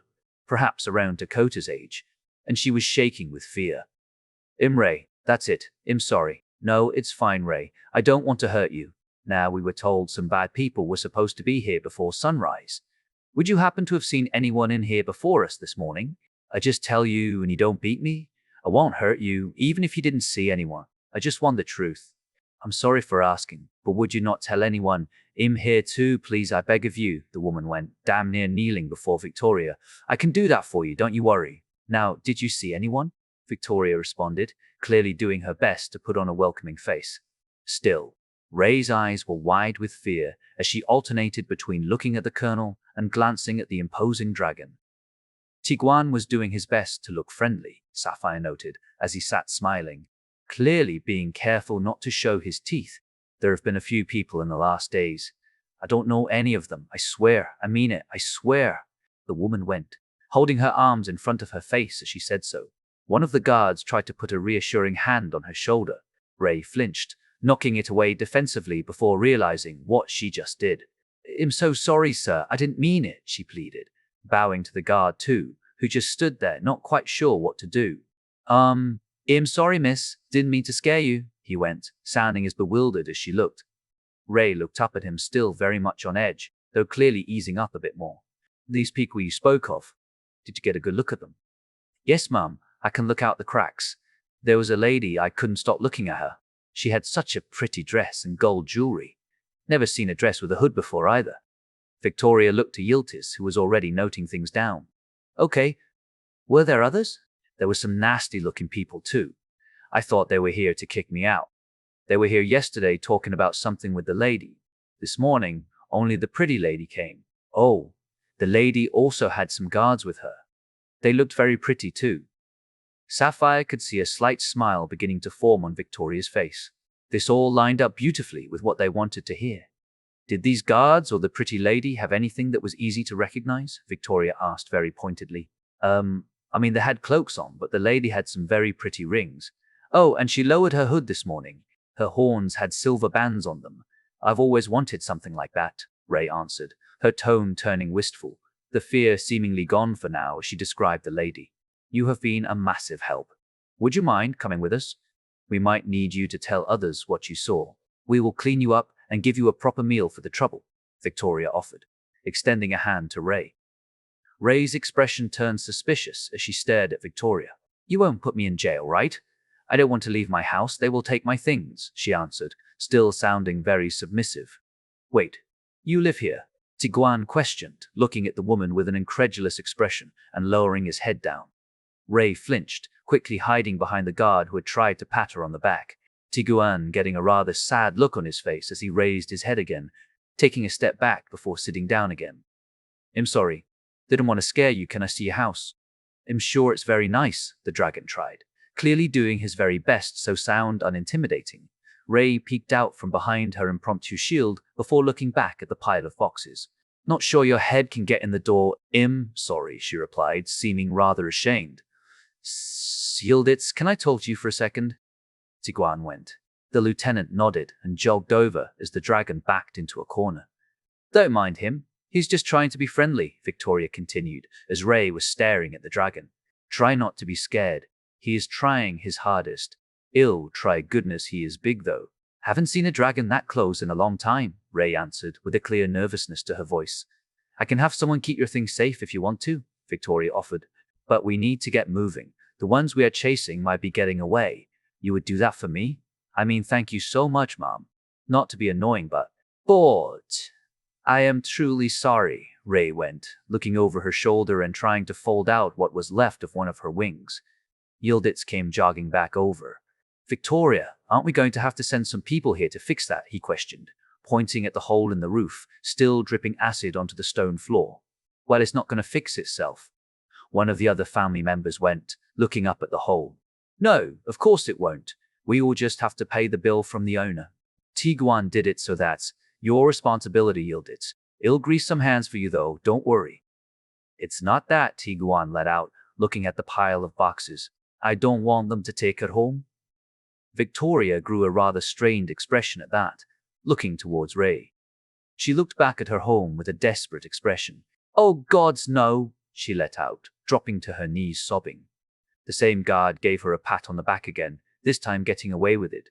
Sapphire just stood there, not sure what the fuck to do in this kind of situation. She had lived here for a while, so this was hardly news to her. Hell, she'd been pretty close to being without a roof over her head at some point, even if it never actually got that far. Tigra21 was looking around, shifting his weight from one leg to the others, clearly not happy either. Yieldits trying to calm the dragon down. Dakota, can we do something?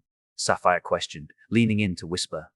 What do you want me to do? She can't help but the keep and we are stuck here for a while yet. You want her to stay with us at the tavern? There are thousands like her in the city. We can't save them all. I know, but never mind, Sapphire conceded, pulling back, not sure what else to do. Can't she sleep in my stables for a bit? Tigra21 pleaded, looking down at Yieldits. No, Yildiz responded with a shake of the head. We can't bring a homeless woman off the street into the training fields. But I broke her home, the dragon pleaded. I'm not homeless, Ray protested, sounding distraught, looking to the tower of boxes. It's just not as good as others. We're gonna have to figure out compensation later. For now, you two stay here and guard her house, Victoria interrupted, pointing at two guards who nodded politely despite clearly not being very pleased with that assignment. We need to get moving. Have you ever ridden on Dragonback before? Victoria asked, looking at Ray, who looked back up at the colonel, eyes slightly wet. No? Well, you are going to. Tigra21, we need to get moving. I promise we will find a good solution to this. Can I grab something? Ray asked cautiously, looking to Victoria. Sure, just be quick about it. Thank you, Ray replied, doing a small bow before going over to the entrance and crawling inside on her hands and knees. Sapphire shuddered at the thought of living like that. She could hardly handle crawling through a narrow tunnel. Actually living in one was beyond her. We could just give her a bit of money, couldn't we? one of the other family members questioned, gesturing at the pile. Surely that can't be expensive to replace. We will figure it out, but we need to move, Victoria replied. It didn't take long before Ray came back out, wearing a battered helmet that looked like it had been rather nice once. It was even engraved by the looks of it, and she was hefting a light crossbow. Sapphire didn't think Ray had the strength left to cock it, but she had a few bolts for it hanging from a patched-up belt. It looks crap, but it works, I swear, Ray let out, trying to straighten her back. Sapphire stared dumbfounded for a second. Where the hell did she get that and why? Very good, now let's get moving, Victoria went, after staring a bit herself. Tigra21 moved over to the wide double doors as the bars were removed, swinging them open. Come along now, Ray. Ray's brief show of confidence quickly melted away as she looked up at Tigra21. I haven't flown in years. I promise he won't bite. If he does, I will have him demoted to cadet, okay? Okay, Ray sniffed in reply. Thank you. Hang on a second, Balathon interrupted. There were 3 people here this morning, right? Yup, Dakota answered him. You found something? Yeah, she didn't like her mask. Oh, what a fucking idiot, Victoria let out, sounding delighted. She did look rather angry this morning, Ray added in, seemingly happy enough they weren't leaving just yet. Balathon came back with a white handkerchief. Shame they didn't put their name on it, he went, holding up his prize. It stinks of her, though, if it's hers, of course. Could be a guard's, I guess. That's silk. You don't just throw that away unless you are remarkably poor at managing money, Dakota responded with a smile. Store it somewhere safe. We might be able to get a city guard to verify whether it's hers. Can do, Balathon let out with a grin as he packed it away. Can it, respecting one with a fine big animals to be and rage to minimize with accomplished of what Yuji am not feeling brilliant. Judy. I'm not feeling brilliant, to be honest, Tom went. They hadn't even been at it for an hour, so Tom felt rather pathetic right now as the heavily wounded dragonette scrubbed away. Tom hadn't been getting any better though. His head hurt, and he was growing more and more nauseous. His vision definitely wasn't getting better either. Take a break if you need it. It'll stay a bit longer if you want, Calix responded, not sounding too annoyed. Thanks, dude, Tom replied, trying to sound appreciative as he sat down on a half-ruined bench. He felt like shit, in fact. Grabbing the bucket of water, he emptied it out onto the floor before puking in it. Bloody hell, dude!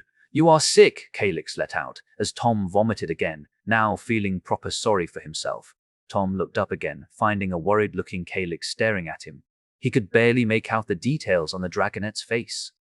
He tried wiping his eyes to see if it was tears, but his hand came away dry. This isn't good, Tom let out in realization. I think I'm going fucking blind.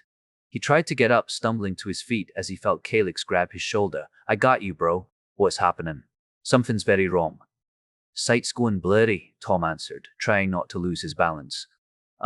Is that normal? Calix questioned cautiously.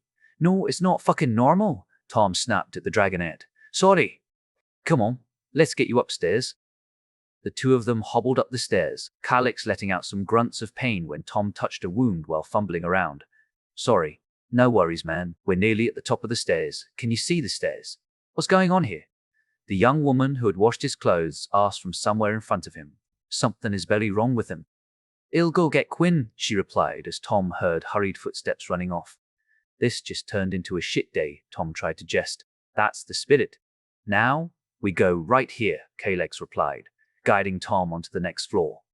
It was an annoying process, but they made steady progress. By the time they made it to the grand hall, they had gathered a few people around them, including Quinn. Tom couldn't even recognize her face, but the voice fit. What the hell did you do?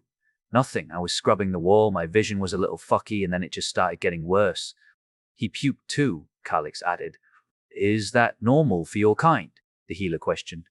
No, it is really not, Tom answered, trying and failing a bit to keep calm. I asked that already, Calix tried to clarify. Sorry, didn't mean to be rude, Tom tried, apologizing. He was fairly agitated right now, though. He needs to lie down. Put him on that table. The infirmary is full. Do you have any idea why this might happen? Quinn questioned. Don't know. I mean, I took a painkiller yesterday. That's not supposed to be mixed with alcohol. Never heard of it doing this, though. I took it in the morning, though. Fuck, Jackie got one too. Someone go check on her now. Shit! Tom heard Unkai answer, followed by rapid footsteps. She better be fine. She better be fucking fine. Why didn't I just stay with her? We were fine at breakfast too. At least mostly. Can you see anything, or is it just black? Quinn questioned. It's just blurry as hell, Tom replied truthfully as he was laid down on a table. He felt Quinn clearly do something as she touched his face. What's wrong with him? He then heard Jackalope shout out from across the room. Oh, thank God, Tom thought to himself with a sigh of relief. He's going blind. No idea why, Calix stated, as the one he guessed was Quinn carried on touching his face. She's deaf, numbskull. Write it down for her, Quinn let out, sounding like she was concentrating. What? Blind why? Jackie let out after a bit, not receiving an audible reply. You're fine, right, Jackie? Someone write down and ask her if she is fine, especially her eyes. No blurriness or double vision? It took a bit before the reply came. My eyes are fine, just about the only thing that is, but they are fine. What the fuck? Tom let out, thinking that won over thoroughly. Right.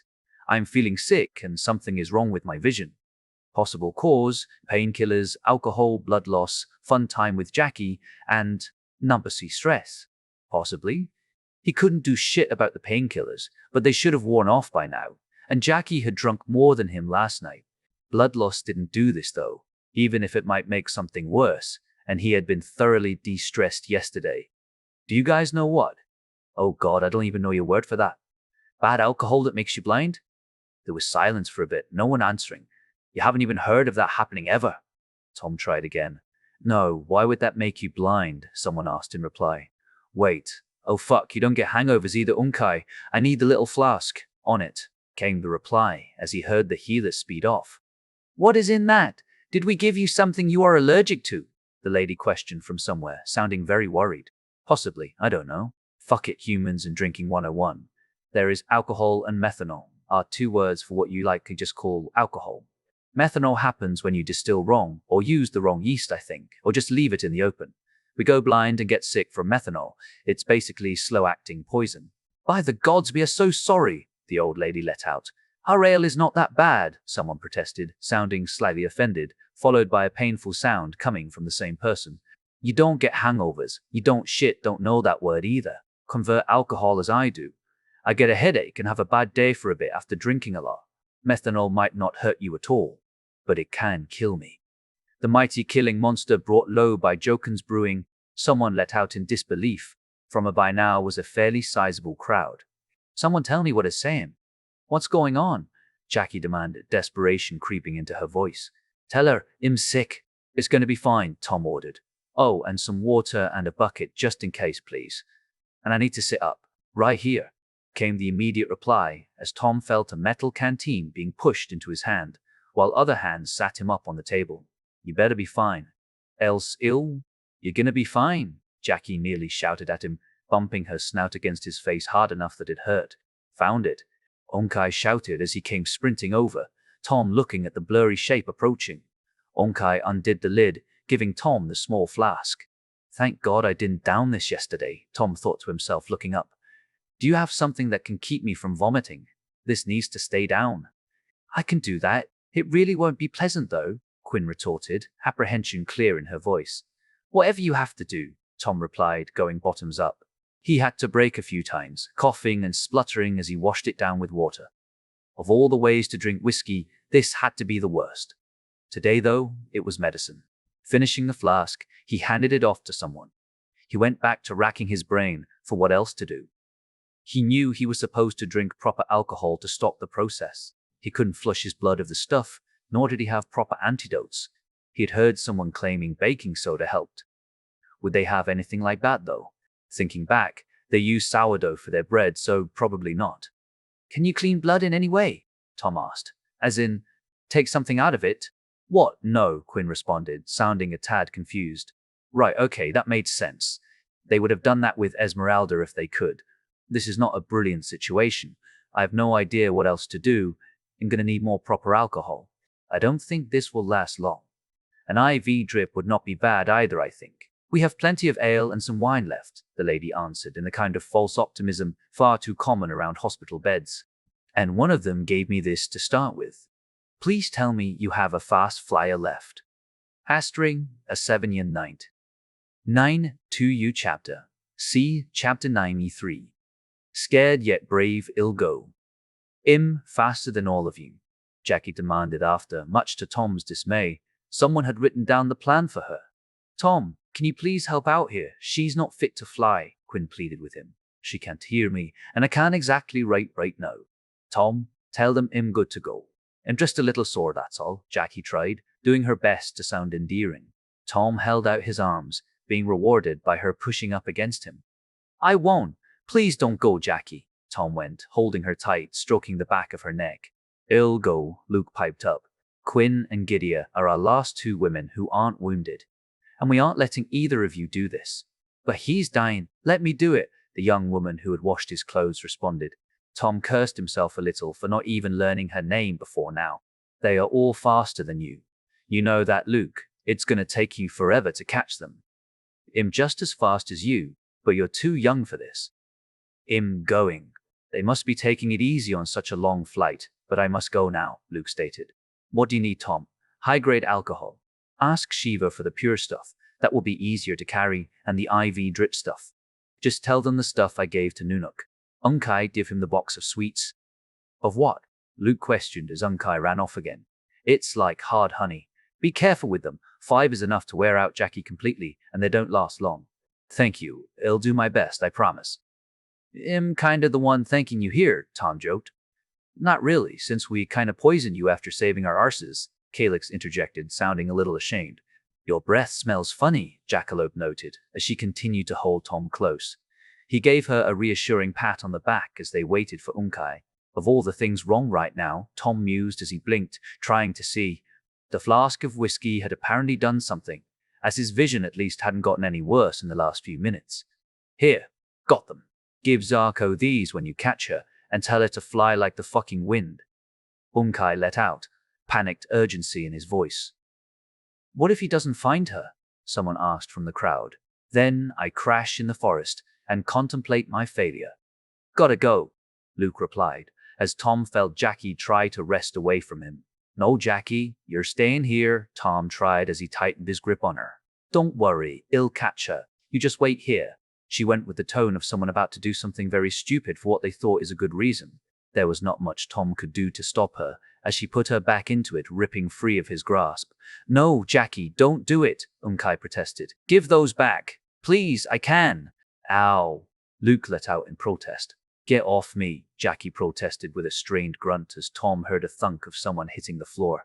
Jackie, don't, Tom shouted out to no avail. Jarix, stop her, she's gonna kill herself. Unkai tried ordering. Tom saw the big blue shape start to move. Don't hurt her, Tom shouted out in protest. Jarix stopping in his tracks as the sound of wing beats filled the air. He'll be back before you know it, Jackie shouted back at them as the white blotch vanished out the open platform door. He'll get her. Don't worry, Luke retorted as another white blotch took to the sky, making for the open outer door. Damn it, Jackie, Unkai protested, followed by a few seconds of silence as the wing beats grew distant. She's gone, and she took the candies, Unkai let out in a defeated tone. I know, Tom sighed, laying back down. I couldn't just punch her out of the sky and not hurt her, Jarix protested. Should I chase her too? No, Zarko said your back is fucked. You might snap something and crash Unkai. Be honest with me, what are her chances? I have no idea. I have no idea. They had an eyewitness and some fairly decent evidence, assuming they could prove whoever it was that had been at the warehouse this morning was a Flaxen, so they were going back to the stockade to get a warrant to search the Flaxen estate. Victoria could, in theory, just waltz in there and demand a search, much like she had done at Bismarti Keep. If they didn't find anything, consequences were likely to be far-reaching though. So, warrant it was. Ray had taken further convincing that they weren't taking her to the stockade to lock her up for trespassing. Nor would they mention where she lived. She simply happened to have seen the lady coming in and out of the warehouse a few times in the last day's time. They also wanted to know if Ray would recognize any of the 2 mercenaries they currently had held. Sapphire hadn't taken her eyes off Ray as the woman tentatively made her way up onto Tiguan's back, Yildiz holding her hand, helping her up. There we go. See, nothing to be scared of, Yildiz tried in a reassuring tone. It was very clear Ray was scared to hell right now, though Sapphire believed she must be excited too. If Sapphire hadn't flown in that long, there would be very little she wouldn't do to try it again. Perhaps that was the driving force as Ray laid down on Tiguan's back, clutching tightly at the harness loops. All secure, Yildiz let out at Tiguan, who raised to his feet. By now, people had definitely noticed them, even if the crowd that had formed looked fairly ragtag, many ducking into the shadows when you looked at them. I don't miss this part, that's for sure, Sapphire thought to herself as she looked around. She might technically be poor, but they lived a nice life at the keeps. Thanks for convincing me to leave this place, she went in a hushed tone to Dakota, who just nodded, looking around as well. You're more than welcome. I'm just happy we didn't bring Fengi along. Sapphire grimaced at that. She would not have enjoyed this. Let's get out of here, Dakota continued, looking back to the rest of their group. She got her wish as Tiguan set off down the street, people scrambling out of the way even if he wouldn't be getting anywhere close to them. Wide wings with dark gray membranes driving him into the sky, the rest of them following suit. Sapphire and Dakota held formation right behind Tiguan, keeping an eye on Ray. She was hanging on for dear life, much as Saph had expected. As they flew, she did tentatively start to move around a bit, eventually peeking over the side. Sapphire let a cautious smile creep onto her face as the woman held out her hand, testing the winds. How can something be so sad, yet so happy? She asked herself as she saw the smile on Ray's face. Tiguan clearly noticed, the dragon periodically looking back to check on his new passenger, a content smile spreading across his face. It was a preciously short flight before they landed back at the stockade. It was a bittersweet moment as Ray climbed down, bowing deeply before Tiguan, trying to thank him. The dragon almost growing nervous, fidgeting a bit. No, really, it's nothing. I haven't flown in years. It was not, nothing. Thank you, Ray responded, looking up at the dragon, still hunched over. You're welcome. You're getting a ride back too, I think, the dragon replied, looking towards Yildiz as if he was checking with him first. The lieutenant chuckled a bit, nodding in reply. Come now, Ray, he can get a little shy when people don't run, Yildiz went, gesturing towards the entrance to the building. Ray's face turned ashamed at that, as she looked back to the dragon, who was looking almost apologetic by now. I'm so sorry, I promise I won't run. I won't run away. I can be brave, Ray let out, getting onto her knees. Tiguan backed up a bit, clearly uncomfortable. No need for that. A thank you will do. Now please, we have work to do, Yildiz went, as he helped her to her feet again, leading her off and gesturing for Saph and Dakota to follow. She's even scared of being scared, Sapphire pondered, feeling damn sorry for the woman. Victoria had broken off to find the city guard captain to acquire the necessary paperwork for what they were planning. Meanwhile, Sapphire, Dakota, Yildiz, Maiko, and Ray went in search of Sergeant Lanuk to figure out where their prisoners had ended up. As luck would have it, the sergeant had been making his way to the roof, likely expecting their arrival. This time, the greeting was a humble bow to Yildiz before he led them down to the holding cells, where the two mercenaries were being kept for the moment. Sapphire had moved up to behind Ray, putting a hand on her shoulder. The woman winced for a second before turning her head around. I'm sorry, I didn't mean to. Oh boy, Sapphire went to herself. Still, she needed to at least try and calm the woman down. Hey, don't worry about it, girl. You're in safe hands for the time being, Sapphire tried with her warmest smile. This seemed to help a little as she moved up beside Ray. I'm not quite used to this much excitement, Ray let out, with a little sigh, trying to smile, her expression quickly fading back into worry as she looked into an open jail cell. A distraction perhaps that worked well with Tom, Sapphire thought to herself, pondering what to do. I'm sorry if I'm digging too deep here, but where did you get that helmet? Oh, this old thing, Ray replied dismissively, lifting the helmet a bit before putting it back in its place. I bought it back during my stint in the citizens' militia. It's nothing special. Doesn't look that way. It's nicely engraved, Sapphire pushed, hoping some casual conversation would help a bit. Oh, my brother did those. He's not here anymore, Ray replied, looking down. Sapphire winced to herself. Right, perhaps something else. I'm so sorry. Was it good in the militia? Haven't been myself. My brother is a reservist though, I think. He's a tavern guard. Yeah, I was a reservist too. Most of us are. I stood guard at a few places, mostly my brother's shop, Ray replied, her face growing even more distraught. Sapphire didn't really have any other ideas for small talk, so elected to put an arm around her, trying to provide a bit of comfort instead. They had made it to the cells in question not long after that. Yildiz stopped them outside the door, turning back to look at Ray. Now Ray, you need to remember, These people are already caught. Just because you say they were there won't make their situation any better or worse. So just say the truth. We just need you to point out the ones you saw, okay? Okay, Ray echoed, clearly very nervous. Sapphire still had an arm around her as the sergeant opened the door to the large holding cell. The male kidnapper had seemingly woken up again, as he was sitting back up against the wall on a small bench. The woman had taken a stool and was currently sitting staring daggers at them, though she did seem a tad confused as to why Ray was here, eyes flicking over to her a few times. There were 5 other unlucky individuals sitting or standing around the cell, also looking less than pleased. Ray took quite a while, looking around at everyone in the cell, seemingly still reluctant to answer. Sapphire gave her a squeeze and a pat on the shoulder. They won't hurt you either. We're here. She tried to reassure Ray, who had started shaking slightly again. Him and her, she eventually went, pointing at the 2 they had caught. Bingo, Sapphire thought to herself with a smile. That was proof that the kidnappers had been at the warehouse and that Ray had seen the people involved, a fact Yieldit stated with considerable smugness to the sergeant as they made to leave the cell. They received a few choice curses from the prisoners on the way out, which caused Ray to duck her head and crouch slightly. Sapphire was caught by surprise as Ray slipped from her grasp momentarily. Sorry. Ray apologized once again, standing back up and leaning against Sapphire.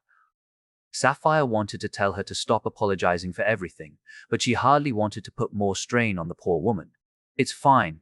Let's go back up to the friendly dragon. His name is Tigra21, by the way. He seems nice. He's so scary though, Ray responded, apprehension heavy in her voice. If you want to thank him for the ride, just try not to be scared, okay? Yieldits added, walking in front of them.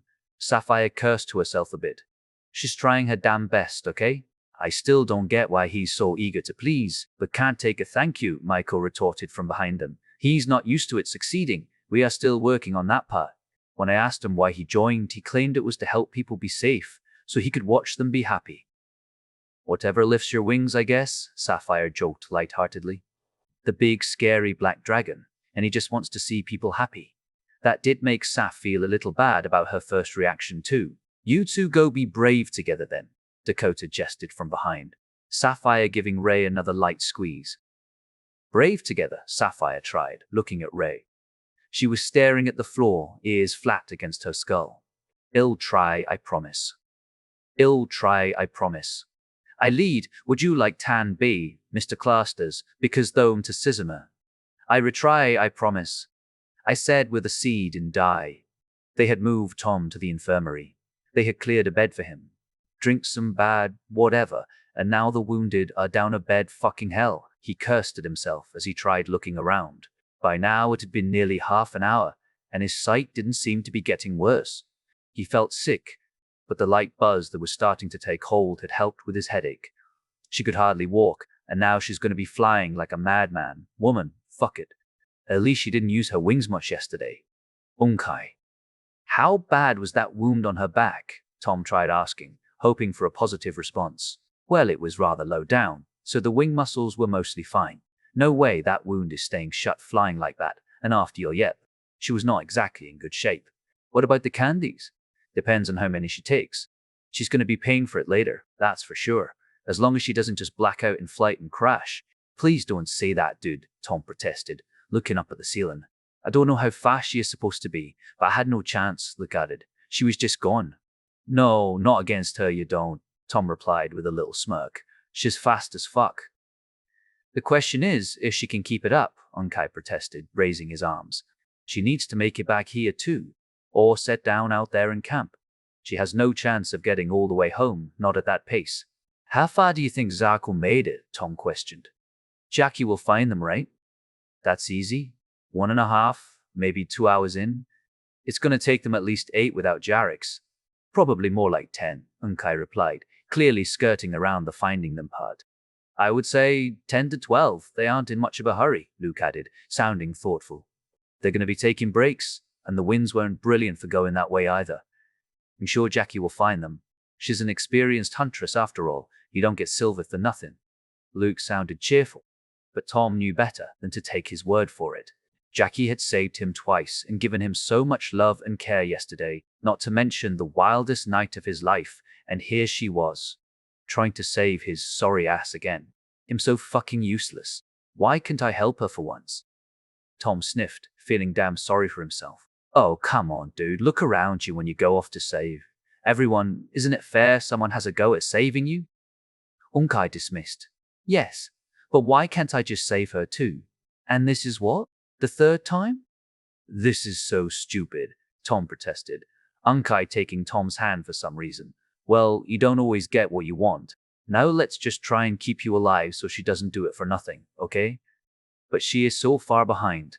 Why didn't they take a guy with them to slow them down? Tom cursed. He tried to think over the situation. Best case scenario, Jackie caught Zarko in 3 hours, being completely exhausted. Then again, Zarko might spot Jackie behind them or take an early break. But if they thought they were being chased, they might run. Jackie would stand no chance then. Tom's line of thought was halted by his stomach wrenching as he did his best not to puke, clutching Unkei's hand tight. The healer quickly grasped what was going on, moving so he was standing over Tom.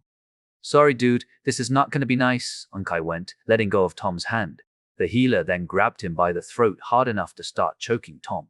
Placing the other hand firmly on his abdomen, the nausea didn't go away. And if anything, it got worse, as Tom felt the muscles trying to make him puke lock up solid. Unkei hadn't been joking either. He felt like every fiber of him wanted to throw up, but his stomach just didn't obey. He was essentially being lightly choked while writhing around in agony as the healer struggled to keep his grasp. You got him? Quinn questioned, looking to Unkei. Yeah, I've got him. I've worked on him before. Hair's a little strange, but it works. Let me know if you need help. I need to change Calyx bandages. I will, don't you worry, Unkei retorted, the strain creeping into his voice. This was apparently not an easy thing to do. The impromptu torture session lasted several minutes before the sensation finally abated, Tom slumping in the bed with a weary sigh. Unkei had clearly also been put under a fair amount of strain by that maneuver, chest heaving as he was staring down at Tom with the same worried expression as previously. Even when you want to puke, you're stubborn, the healer let out as he moved back from Tom's side, shaking his hands a bit as if to get blood through them. That's just brilliant, Tom cursed at himself. Not only was he taking up a bed, he was burning out the healers too, and even if everything went brilliantly, he would not have more alcohol before late at night. Not that he knew how long the first dose would last, but he had a feeling it wasn't that long though. I fucking hate this. You said you couldn't be allowed to puke. Sorry, Unkei apologized. No, not that, just this whole shit show in general. No, you really managed to fuck things up, Quinn replied, apparently not deciding to feel sorry for Tom right now.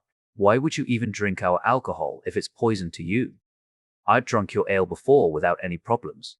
But as I said, something needs to go wrong. All the stuff might be stored badly. Hell, it might even be the yeast you use for all I know. Well, good thing you had that flask with you then. How long will that last? Tom had to think about that for a second, trying to figure out just what might govern that. He had a lot of shit in his system right now. Painkillers, alcohol, methanol, not to mention he was still very much down on blood count. He knew had to be, even if he had no clue how fast different things were replaced. I have no idea. It has to go through the liver where it's broken down into harmful things. I know that much. Oh, so that is why you wanted the liquor. Unkei let out, as if the penny just dropped. To keep it busy, yes? Yeah, you know about how that works. Tom was more than a tad surprised at that. Thus far, the Dragonette's medical knowledge had been rather limited, aside from just use magic. He guessed the healers probably needed to know what the fuck they were doing though. Of course I do, Unkei replied with a smidgen of pride in his voice. His expression changed rather quickly though, as if he was pondering something, face turning dour. How long would it take for this stuff to kill you? No idea.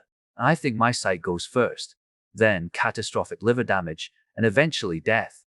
Alternatively, the liver damage could kill me in the long run, I think.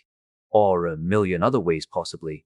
I mean, minutes, hours, days. You don't have a clue?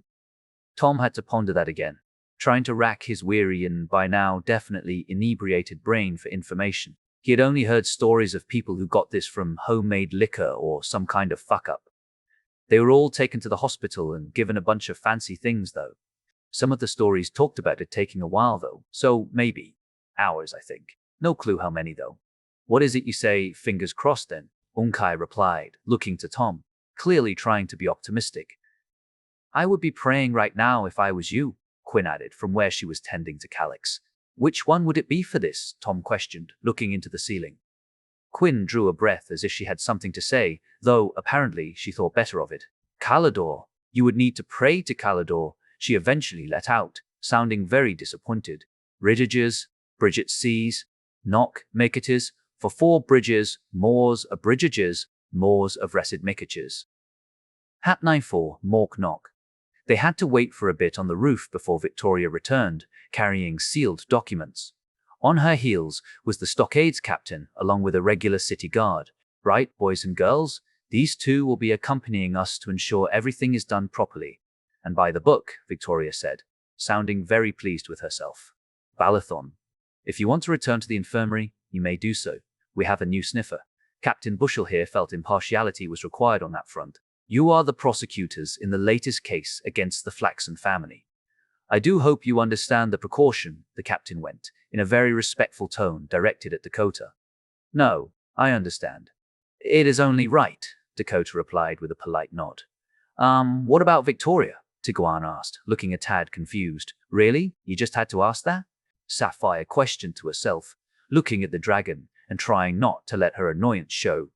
Technically still in charge of the Royal Guard investigation into the allegations against Bismutai Keep, of which Lady Flaxen and her family are very much a part, though the good captain has agreed to provide additional oversight for a bit of added credibility to our findings, should there be any. You coming, Baelathon? If Tiguan is fine with it, I wouldn't mind coming along, Baelathon replied, clawing at the ground a bit. Sapphire drew a slight smile. Yeah, just seeing the faces of those Flaxen bastards should be worth the trip. Sure, Tiguan answered after a bit, realizing it was his answer they were waiting for. Very well, you two mount up then. Same 3-wing formation as before, everyone. Victoria continued looking around at everyone. Yilditz, you know the way, right? Oh yeah, I do, the lieutenant replied in a cocky tone. Do I have to look scary for this one? Tiguan asked, clearly not thrilled with the prospect. Not until we get there, but yeah, that would be helpful if you wouldn't mind. No, I get it. You'll do it, Tiguan replied, looking off the side of the roof for a second with a bit of a sigh. Now, Ray, remember, these are bad people, so we're gonna be scary. You just do your best to hold it together. You don't have to say anything, and I'm sure Tiguan here will protect you. Sapphire went, trying her best to sound reassuring. No one is getting hurt on my back. That's just not happening, Tiguan added. If they are as bad as you say they are, I will scare them, but I'm not mad at you, okay? The dragon tried looking straight at Ray, who Sapphire could feel shrink down under the dragon's gaze. Hey, if you need a reason to be mad at them, you're dealing with incestuous murderers and kidnappers, Baelathon let out in a distinctly unimpressed tone as he walked over to Tiguan. Don't forget, they tried to label us traitors too. That could have wiped out the entire keep if it had stuck. I will show no quarter to those who tried to kill my kids and burn my home, Dakota stated very plainly, looking at the dragon. Oh, and the bribery, Baelathon added as he beat his wings to make it onto Tiguan's back. The dragon lowering a wing for Ray, Sapphire leading the woman up before jumping back down again herself. Yes, that too, Baelathon, Dakota replied, shaking her head a bit. I almost feel a little offended that the slights to my own barons and the Royal Guard's honor weren't mentioned, Victoria added, though there was a little humor in her voice which vanished as she glanced around the roof. We ready to depart? She received no protest to indicate otherwise. Turning to Tiguan, she gave the dragon a nod. Lead on then. Lead on then. Oh, so gods change depending on where you are from? Good to know, Quinn replied, sarcasm heavy in her voice. She'd been less than pleased to learn that Tom didn't, in fact, know a lot about the gods around here, and when he admitted he didn't really believe in the ones he knew about either, she had launched into a full lecture. Looking back, it was definitely the wrong time for him to have said that. In his defense, he had just downed a flask of whiskey, so he was at least a little drunk, which helped with weathering the storm. Oh God, let it end, Tom cursed to himself. He just wanted to make a light-hearted joke, not spark a religious argument. The gods reside over the world, I know that. You don't need to school me in that, Unkai protested, having taken Tom's side. Oh, so what are you suggesting? That he isn't even from this world? Unkai let out, sounding like he just realized he said too much. You have got to be shitting me, Quinn finally replied. Do not say a word. That goes for all of you, Unkai ordered, with a surprising amount of authority in his voice all of a sudden. Can we leave the debate for when I'm not dying? Tom tried, hoping to switch the subject. He could worry about the wrong people figuring him out later. Hell, the people here seem trustworthy enough anyway. Right, sorry. I'm not sure there's much we can do though. Unless you want to risk trying some of the alcohol already here. Your liver is just going to be chugging away, slowly, you know. Yeah, I'm killing myself right now, I got that. Why don't you just try and slow down his liver? Like if you were putting someone into hibernation, Quinn let out, as if a brainwave had just hit her. You can do that? Unkai questioned. Don't you have to, do the whole thing? Sure you can, your training isn't complete, is it? She questioned in a very unimpressed tone. No, Unkai replied, sounding rather ashamed of himself. Also, not to spoil anything, but he's not a dragonette. Can it even be done with someone warm-blooded? When in doubt, throw magic at the problem, Tom let out, throwing his arms into the air. The whole thing would kill him for sure. Might be able to do it with parts though. Move over. I'm gonna try to see if this works. If you live, you will give your prayers to Calador. Quinn, he saved everyone here. Just get on with it and don't kill him. One of the wounded dragonettes interrupted from one of the other beds. Quinn replied with an annoyed harumph. A word of warning. I haven't done this on whatever you are, so it might be dangerous. Actually, yeah, this is probably extremely dangerous. Tom tried doing the math in his head, which just gave him more of a headache. Fuck it, it was likely this. Or trying to guess where the methanol had come from, which he had no idea how to do. Chuck it on the bad idea list and hope for the best. He needed more time. Are you going to be putting me to sleep or just the liver, so to speak? Or I am going to try and put you into hibernation, just the liver though. I think if I try all of you, then you just freeze to death. Might be rough on the liver, but that should be fixable in time if it doesn't end up too far gone. That sounds reassuring. Sure, go ahead. Good luck making it worse. Tom, are you sure? Unkai tried, clearly not convinced by the idea. Best case scenario, they are back here in, 12 hours? It's likely going to be more than that. Even if I'm still alive by then, I don't think it will be in time. Unkai let out some rather distressed noises in reply, but didn't push it further. Quinn's hands were cold to the touch as she rolled him over onto one side, placing them on his belly and lower back. Tom felt kind of cold inside too, uncomfortably so in fact. It felt like a lump of ice was forming in his belly or something, and it definitely wasn't painless either. Would you know if it's working? Unkai questioned. Wouldn't he get better? Quine replied, the concentration clear in her tone. Don't think so, maybe a little, but that will take a long time. It definitely feels strange though, Tom admitted, fighting the considerable pain. Why didn't you just say you could do this? Then Jackie could have stayed. We didn't send her, Tom. She ran off, Unkai clarified, sounding a tad annoyed. It won't fix it either, even if you might be able to pee a bit of it out. Then get him more water. The bastard is fighting back. Right, Unkai went, getting out a canteen of water. Drink like Shiva is winning, he went, clearly trying to lift the mood a bit. Why can't things just be easy for a change? Tom went as he took the canteen, drinking as much as he could. Because you're a damn heretic, that's why. Calador, Lord of Light and Healing, please bless this ignorant heretic despite his wrongful ways, and guide him to the light. For despite his sins, he deserves the gift of life, Quinn replied in an annoyed tone, though clearly concentrating on something now. Tom promised himself not to bring up gods in life-threatening situations ever again as he continued to try and drink more water. Then someone could be heard slowly walking up the stairs outside the infirmary. How is he doing? Jarix wants to know rather badly, the old lady questioned cautiously. He's sad, drunk, and a heretic, but possibly not dying, Quinn dismissive her in a hard tone. Luke, could you tell him that for me, darling? Sure thing, Mum, Luke replied in a kind voice, even if the unease was rather easy to pick out. Tom drew a breath to shout out so Jarix could hear, being stopped by Unkai, who put a hand over his mouth. Don't do that. Just lie still, Unkai pleaded. He's going to be fine, Jarix, don't worry, he then shouted out. Thanks, bro. Next question. Doesn't the liver do blood sugar things? Your blood has sugar in it. Unkai questioned, followed by a few seconds of silence. It didn't taste sweet? What the hell, dude? Tom let out, receiving an annoyed growl from Quinn as an ice-cold shot of pain went through his abdomen. Tom trying his best not to gasp. Lay still, damn you. It was on my fingers, okay? I was curious, Unkai replied in a cautious tone. I think he is talking about how much energy is in his blood, Quinn added, voice still heavy with concentration. Sure that works, Tom replied, gritting his teeth. God, this was uncomfortable. I don't really know, would it? Quinn questioned, seemingly directed to the room. I could get him something fast-burning, white bread perhaps.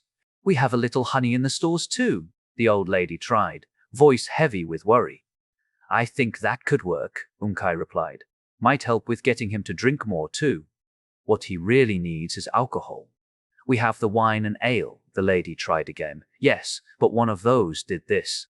We've been over this, Quinn replied. Something about being stored or made weird. There was a bit of silence before the lady spoke up again. So, something else might work? We could get another cask of ale. If it doesn't have methanol in it, then yes it would, Tom clarified. But we have no way to test for that. I say we just go for slowing down his liver as much as we can. That will make the current dose last longer, and then we get him to pee out as much as possible. Unkai went, sounding a bit more confident. It better do something. We can't keep this up forever. Unkai, think you can take over in a bit? I have no idea how to do that. I've never tried putting just a part of someone into hibernation. The male healer replied, confidence once again diminished. God damn it. Don't we have something for you to practice on? A pig or something? They killed all the animals when they arrived, the lady replied, with deep sorrow in her voice. It'll do it, Calix added, from somewhere. Tom wasn't really sure. If it gets me out of scrubbing floors, that is. The kid was sounding way too cheerful of that, false cheer. He knew the risk of doing that. No you don't, Tom demanded, receiving another stab of pain for his troubles. Like you can stop me, Calix replied, clearly trying to sound confident. Lay down next to him. Tom, I'm going to stop for a second to show Unkai how, okay? Tom didn't respond. He didn't want to. That kid was what, 13 or something? First Jackie, now a kid who had only just met him a day or so ago. Don't worry. He will be fine, and so will you. We just need to buy time, Quinn tried, switching to a reassuring tone. He damn well better be, Tom cursed without saying a word. Do it for Jackie. She is going to make it. Do it for Kieran. You promised. You promised.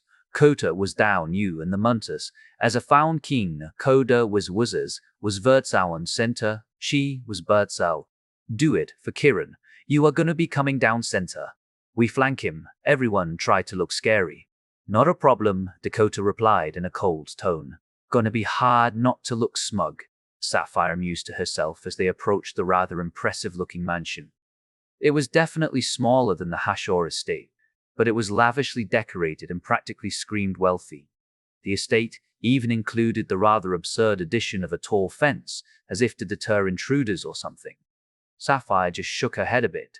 Seriously, those people tried to bribe us with 500 gold. Dakota went as they came in for a landing outside the big front gate.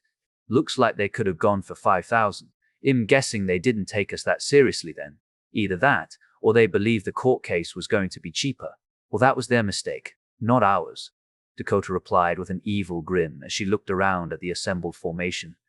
The look on the guards' faces when Tigra21 sat down, flanked by the Royal Guard, the City Guard, and Saf and Dakota, was most definitely worth the trip. They looked ready to piss themselves. Good morning. I'm here to see the lady of the house, Victoria went, walking up to the two unlucky bastards at the gate, focusing on the guy and leaving the woman to try and face down the assembled forces before her. Sorry, ma'am, but the lady isn't here at the moment. Would you want another member of the family? The guy responded as politely as could be expected in his situation. Why would the lady not be home at such an early hour? This is a serious matter which requires her attention. Sapphire was doing her damnedest not to smile, as Victoria kept a perfectly calm and serious expression. Oh, come on, just say it. The lady is currently unavailable for a prolonged period. She's away on business. Gods damn it, so close, Sapphire cursed slightly. Oh, business. I was under the impression she was currently being held in custody awaiting trial. I recommend not lying to me again, Victoria continued, not missing a beat, taking a step closer and looking down at the guard. It would not end well for you. So, are you hiding something else from me? No, ma'am, never. Is there anyone else I can get for you? How about all of them? Victoria went, her voice going hard. The guard seemed to get the message as he shrank down, nodding, before scampering inside. With only one guard remaining, Victoria turned her attention to her. So, have you seen anything you want to share with us? Perhaps certain people being out and about in the early hours of the morning? No, ma'am, I've been here all morning. No one has come in or out, the guard responded back, looking straight ahead. Interesting, are you absolutely sure about that? I feel I should repeat that lying to me would be an exceedingly bad idea. I understand, ma'am. I'm a colonel. I will be addressed as such. Of course. No, colonel. I have seen nothing this morning. I swear it. I do not believe you. Have someone pray for you that in wrong. It was hard to judge fear through a helmet, but Sapphire felt fairly certain that the guard was more than a little scared right now as she looked up at Tigra21, who, to his credit, was doing a rather nice job of putting on a nasty-looking snarl. Ray was still on his back, along with Balathon. The two of them were neatly obscured behind Tigra21's raised head. Ray was clearly nervous as hell, but Balathon appeared to at least be helping her a little. They stood there waiting patiently, all staring down the lone female guard who, to her credit, held her ground admirably despite her opposition. Sapphire had been hoping to see an entire line of fancy-looking nobles marched out in front of them. Instead, she got two finely dressed women coming down the steps from the mansion toward the gate, with a few more guards acting as escorts. The two women did look rather fancy, and very much displeased as they stopped on the other side of the gate. The younger of the two also seemed rather familiar. Isn't that the one who tried to bribe us? Sapphire questioned, leaning over to talk to Dakota in a hushed tone. Yup, Dakota answered plainly, staring daggers at the two of them. Victoria Hashaw. We were wondering when we would have to deal with you and your little posse, the older of the two women went, stepping forward.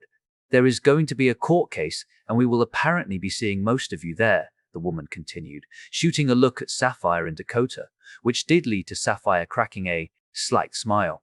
So quit posturing, trying to intimidate us with a dragon that wouldn't harm a cripple, and go away. Well, today's agenda is actually regarding something more recent. To whom am I speaking? You are in the presence of Jamila Flaxen, one of the guards helpfully clarified, gesturing towards the woman while bowing slightly. Very well, Victoria replied, holding up the fancy-looking document. You are to be investigated on suspicion of involvement in an attempted kidnapping. More accurately, the charges are attempted kidnapping and attempted murder by proxy. I believe that is what it says anyway, Victoria replied, presenting the document to the lone guard outside the gate, who respectfully took it and passed it through the iron bars to the fancy woman.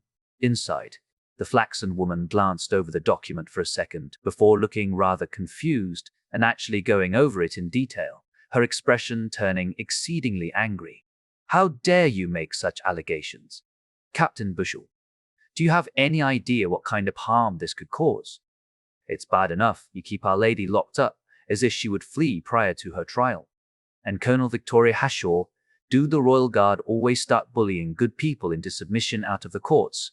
Have you no respect for proper proceedings? Sapphire braced herself for the return fire as Victoria took a step back from the gate, but she replied with perfect calm.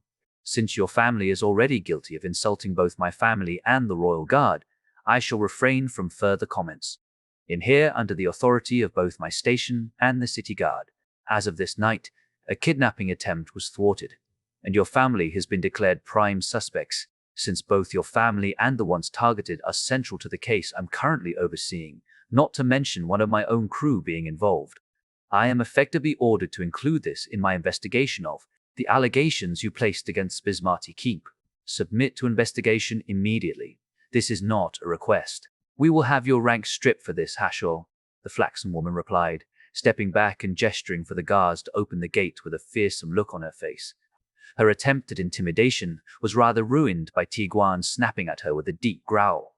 The sound sent two of the guards inside the fence backing up a few paces before they gathered the courage to open the gate. Sapphire's smile only grew wider until she got it back under control.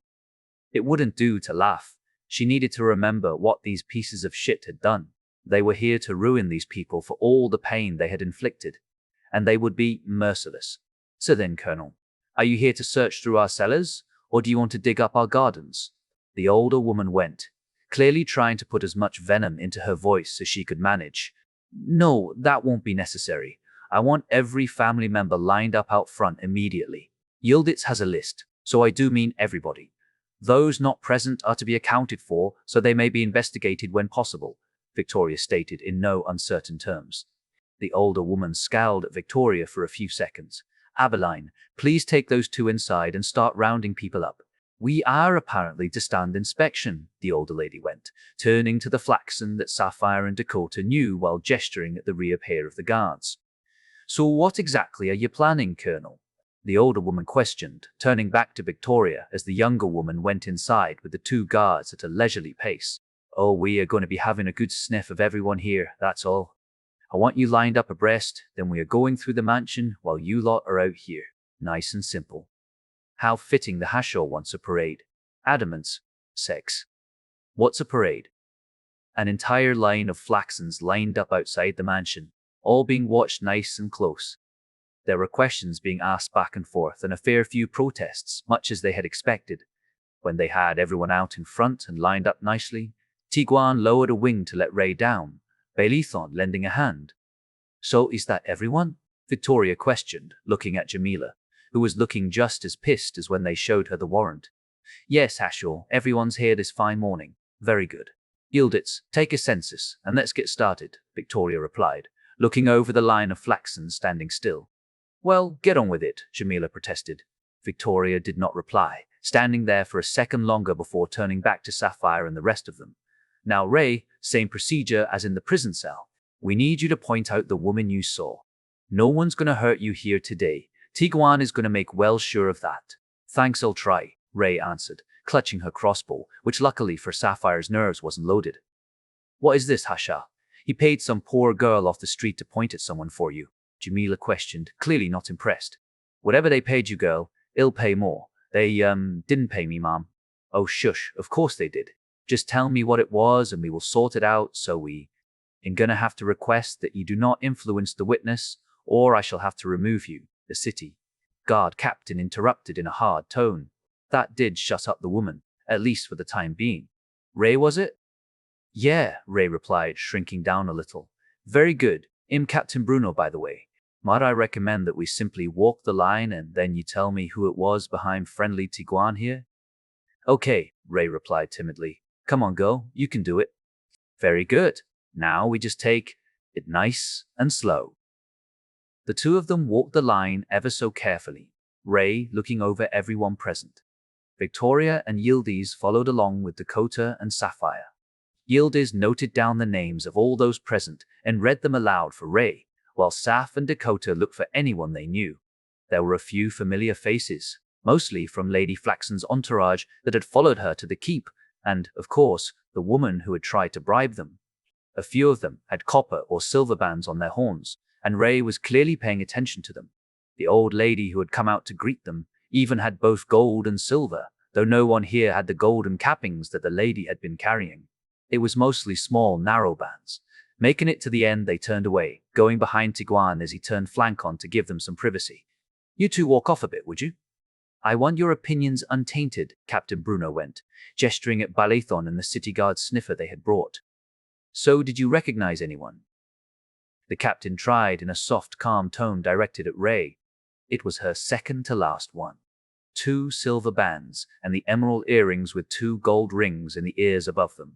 She likes symmetry, Ray replied, still holding her head low, as if she needed to apologize. The captain looked a little taken aback by the accuracy of the statement. That would be never, Yildiz replied, looking down at the census. You sure about it? Ray shrank down a bit further at being questioned, Sapphire putting an arm around her to straighten her up. We just need the truth. Don't tell us one just to make us happy. Did she do it? It was her, I swear, Ray replied, trying to turn away from Sapphire, who just grabbed her by the shoulder and took her into a hug, patting her back. Now, it's fine. You don't need to be scared here. Should I move? Tigra21 questioned, looking down at the two of them as Ray began to sob. I think you're right where you need to be. Captain, I think we got what we needed, Yildiz replied. The captain gave Ray a pat on the back before turning away, going back to the line of flaxens. Sapphire held her ground, standing with Ray as the woman began actually crying into her. What's the matter? Something wrong? They are not going to hurt you. Sapphire tried as softly as she could manage. Dakota walked up behind her, whispering into Saf's ear. I think it's been a while. Well, good thing we can make it last then, Sapphire went, rocking back and forth a bit. Thank you. Ray got out between sobs. Saf patted her on the back again. No need for that. Just let it out. And let it out she did, crying Sapphire a small river. Looking around at the other Hashars and guards, there were some fairly uncomfortable faces, most looking away when Sapphire's gaze fell on them. You sure I shouldn't move? She doesn't seem happy, Tigra21 tried again. Just stay right there, Dakota beckoned, the dragon looking at her, surprised, before looking to Yildiz, who just shrugged. The lieutenant actually looked quite pleased to Sapphire. Okay, Tigra21 replied, not moving a muscle, though clearly tense. You just take your time. Now, sniffers, one at a time, and I don't want to see any gestures at the suspects. If I can have 3 confirmations, then I want them. You may begin, the captain ordered from the other side of Tigra21. The big black barrier at least kept the Flaxens' gazes away. Dartmouth's needies of road. You want. With the Assyrius, Mungo promises, now, the Storius is an old. One is, I may notice. How Kay as returned to the room, setting down a bowl. I also brought you some more of the porridge to help with the blood loss. It couldn't hurt. Yeah, he should eat. Let's get him up, Quinn added from the sideline. Unkai let go of Tom, allowing him to draw a deep breath as the pain, at least, sort of, faded. Quinn was clearly better at this than Unkai, who, in his defense, had just learned the technique about half an hour ago. Or was it an hour by now? Fuck it, he had no idea. Quinn's treatment had been very uncomfortable, but as long as he stayed still, it was tolerable. Unkai's really wasn't. That was a constant, ice-cold, hellish pain. And Tom didn't dare take more painkillers in his current condition. He was fucked up bad enough as it was already. The cold feeling lingered, paired with some serious soreness, so he took a second to appreciate the slight relief, before being sat up in the bed by Unkai and Quinn. Unkai grabbed the plate to start feeding him, Quinn not letting go of his shoulder. Like hell you are, Tom cursed, taking a slice of bread off the plate himself. Soggy bread, water, foul herb stuff, and the whiskey is all gone. What kind of hell have I entered? God damn it, it hurts. Tom cursed to himself as he chewed on the rather stale bread. No, young man, don't be so stubborn. They are just trying to help, the old lady tried, sounding a tad cautious. If he was less stubborn, I think he would have died some a while ago. And a lot of other people certainly would have, Unkai went, sounding a bit apologetic. Tom wasn't quite sure if he should be pleased or annoyed, but it hardly mattered right now. How long has it been since you got this idea? Tom questioned between bites. Less than an hour, Unkai responded, maintaining the apologetic tone. You have got to be shitting me. Can you still see anything? Quinn interrupted.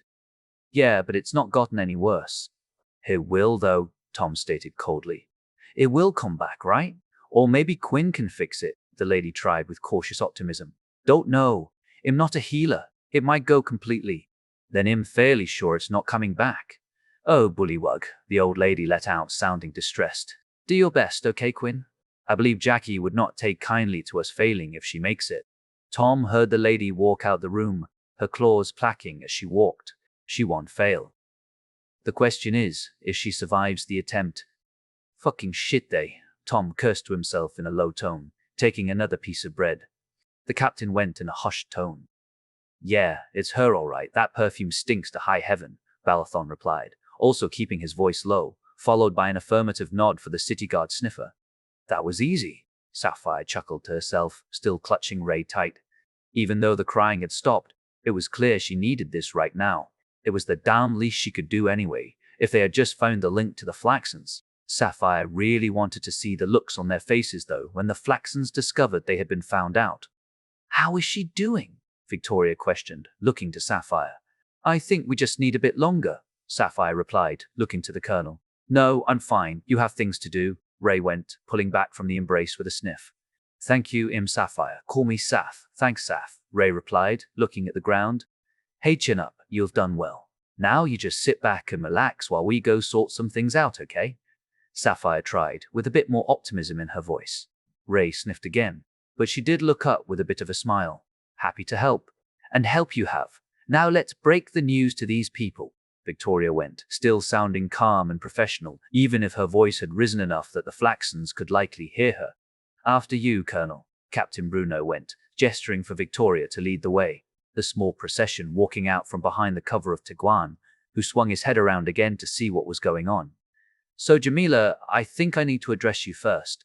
You do of course deny any involvement in last night's kidnapping attempt by either you or your family as currently acting senior member of said family. Yes, I deny any such ludicrous allegations, Jamila dismissed. Very well. Then I assume your defense is that Nevera Flaxen acted on her own initiative, rather than in the family's interest, when she hired a team of mercenaries to kidnap Balathon for the purpose of extracting a ransom believed to come in the form of charges against your families. Lady, and your family as a whole, being dropped? Oh, would you look at that? Sapphire mused, letting an evil grin creep onto her face as she reveled in the confused and terrified faces before her. Many of the Flaxens were turning to look at this Nevera, who was looking like a cornered rat ready to bolt. Victoria apparently agreed, gesturing for two of her family's guards to grab her. Sapphire had seen her before too.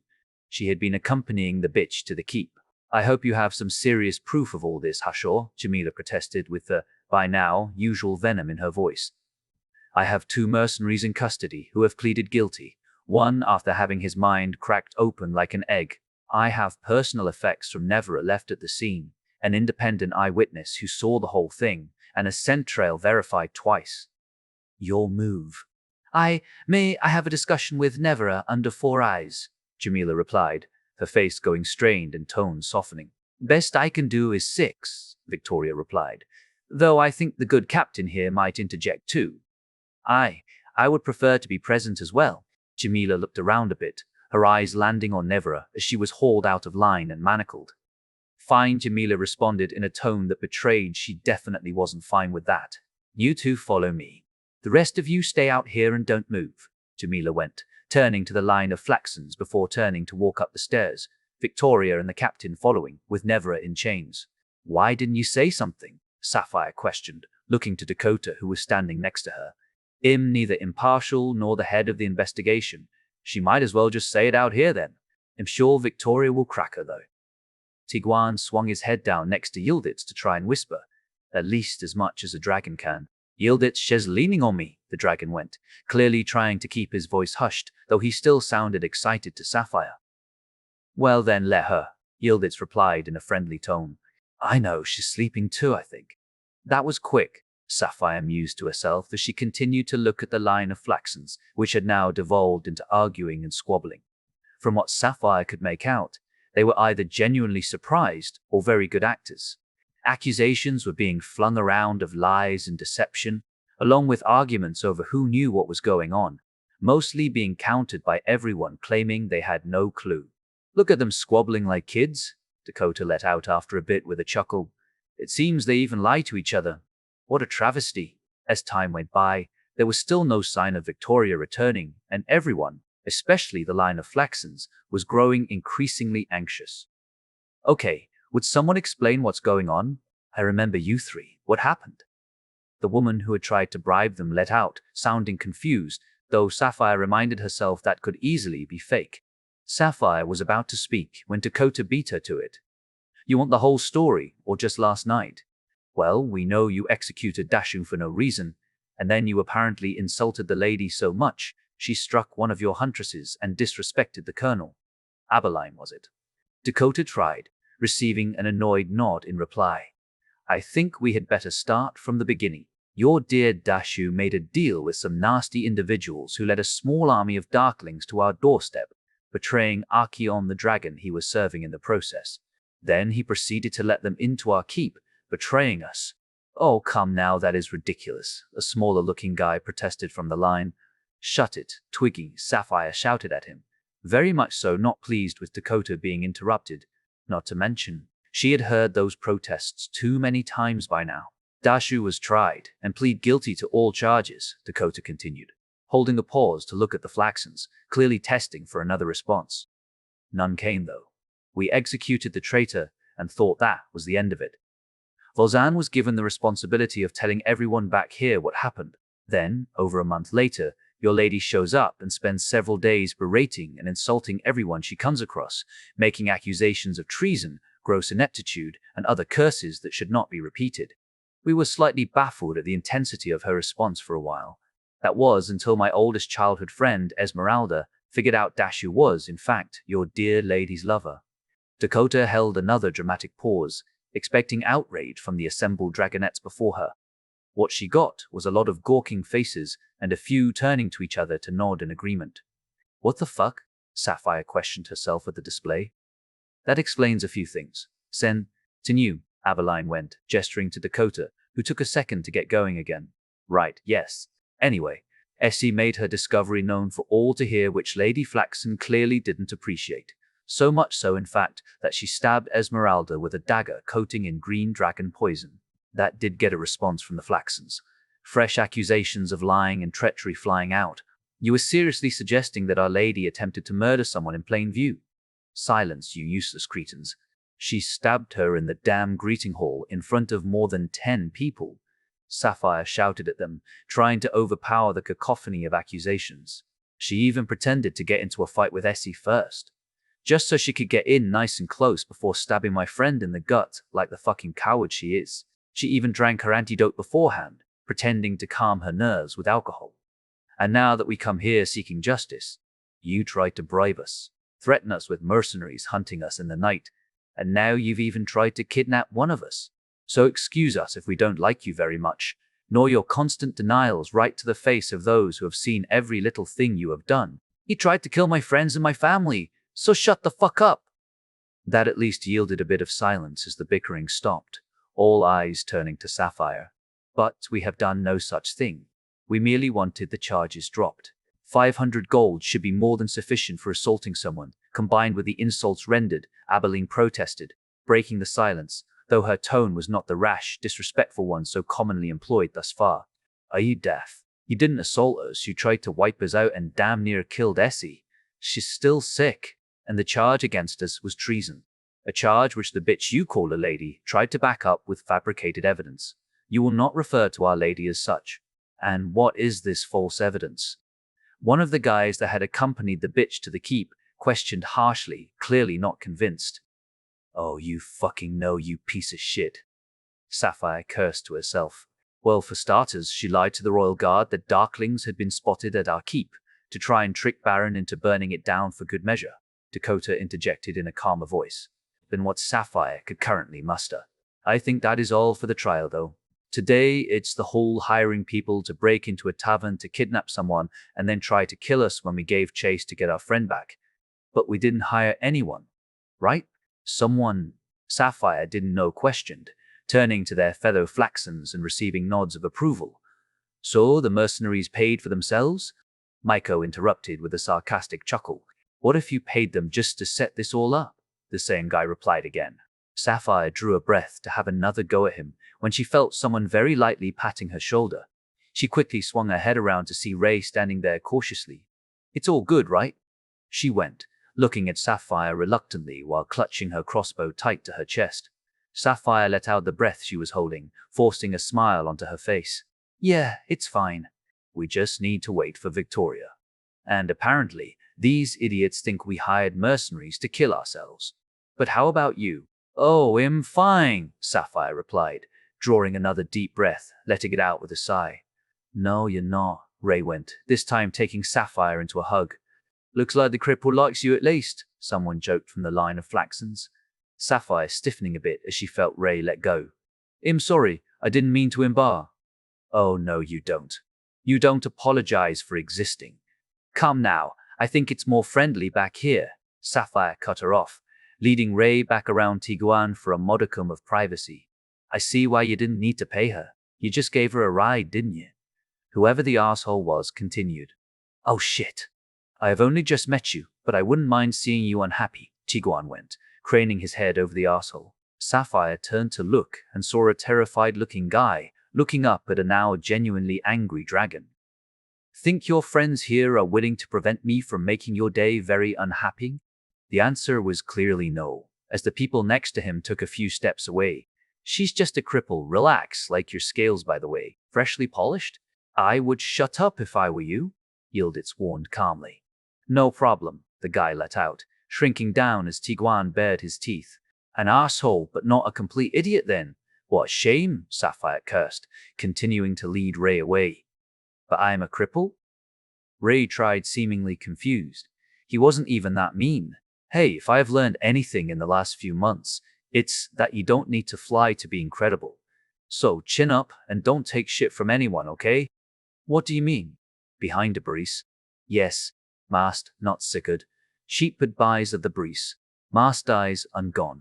Sheep to go, take o tine 6. Dealings, why you so nice? Ray finally questioned, not letting go of Sapphire, who looked up at Dakota, not sure how to answer that one as they sat behind Tigra21. It had been a while, mostly of funny stories and general chit-chat.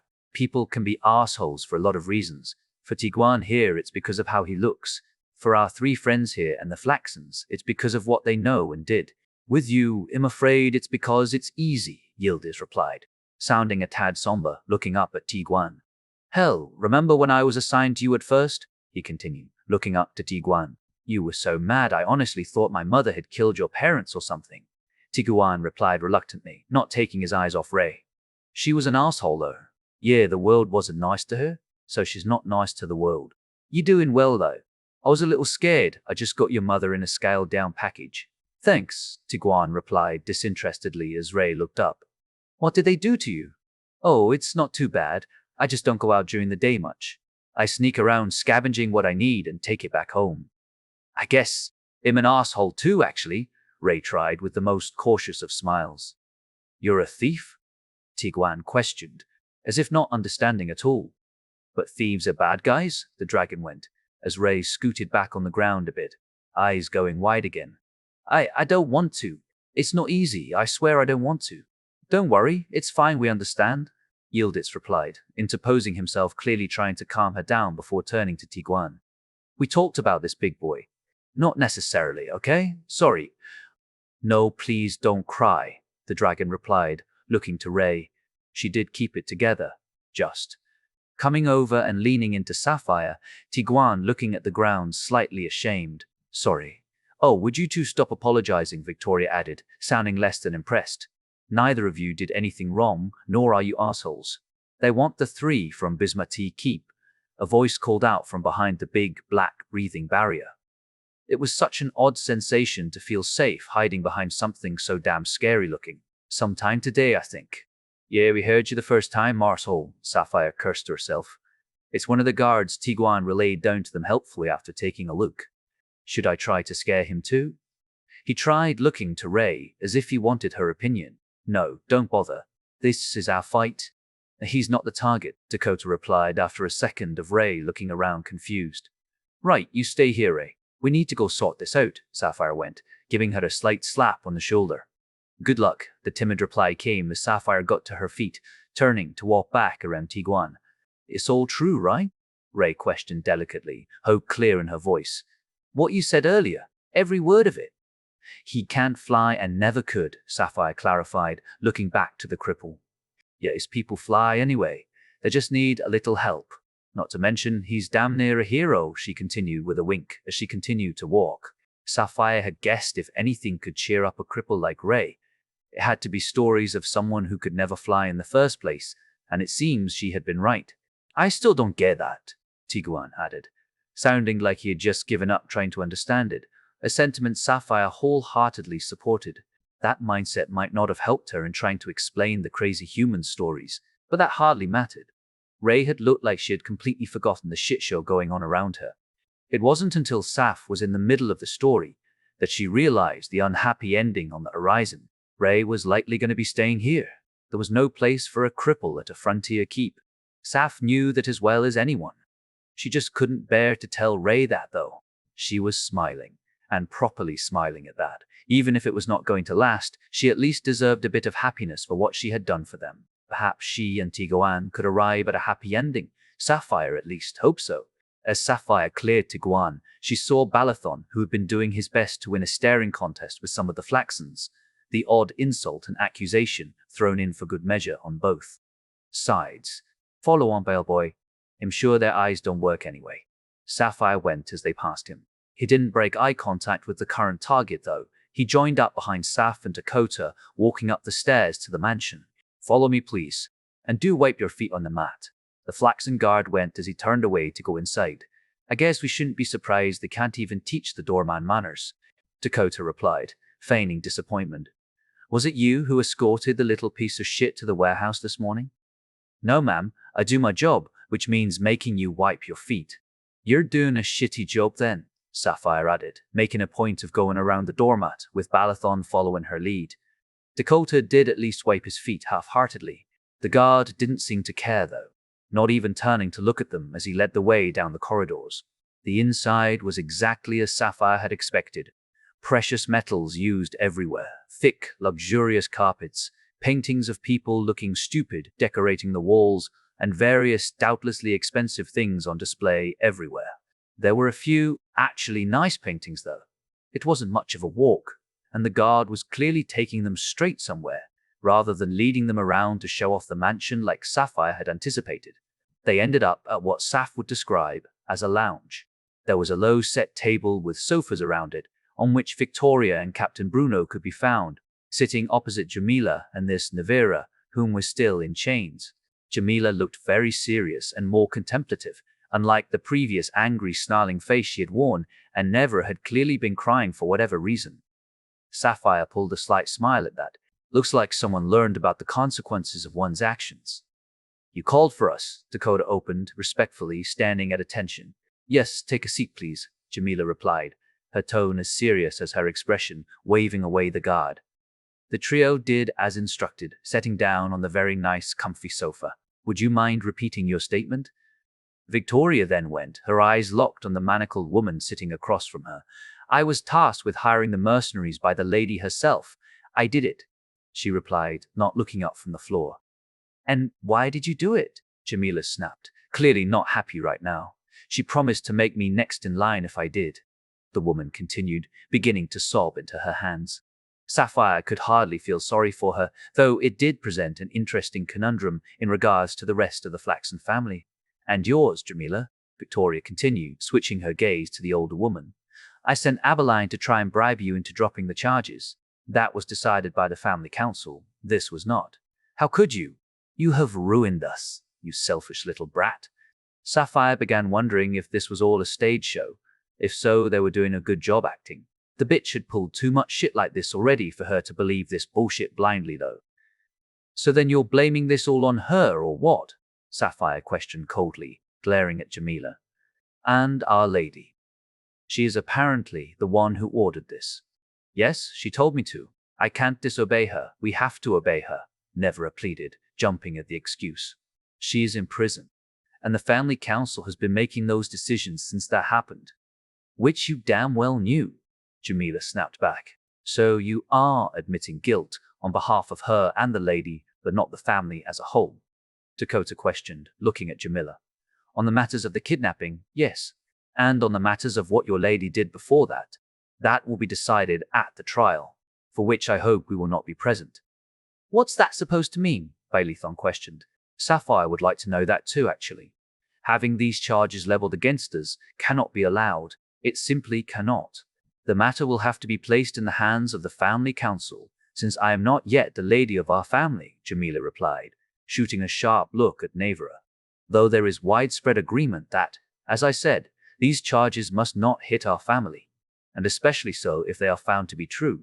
You didn't answer the question, though. Balathon tried again, sounding a tad annoyed. We are going to excommunicate both of them and whoever aided them. We will wash our hands of this mess and be done with it, Jamila replied, looking to Balathon like he really should have been able to figure that out. You do realize that as she is the lady of your family, and went to Bismutai Keep representing your family, not to mention bringing several family members with her. Many of the charges are against you as a family, and not her as an individual, Victoria joined in, receiving an approving nod from Dakota. I am acutely aware. That is, the situation must be resolved before the trial. Hopefully, we can come to an agreement on that front. Are you going to try to bribe us again? Bailethon questioned in a joking tone. That set the gears turning in Sapphire's head. Wait, how the fuck could you not know she tried to kill Essie? There were several of your family members present as eyewitnesses, Sapphire demanded, the realization having clicked. She must have known, yet Abeline had claimed she had no idea. Abeline said you thought she assaulted Essie, not tried to kill her. Yet you had to know. You especially, Sapphire continued, pointing at Nevera. You were there. I mean, she did assault her, the woman meekly tried to defend herself. With a deadly weapon, intending to kill. Pretty big fucking difference. It's called attempted murder, you dipshit, Sapphire replied. Jamila snapped her head at the manacled women, clearly expecting an explanation. We needed the support of the family, was all the answer they got from Nevera. We? Victoria questioned, very pointedly. You traitorous little group of rats, Jamila interrupted before Nevera could muster a reply. You lied to your own family. You dared lie to me, and you abandoned your lady. If anyone is the traitor here, it's you. You're only doing this because you're next in line, so don't act so damn righteous. You're just a scheming old skank. What a fucking shit show, Sapphire concluded, as the two of them descended into an enthusiastic shouting match. After a little over a minute, Victoria interrupted the duel with a loud, "Hey!" which did get their attention, at least somewhat. You mentioned you wanted the charges against the family as a whole dropped. How do you imagine that happening? I do not know, since it's up to the family council, but my plan is for you to get the lady and the justice you apparently crave so much, and we won't try to stop it. Make no mistake, we can keep these trials going for years if necessary. I doubt you have the time nor funds for that, Jamila replied, looking at Dakota. No, but we do, Victoria interjected coldly. We will get them anyway, even if it takes a little longer. So what are you offering? Well then, what do you propose then? Jamila questioned, clearly not pleased with that response. We take you to court, seek compensation for all the strife you have caused us, and get your lady and Nevera here, as well as anyone who saw fit to help them, locked away for as long as possible, not to mention ruining your family's reputation forever, Dakota stated matter-of-factly, which gave Jamila a very cold, hard look as she tried to stare down Dakota. In that case, I think we can come to an agreement. Though this is not a discussion I have the authority to have with you. Colonel, would you allow us to convene a meeting of our family council to make a proper decision on this subject? In private. Victoria looked at Dakota, clearly waiting for her opinion. Well, you have admitted guilt. You couldn't run from that, and we will slaughter you all if you try something stupid. I can agree to that, Dakota replied, putting an emphasis on slaughter, which clearly sank in with Jamila. Victoria turned her head back to the solemn-looking woman, giving her a slight nod. Very good. I would have Nevera testify before our council too, though that meeting will be for our family only. In lieu of your confessions, I will allow you to hold this private meeting, though I must reiterate, we have you now. So don't try anything brash, like Dakota said, that would cost you very dearly. Victoria replied, getting to her feet. Getting to her feet. Tom really didn't have the mental wherewithal to recognize the voice. He tried opening his eyes just to check whether he could still see something. Much to his delight, it didn't seem to have gotten that much worse, though he probably would have struggled to notice any small changes anyway. He's in a hell of a lot of pain, but we are doing what we can. We can keep this up for a few hours with two of us switching. It will buy him more time, but we have no clue if it's enough. I have this. Would it help? What even is that? Wait, how long have you had this? I don't know. Uli got it for me. I think we were supposed to share it. Oh my, I mean, it's alcohol, right? As far as I know at least. I never dared drink it alone. You have actual alcohol? Tom tried, biting in the pain of speaking. I mean, Quinn, do you think it would be smart? And it was so expensive. Do you really want to put a price on saving his ass after what he did? I didn't mean it like that. What if it doesn't work or makes it worse? What is it? Tom went, trying to get a look at them, and failing horribly as the pain of moving shot through him. It's called Wild Brew. It's not for the faint of heart. Is it alcohol? Good stuff, not homebrew? It's from the capital. Has it been opened? No, never. It's wax sealed. Then pretty please, I really don't like dying right now. Tom replied, doing his best not to let the annoyance show. What if it makes it worse though? He's getting worse and worse. And they won't be back until the middle of the night at best. We are just buying time, not fixing it. It's only been 2 hours? Tom let out much to his regret as he gasped in pain. Let's try it. Sit him up again. Oh God, no. Tom cursed to himself as he felt them help him up to sit. The pain was excruciating, and his combination of lightheadedness and the crushing headache definitely didn't help things. If nothing else, the alcohol might just help with that. Tom heard a cork being removed, and shortly after a cup of some really strange-smelling liquid was held up in front of him. Here you go. Now, we don't know how this will affect you, but things might get a little strange. Oh, this sounds like a great idea, Tom tried jokingly, sniffing the cup. There was definitely alcohol in there, and not a small amount. He had no idea what the rest of those smells were, though. Here goes nothing.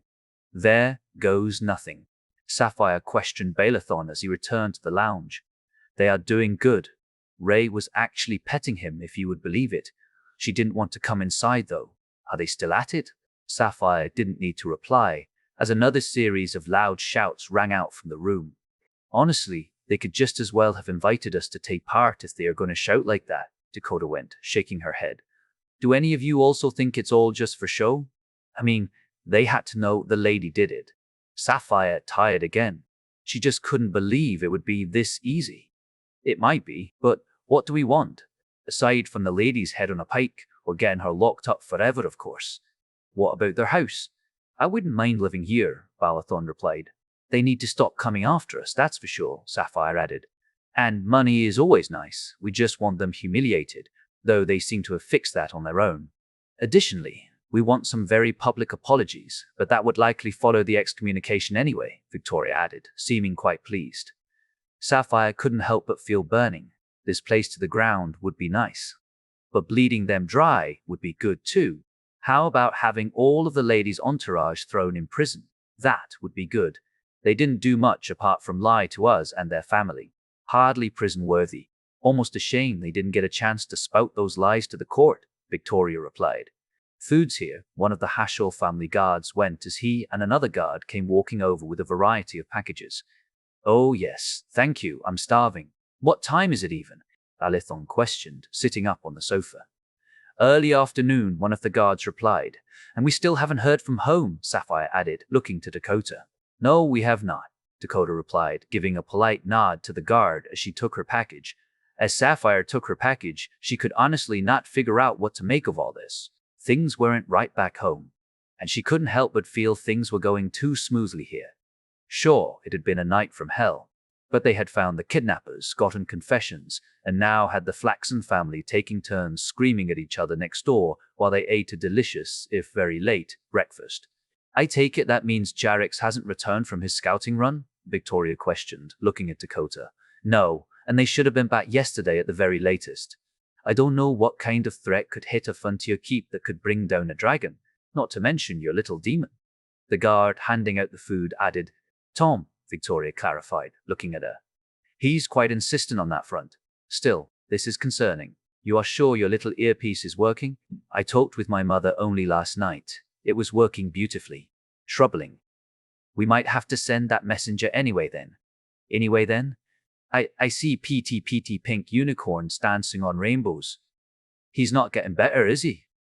Nope, but he's a lot more lively now, and he's certainly seeing something. Do we give him more? Let's hold off till he starts complaining again. I think we might have already overdone it. I think I would drink heavy draughts if my life depended on it too. No, I don't complain, I criticize. Well, he can still hear us. Can you see us too? A hand came waving in front of Tom's face. It was moving so fast. Wait, no, that's not a hand. It's white. That's Jackie. Hey, Jackie go near when. Race, race, race. I guess that's a yes. Do you think he snapped or something? I mean, if he snapped, it's like a branch, not a twig. That's for sure. Fly, fly, little Jackie. Where did she go wee to? I would say shattered, like a glass window on stone floors. Do we need to start with the liver again? I mean, it's been a while, but there's still a long time till anyone gets here, even in the best case scenario. Hours long, time short. Jackie, woohoo. That hurts like hell for him though. Do you think he might try to kill us if we did that? He's unarmed and weak. He's not even slightly scary right now. Yeah, but he's crazy or something. Can we fix that somehow? Look at the pretty colors. Oh, not know that one. Whoa, how the hell do you fix that? Oh shit, Nunuk is gonna kill me if he survives like this. Relax, it's the drink. It will wear off soon enough. Yeah. Dumlaj duen dumpap. I have no idea what that means, but we are gonna have to do something. Should we try putting him to sleep? It might keep him from going more crazy. Or he might not wake up again. Would you please stop saying things like that? Jackie did it, I'm sure, and he will be fine too. Hee hee, Jackie, pretty, not bad. Tom, bonk horny jailsy. Let's just not give him any more for a bit and see what happens, okay? But he said he needed a small dose every now and again. Then we down the dosage a little. If it gets worse, then we hibernate his liver again and pray for the best, okay? Saken, Asake, Seeken, Ka, Shay, Asake, as again. If it gets worse, then we hibernate his liver. Chapter 97. Flaxen Council. It had taken hours, including a lengthy recess. By now, they were actually approaching dinner time, but it would seem the Flaxens had finally started to make up their minds, or they had just run out of energy to shout at each other.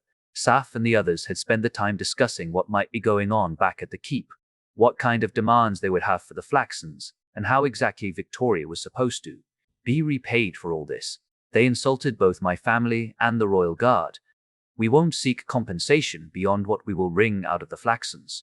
Don't forget you have already provided us with a very valuable piece of kit, Victoria replied, glancing at Sapphire, or more likely the bow on her back.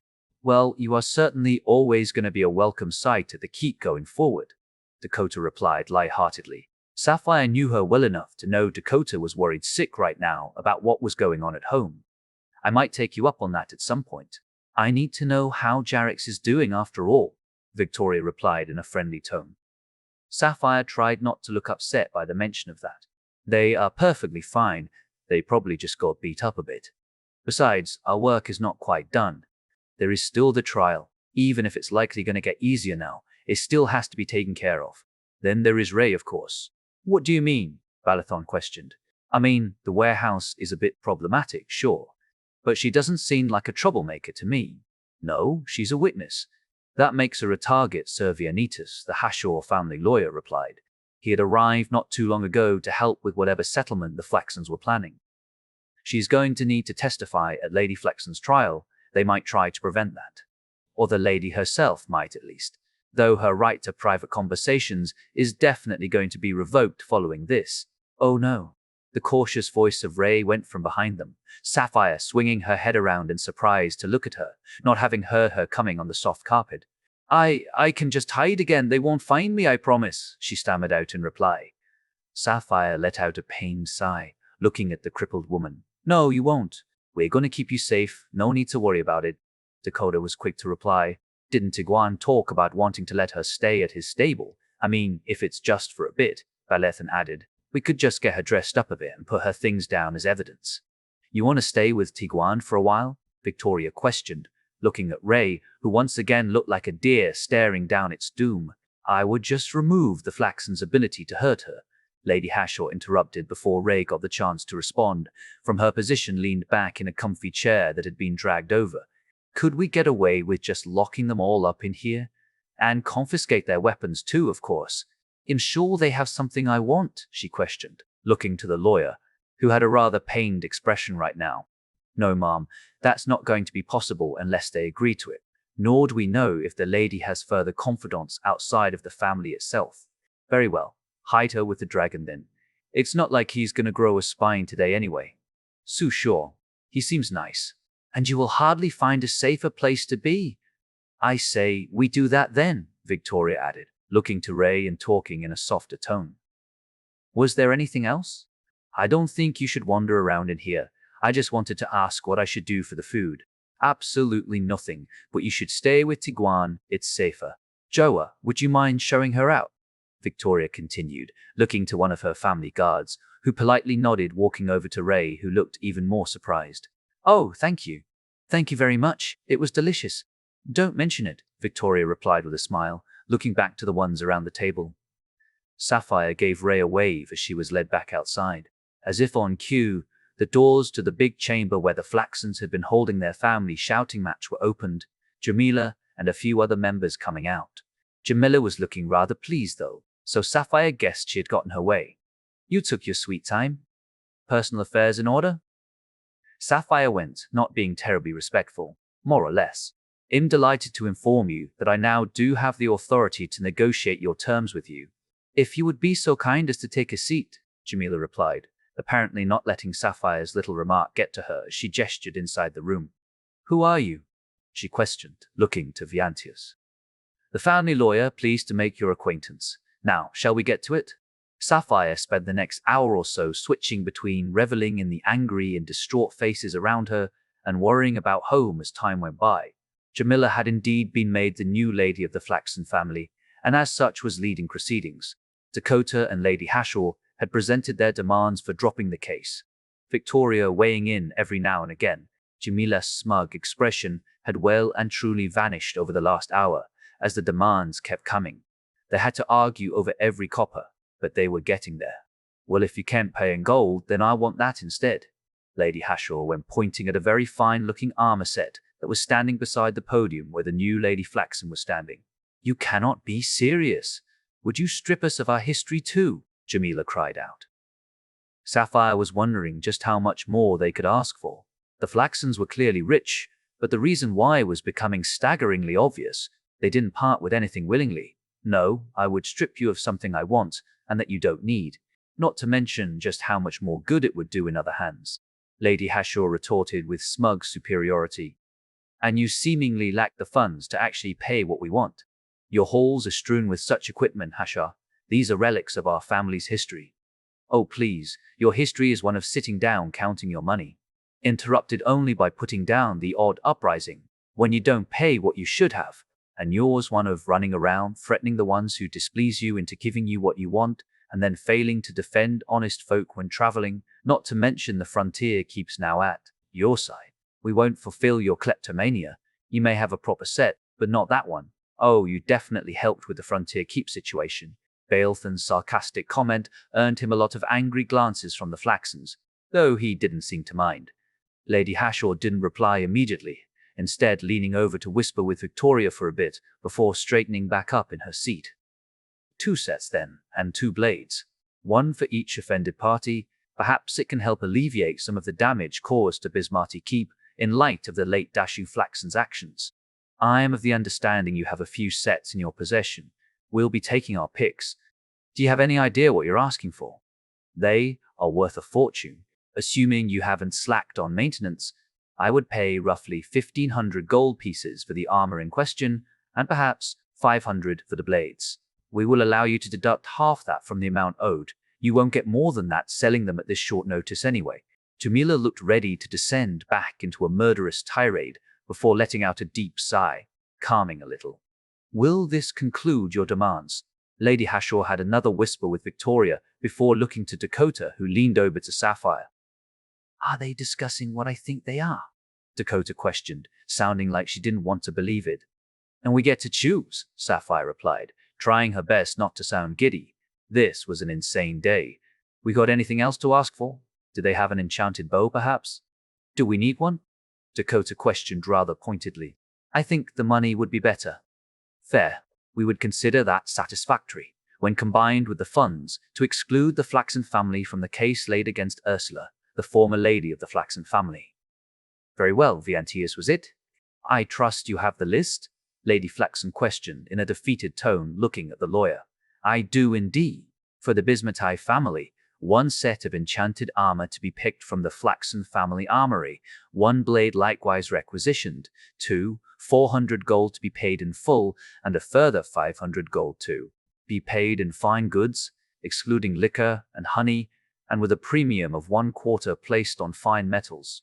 The lawyer held a small pause, looking at Dakota as if to give her another chance to change her terms, before continuing. For Esmeralda Quinlan, 85 gold to be paid in full, and the right to keep the weapon used against her, as well as medical care for her resultant illness to be provided by Quinlan Potions and Care. Sapphire was still a little pissed. They didn't get more for Essie, though that was more than 10 years' pay for them. Granted, they didn't make much. Still, if this all worked out, Sapphire doubted any of them were going to end up poor in the long run. Essie could certainly get something very nice for that. Viantius had then read off what the Hashaws were getting. They weren't getting nearly as much, and the armor and blade nearly took up all the monetary compensation. Sapphire had a sneaking suspicion that was by design, though. Lady Hashaw certainly seemed pleased enough as the paperwork was signed. It stated that both Hashaws and Bismartis agreed to dismiss the case against the Flaxen family with prejudice. The Flaxens had just under a week to get the payments together. In the meantime, Sapphire and company had some work to do.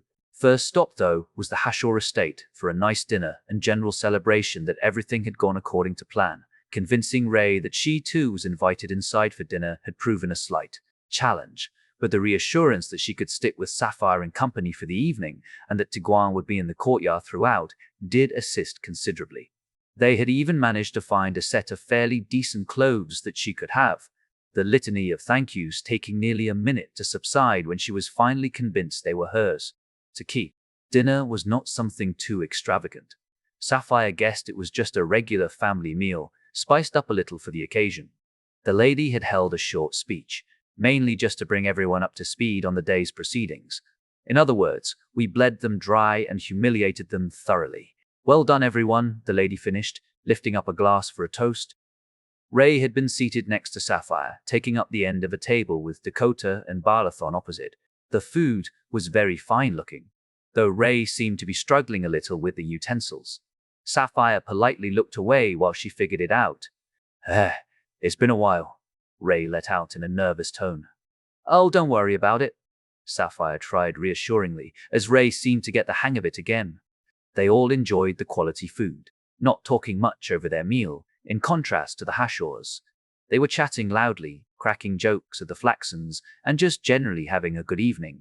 Sapphire felt like it was a bit of a hollow victory. She just couldn't be happy when they didn't know what was going on at home. They still hadn't heard anything. You're not happy? Ray had asked cautiously after they had finished the meal, looking to all three of them. Even Balathon wasn't his lively self at the moment, despite good drinks being on the table. We don't know what's happened at home, Sapphire clarified for Ray's sake. But something is not right. We should have heard from them by now. You are from a frontier keep, right? Yeah. Dakota got some magic earrings to talk with our lady back home. Ray was clearly about to ask another question when Dakota stiffened up for a second, putting her glass down before leaning back in the chair and closing her eyes. Was it something I said? Ray questioned, clearly worried. Shush, it's not you, Sapphire dismissed her, looking at Dakota. Come on, just say everything is fine and Tom or Jackie got too drunk to fly or something. Balethon too had stopped chatting with Yilditz, who had come over after the meal, staring intently at Dakota. It took too long, way too long. Sapphire spared a glance around the room, noticing people had quieted down a lot and were looking their way now. The Lord and Lady got up and came over. Victoria wasn't far behind. When Dakota finally opened her eyes again, she gave a bit of a start to all the people staring silently at her. So, good news, right? Sapphire tried, looking expectantly at her fearless leader, who turned to Saph with a pained expression and shook her head slightly. Sapphire's heart sank as her mind raced through what could have happened, Dakota taking a sharp breath and cutting off Sapphire's flow of thought. Hillsdale Keep was attacked and burned to the ground. There were only 5 survivors.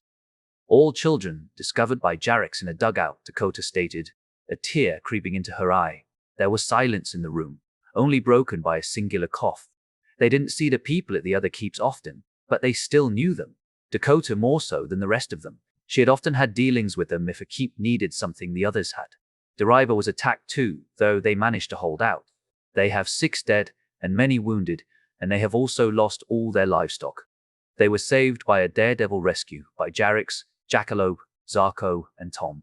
Jarix is heavily wounded and grounded for the time being. Jackie was wounded in the back and has lost her hearing. Tom has taken a bolt to the neck and has somehow ended up poisoned. What? They shot him with a poison bolt? No, she said it was something he drank. She wasn't exactly calm. They're putting together some people to go to Deriva Keep to help out. That's Ted. Less than brilliant, Yilditz replied, clearly trying to break the silence. It gets worse. I'm afraid prior to the attack on Hylesdal, the unicorn Calistine was lured into an ambush and grievously wounded. Though she managed to escape with her life, the enemy managed to break off and steal her horn. That resulted in several horrified gasps from the crowd as people turned to discuss the consequences of that. Sapphire had no idea what you could do with a unicorn's horn, but it couldn't be good. The horn was recovered during the Battle of Deriva and is currently in Jarix's care. Dakota continued, eliciting some relieved sighs and outbursts from the crowd. How long were they attacking the keeps for? A siege should take weeks at least. Don't tell me they had traitors on the inside too? Lady Hashor questioned, sounding ready for the worst. No. They had something Zarko described as a giant mutant bat thing. I'm sorry, what? Lady Hashor questioned in reply, looking at Dakota in disbelief. Look, I don't know, okay? She was hardly calm at the moment. Apparently, it was only slightly smaller than Jarek's, and they had 3 of them. I'm assuming Darklings were involved then? Victoria questioned. Do we know how many? What about the bodies? Were the bodies gone from Hyldal? Yildit added to the growing pool of questions. Oh yeah, there were Darklings all right. They stated, 75 bodies have been recovered from the battlefield, the inhabitants of Hylesdal among them. Holy shit! Sapphire let out as the room fell silent, people looking worriedly back at Dakota, waiting for her to continue. Those were backed up by 3 Dark Knights and the 3 mutant bat things. That's not possible. How did they defeat that? Victoria interrupted, sounding incredulous. Dakota looked to Sapphire with a gulp before continuing. Tom alone was credited with over 30 Darklings, possibly as many as 41 Dark Knight, and assisting Jarex in killing one of the mutant bats. Jarex managed to down the remaining 2 bat mutants on his own. Tom and Jackalope scored a further 2 Dark Knights and at least a dozen Darklings, leading a counter-assault on the keep alone. What the fuck is that guy? Yildiz questioned as the room fell silent again. But they are okay, right? Just a little beat up? Ray tried, sounding cautiously optimistic. I have no idea. Jackie, for some reason, chased down Zarko as she was heading back to Bismarti Keep, I think to tell her about Tom's poisoning. Zarko then rushed to the keep, meaning we don't know how Tom's doing or where Jackie is. Why wouldn't they just tell Zarko before she left? Balathon protested, letting some of the frustration out with it. It gets worse, Dakota stated once again, gaining the full attention of everyone. They found a dagger of very similar design to the one Vulzan brought to our keep, and there was not found anything else that could have turned the people of Hylesdal unless the bat things were capable of it. Sapphire leaned back in her chair with a 1,000-yard stare off into the distance, as the shock slowly lifted from the room, being replaced with shouting, arguing, and people running around. Ray had given Saph a pat on the shoulder as she sat there staring, clearly trying to repay the favor. What the fuck do we do? Sapphire questioned at no one in particular, shaking her head slowly. You go and report it. That's what you do, Victoria interjected, turning away from her lady after a brief discussion. They had followed Victoria to some sort of office where a scribe wrote down as much as possible from Dakota's short chat with Nunuk, the result of the quick description of the bat thing sent to the academy, along with an apology that their meeting tomorrow wouldn't be possible. The letter was sent by courier, so Sapphire guessed they were going to be called in for more testifying and paperwork tomorrow. Right now, though, she was just tired. They had been awake for far too long. It had been bad news from the keep, and they still had Tom and Jackie to worry about. But it could have been worse. If only by a little. They had rejoined the dining hall afterward, the Lord bringing out several bottles of his wine to toast the fallen. After that, it was mostly quiet drinking. The festive mood from before washed away entirely. They gave several toasts to the ones at home, saying their prayers, and not long after, Sapphire finally gave up falling asleep at the table. Tom wasn't entirely sure, to be honest. He had the worst headache in history right now, though the voice was at least recognizable as Unkai. Yeah, I think. Well, it'll be damned. Why did this work again? Someone else added. Wait, that's Nunuk, Tom realized as he slowly became aware of the world around him. Something about his liver wanting proper alcohol first, leaving the bad stuff untouched. Unkai replied. Why my bed move? Jarisk? It did feel like he was moving. He couldn't hear the window, nor was it cold. No, Tom, you're drunk as an escort on leave. We let you sober up enough to wake up. But, well, you've been under for a while, Nunuk replied. Then why do I have such a headache if I'm drunk? Tom cursed to himself as he tried to open his eyes, seeing nothing. No, I can't see anything. He broke out, trying to move, only now realizing he had been tied down to the bed. What? Why? What fuckle? Calm down or I'll crack your skull, the very recognizable voice of Shiva replied, and she sounded pissed. Again, might I add, Unkai decided to join in. I don't care, I'm blind. Oh, don't be such a wuss, Nunuk replied, not sounding overly concerned. It's just bandages after Shiva hit you in the head with a chair. You should still be able to see. That was very satisfying, might I add. Are you aware of how hard you are to catch? You just keep running when you should be resting. So I made you rest, Shiva added very disapprovingly. To be honest, he knocked himself out the first time. You just copied it, Fengi added in from somewhere. Might have done, it still worked. Let's not hit him in the head any more than necessary, okay? Unkai tried, cautious yet displeased. She did, wah, in. 930, running, 930. Oh no.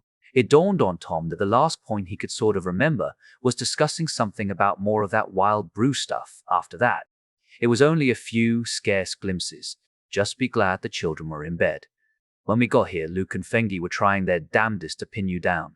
Nunuk went, not sounding very proud of him right now. It really was a mistake to let you get away with taking your clothes off, claiming they were dark and evil. Then when Quinn left for a few minutes, you threw Unkai against the wall, screaming, Tagyoret! And then you sprinted for the kitchens where found a jug of oil, and that was right. About when I made it here. You can guess the rest. Oh, and sorry about the scratch marks. You were very hard to hold on to. Fengi continued, sounding a tad ashamed. That really hurt, by the way, Unkai added in. Being thrown against a wall, that is. I have decided to commit no alive. Wait, where is Jackie? Is she here? Jackie! No, Tom, she landed in the forest. She was barely still going, as it was when she reached Zarko, who had to turn back to meet her as she damn near fell out of the sky. Ethera stayed with her though, so we are guessing they are sleeping it off. She will be fine. Eventually, Tom let out a deep sigh, leaning head back against the pillow. She's fine, as long as she's fine.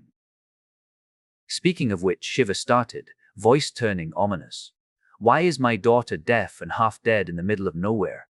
Not to mention she apparently has a bolt wound in her back. Tom didn't respond to that, trying to rack his drunken mind for a good response. I mean, as far as I understood it, all of those are kinda related to her saving his ass, Unkai replied very helpfully, as Tom froze. Tom might be drunk, but he had been in enough situations to know when it was time to book it, and he was fucking tied down. Of all the situations he could have ended up in with Shiva, it could hardly get worse than this. At least she didn't seem to know everything yet, but if she figured it out, no, Nunuk would save me, just fine. Are you trying to kill my daughter? Tom heard an uncomfortable cough come from Unkai at that. Don't you dare say a thing. Right, not scared. She smells fear, I think, or is that Karen's? I asked you a question. Shiva reiterated, voice raising in volume. Tom's head was already killing him and she wasn't helping. No, too busy dying and being blind, Tom replied with what false confidence he could muster in his drunken state, hoping that would prevent the fear from showing. Right on that front.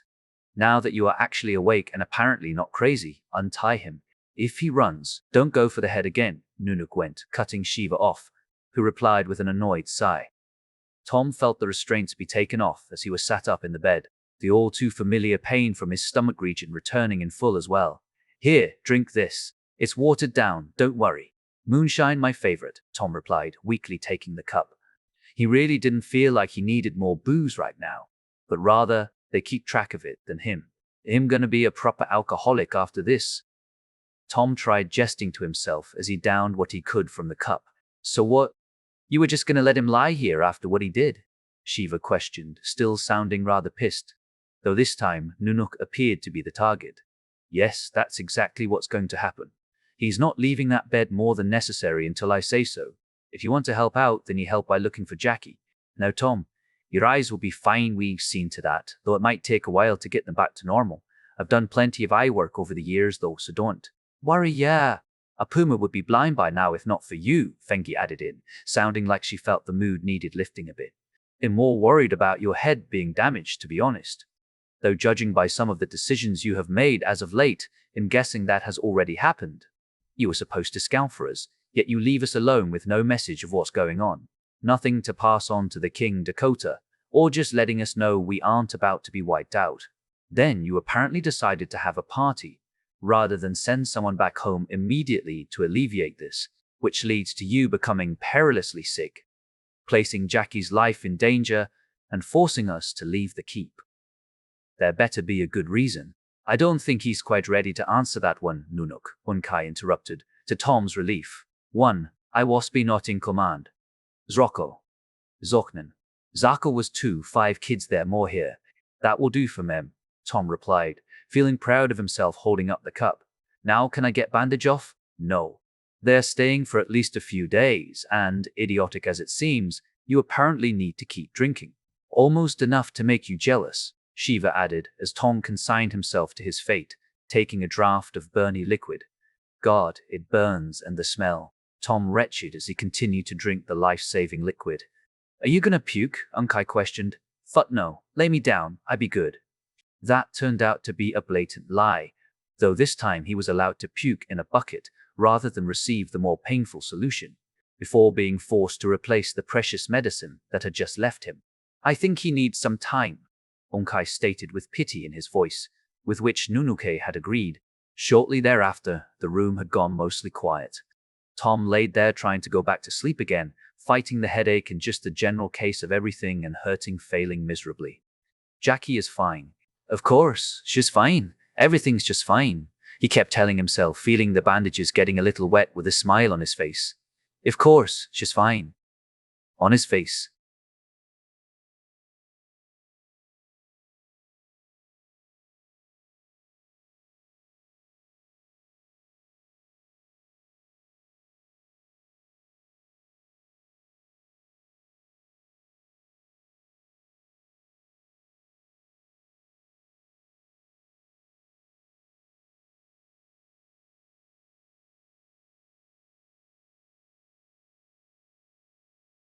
Sapphire had woken up on a couch, still fully dressed, by Dakota shaking her by the shoulders rather violently. He's alive! Tom made it! Wait, what? Sapphire got out, still half asleep. Jackie too? She's still out in the forest somewhere. But come on, it's Jackie. If she made it safely down, then she's gonna be fine. Wait, what's going on? Balathon questioned, still sounding sleepy. They lived. Both of the idiots are alive. Sure, they are rough as all hell, but they made it. Dakota let out excitedly. Sapphire took a second to digest it all. Yesterday had ended on such a low note. The enemy had a new weapon. Two, in fact, it seemed. Hillsdale had been destroyed, and now she was happy. She felt rather bad, but they were alive, and mostly, well, at least. She even allowed herself to laugh a little in relief. I take it back. Balathon, my prayers have been answered, she let out with a happy chuckle. Now remember to be thankful, he replied lightheartedly. Well, we certainly got that one covered, Dakota retorted. Everyone back home is alive, and we made more money yesterday than during the last 5 years. We have a solid case against the bitch. Don't forget whatever we are getting from the Flaxen Armory, Sapphire added, trying not to sound giddy. She was still excited about that. And our crazy inventor guy. I take it you want to go shopping then? Once we collect at least, Balathon questioned, looking to Dakota, who looked slightly perturbed at that. I've never even held that much money. On that note, we need to go speak with Volzan too. He's going to be hanging on to everything for us. There is no way we could carry that much around. The reports were addressed from here, right? Sapphire questioned. Fuck right. In guessing we're going to be summoned too then. We need to check in at the tavern too. Just so they know, Sapphire added. Good point. Shit, today's gonna be busy. We need to swing by S's sister too. Right. Let's get to work, people, Dakota went, slapping her thighs as she got up. Think we can catch breakfast here? I think it's a bit better than at the tavern. No offense to your brother, Balathon went, looking to Sapphire. You are gonna have to. Lady Ishani of the Academy is paying you a visit after breakfast. A Hashor family guard surprised Sapphire from behind, apparently having been standing there silently for at least a while. I guess so much for cancelling our meeting today, Dakota let out, looking a tad puzzled at that. Sapphire had to agree. Originally, they had to wait for days to get an appointment with her, not to mention, they had to go and make the appointment in the first place. There hadn't been any complaints from the Hashors as they joined them for some very delicious breakfast. The mood was a little lighter at the table, though this time it was the Hashors' turn to be the quiet ones. Sapphire hadn't been quite sure what to expect from a visit from the lady of the Royal Academy. To have Dakota's little sister, Lincosta, open the door with a shout of glee, wasn't it though? She came running over, picking Dakota up in a big hug. Dakota, at the very least, seemed surprised and didn't struggle as she was lifted off the ground by the smaller Lincosta. It's so nice to see you. Why didn't you come by sooner? Lincosta questioned, giggling with glee as she moved on to Sapphire and Balathon. No, one mustn't be pushy. It sounds like you have had it rough enough as it is. Oh, but it's nice to know you're doing good. How are things back at home? I heard you had a rough time. Is everyone okay? We think so. Our newest edition is still having a rough time, and Jackie is being Jackie, but it sounds like they did it. Awesome. I have questions about Tom. Don't think I have not heard. Lancaster went with a wink, turning back to Lady Ishani, who had followed her enthusiastic companion with more dignity. This is Lady Ishani. Don't worry, she doesn't bite. Pleasure to make your acquaintance properly. I must apologize for the nature of my visit. The contents of the report I received last night more than piqued my curiosity. The lady went with a polite bow, something Sapphire definitely wasn't expecting. Now I won't keep you from your food. Dig in, you've earned it. Sapphire was a little surprised she would come here and not demand an immediate report, but the lady was, in fact, extremely nice and very polite as they ate.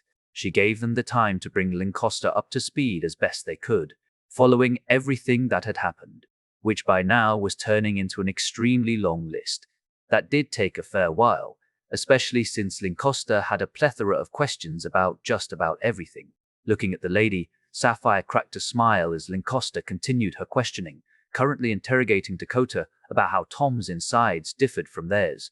Interrogation by proxy, you clever bastard, Sapphire mused to herself, seeing the lady sit comfortably and listening intently to everything being said. She didn't get the full details about Tom. They weren't giving those away that easy. Lady Ishani knew about Tom, and most of his exploits already though, and would likely be learning a lot more soon anyway, so it didn't matter too much. When the lady joined the conversation, she offered both condolences on the death of the ones they had known, as well as congratulations and a very large amount of praise for both the actions of their keep and the trio over the last few days. When everyone was finally caught up and the meal finished, she had requested the use of the earrings, allowing her to have a session with Nunuk to let her explain things rather than Dakota. Lady Deriva was also put through at some point when Nunuk was apparently exhausted by the trance. They are not out of the woods yet then, Sapphire thought to herself. Normally, it took quite a while before Nunuk was tired out from using the earrings, with Dakota usually breaking first. When Lady Deriva was also spent, and her son Luke took over, Lancaster gave Saph an elbow in the side. She's amazing, right? She just keeps going. I still don't get how you people do that. What have you been up to anyway? Sapphire questioned, looking at the excited Lancaster. Oh, nothing special. Just making sure a puma gets knocked off his perch when I get back home. Oh, believe me, he's struggling already. That Tom guy, right? She questioned, thinking for a second. Nah, I reckon I'm still a better mage than him. Sapphire almost managed to suppress her chuckle at that. I mean, you're not wrong. Hey, I'm doing very well. I haven't failed an exam yet. That's because you need to know everything, and I will. You can bet your tail on that. You know full well people bet on me, not the other way around. Or did you forget? Sapphire joked back sarcastically. Oh, just because you fly a little better than most, Lancaster replied dismissively, causing Saph to chuckle a bit again. A little, Sapphire replied, feigning offense. You still haven't worked out a way to use magic to beat me. I'm not telling, Lancaster replied, cocking her head up high, Sapphire just shaking her head with a chuckle. When Lady Ishani had finished her session, Lancaster was tasked with writing everything down. The lady's memory was damn near perfect, as she recited the last half-hour's worth of conversation by memory. Lancaster diligently wrote it all down with equally impressive speed, not missing a beat. The lady only complained a little about the vagueness of some of the information, especially concerning the mutant bat things, which were clearly her focus. She even noted down Jarrix's report on how he had fought them. It sounded like a bloody affair to Sapphire, that was for sure. She thanked them for their service and dragged a reluctant Lancaster back with her. Though promises were made, they would be seeing each other again soon enough. And next, the had Internosis Han. I am aching when he either, the had Munna, devolting in and slipping in and out of sleep, mostly waking when he either got sick or it was time for the next dosage. This time, though, it was a large amount of noise outside the door that he couldn't quite make out that woke him up, followed by said door rapidly opening and slamming shut again. Then the sound of an axe hitting the door resounded through the infirmary. What the fuck? Tom let out an alarm as he tried to at least sit up. He was blind, shit-faced, and completely unarmed, and still in considerable pain. Shiva, no! He needs to rest! Tom was fairly sure that was Nunuk protesting outside the door. He promised. He promised he wouldn't use her. He didn't. I love him. I did it. I did all of it. Jackie, Tom let out excitedly. Hey, don't worry, everything is fine, Jackalope replied, not doing a very good job of sounding convincing. And he let you? You damn near killed yourself twice, and that wasn't enough for him. Shiva protested, sounding absolutely furious. Is he doing any better? I'm fine, Jackie replied, as the axe blade hit again with a deep thunk. He damn near died twice, and then he tried to kill you in bed while you were drunk. That's not fine. Who the hell told you that? Wait, how does anyone know that part?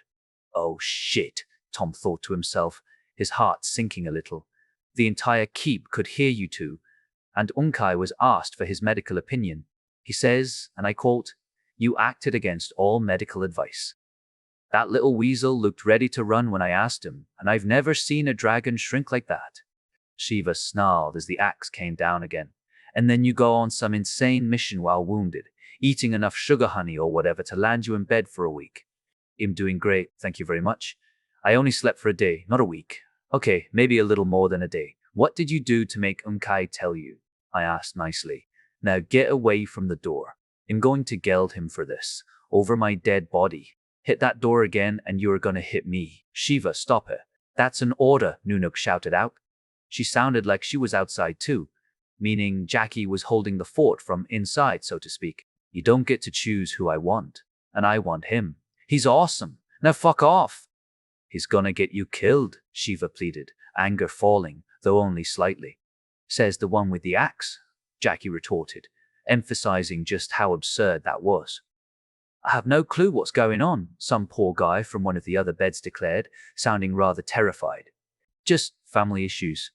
Will be done shortly, Jackie replied in a softer tone. Wait, you got your hearing back, Tom broke out, finally realizing. That took you a while to figure out. Still fucked in the head? Jackie replied with a friendly laugh. I mean, I think so. How have you been? Oh, crashed in the woods and passed out for a day or so. Then Athera had to carry my broken ass back here. She seems nice, she replied jokingly. Jackie opened the damn door. Shiva protested from outside, a slamming noise echoing through the room again, Jackie letting out a grunt of either pain or effort as the wood creaked. Fuck off, Mum. So anyway, how have you been? I heard you had some great fun without me. I remember bits at most, don't really want to talk about it. You get out of it okay? Sounds like you had it rough. Tom tried, hoping to get the subject away from that particular escapade. Oh, don't worry, we are going to talk about it, she replied with a slightly evil laugh. The wound on my back got infected. Nunuk took care of it, though it would have taken a while to kill me anyway. Couldn't you have saved some more of the wild brew? That sounds like great fun. God damn it. Tom cursed to himself as Jackie started giggling madly. Couldn't they not have told her about all that? I swear by all the gods. Shiva tried again, though her tone was faltering it seemed, as she rammed the door once more. Shut up. I'm happy, Jackie cut her off. But he didn't do anything, Jackie snapped in reply, sounding like she had just run out of patience. I saved his ass during the battle, twice actually. I dragged him to safety after he got shot. I got him drunk, and I hauled him into that bedroom. Then I decided to save his ass from what I made him drink. Actually, I think it was the wine, Tom tried cautiously. Oh, shut up. I'm having a moment, Jackie cut him off, in a much softer voice, switching back to the hard tone to address her mother. He's mine, and that's final. Hell, you're just jealous. Shiva apparently didn't have a comeback for that, as the bashing stopped. Tom felt the urge to clap a little, but sadly missed the first few times.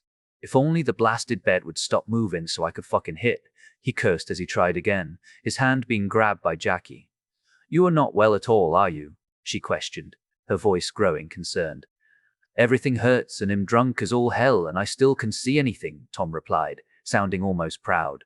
Give me some of that, you never know, I drank the same stuff as you. Jackie went as Tom heard his cup get taken from the nightstand. I've had a few rough days too. Sorry about running. Don't care, you lived. Come here. Tom went holding out his arms, regretting his decision as Jackie grabbed him, squeezing way too tightly for his current condition, letting go after he let out a pained squeak.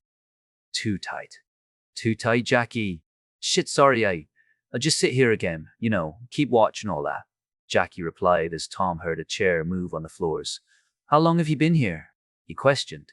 He couldn't really remember when he had last been awake, Nor did he even know what day or time it was. Surely it couldn't have been days, though. Oh, not too long, half a day maybe. You've been sleeping since I got here. They wouldn't let me wake you up. It gave Nunuk the time she needed to fix my ears. So that's nice. You stink, by the way.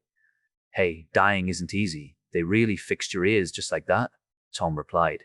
He didn't really feel up for a bath at the moment, even if he likely needed it. Oh yeah, she just stitched something back up. No clue what it was, though. She sounded rather disappointed with Quinn for not doing it. She says I should be careful with them for a while, though, else she will start charging me for it. Sure you will. You are the queen of careful. You need earmuffs just like Kieran, Tom joked with a mild chuckle. If you call me adorable, I'll drink the rest of your medicine, Jackie replied, trying and failing to sound serious. After all that work to save me again? Tom questioned jokingly, trying to move over to the other side of the bed. Room for two, I think. She didn't hesitate on that invitation, as she crawled in under the sheets, cuddling up against him as gently as she could. Should we let her in before she decides to break down the door anyway? Nah, I told you, you're safe here. You don't have to worry at all. When I'm here, you're safe, Jackie replied with no small amount of pride in her voice. Well, amen to that. And next of Brock Pate would be sure the Faxon family decided. Go back on their word. He was definitely still taking the situation seriously, which helped keep Saf and the others on their toes. In fact, Maiko seemed far more on edge now than he had been thus far, often walking hand on his sword hilt. The rest of the day had been a flurry of errands, making sure everyone who might be worried knew everything was fine. They were expecting a summons at some point to arrive at the Hashor estate or the tavern. The first stop had been the Free Traders Guild, where Volzan had damn near dropped his jaw on the floor at the news of what they would be transporting, not to mention what he and Archeon would be tasked with looking after in the meantime. Being the opportunist that he was, he didn't hesitate to accept, though. There was hardly a safer place to put money than in the grasp of a dragon you trusted inside the Merchants Guild, so Dakota and Sapphire weren't worried. Archeon had his own personal stables there, where he was currently trying his best to relax a bit. They had facilities to store a variety of goods, not to mention Archeon's personal fund. Most of his crew had stayed on despite the layover. Cabrera damn near doing him Baalathon with a hearty hug when she saw him. That quickly turned to making fun of him for being carried off in the night without a fight once they all got the rundown of what had happened, to the clear embarrassment of Baalathon, who did his best to look as offended as possible. Sapphire was keeping an eye on her when the sums of money were discussed. Cabrera was definitely listening intently. To be honest, so was pretty much everyone. Nevertheless, the escort had insisted on following along, stating that it sounded like they could use all the friends they could get right now. The fact that Maiko was still following made it rather hard to argue that statement. Dakota didn't even try to dissuade her, and Baalathon was obviously all for it. Archeon had been anxious for news of his son, though he did not take it well. Cursing the stupidity of that whole situation, especially engaging Darklings at night, the assurances that Jarex was indeed fine and would make a full recovery did help alleviate his concerns, and he was clearly relieved to know all was well. He didn't blame Saf and the others either, thanking them for letting him know, even if Sapphire was fairly sure he would have some strong words for Jarex and quite possibly Tom the next time he saw them. Tink had been more than a little surprised at the result of asking how they had been as they stepped in the door to the workshop. Junior had sat there wide-eyed as they recounted their escapades. They even let Maiko get away with overstating his involvement just a little. In his defense, he had been crucial though, since they would likely all have ended up in an overnight cell if not for him. Tink, though, remained unfazed once the explanation ended. He was very excited to reveal what he hoped would be the final design for the self-lighting lamp, to which he had added a hood to for some reason. It's self-lighting, Tink. It doesn't need a hood. Just put it out and light it again, Dakota let out, trying to sound diplomatic. But it is very nice. After some slight grumbling about how he still liked the hood, he had shown them the rest of the progress. Thus far, everything seemed to be moving along well enough. The actual lighter prototype was also beginning to take shape, though making everything small enough was clearly proving a challenge. The visit to Esmeralda's sister had of course also dragged on longer than it should have, though the notion that she would receive noble family-backed compensation for everything she could think of for Essie actually managed to break her usual focus on the latest news and gossip. The list of remedies and potions she began listing off made Sapphire reconsider just how lightly the Flaxens had gotten off the hook in respect to compensating Esmeralda. The news of Tom's condition also saw several more items added to the list to be sent to the Flaxens and Saviantius to be incorporated into the paperwork. It helped that the stuff Tom needed was actually rather similar to what was being prepared for Esmeralda.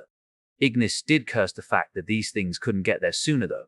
It had already been too long since Esmeralda had been poisoned, though Nunuk and Apuma knew what they were doing on the subject, and the relatively rapid administration of an antidote had helped a lot. The longer they waited, the longer it would take to get Esmeralda back to full strength, not to mention that the delay meant it would take more of the precious concoctions. That was a problem for the Flaxens, though. Ignis certainly had sufficient stock to handle the demand. By the time they managed to swing by the tavern, one of the more temporary guards had taken over for Heiko, who had fallen asleep and was currently leaning on his spear, snoring quite loudly. And the idiot doesn't even want to leave his post, Sapphire mused to herself, gesturing for the others to remain silent. She sneaked up behind her unsuspecting brother, the other guard cracking a smile looking at her. Why you're you sleeping on your post, soldier? Sapphire bellowed out as loudly as she could, doing her best to sound properly pissed off. Heiko shot awake, leveling his spear at Sapphire as she broke out laughing at his terrified expression, helmet resting crookedly on his head from the jolt. "Oh, you bitch," he replied with a chuckle as his shoulders sagged in relief. "What kind of greeting is that?" Sapphire replied with a chuckle as she gave him a quick side hug. "You got anything for us?" "We are kinda expecting a summons of some kind. Not that I know of. What the hell happened yesterday? We were worried you got yourself thrown in jail in the end." "Nah, we made it just fine. In fact, it all went great. Come on, we'll tell you over dinner." "I think you owe us a meal anyway," Sapphire gestured as they went inside. The barkeep had apologized profusely for what had happened, being dismissed by Dakota. There was nothing more that could have been done short of hiding in the basement. In fact, they had gone above and beyond to try and keep them safe.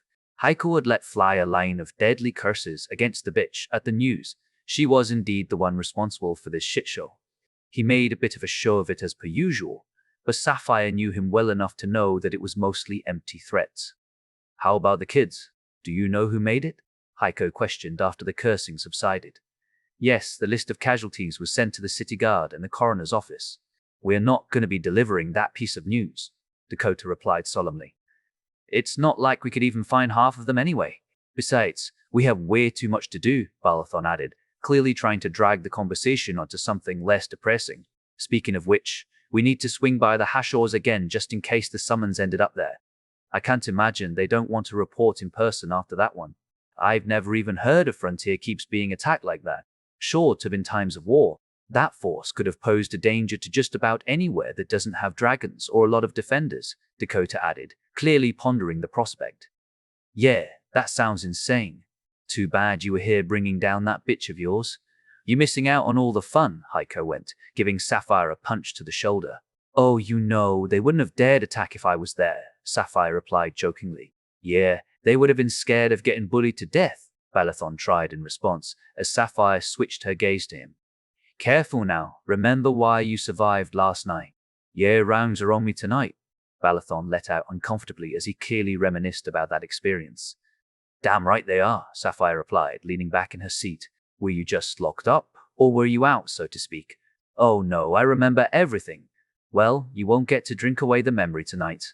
We don't need a repeat of our first visit," Dakota replied sternly, looking at both Sapphire and Balathon. Sapphire did feel slightly insulted by the insinuation, though she wouldn't have minded an ale or two tonight. The Jawses of Jeguis, Natural and Sinan, Sumposte, Hound Lakes, DB Hell, and Basta, the Paunus, Tinus Day, Common Count Tox Trape, Warsers, Ni9, Final Consequence. As they had expected, Sapphire, Dakota, and Balathon did indeed receive a summons to report to the General of the Royal Guard, going with Victoria to do their best to explain the situation. They reported to the General's office for a report and questioning. "So, you claim to have encountered a force far beyond anything we have seen in decades, that far out, to the point that it actually seems ludicrously excessive for the task at hand?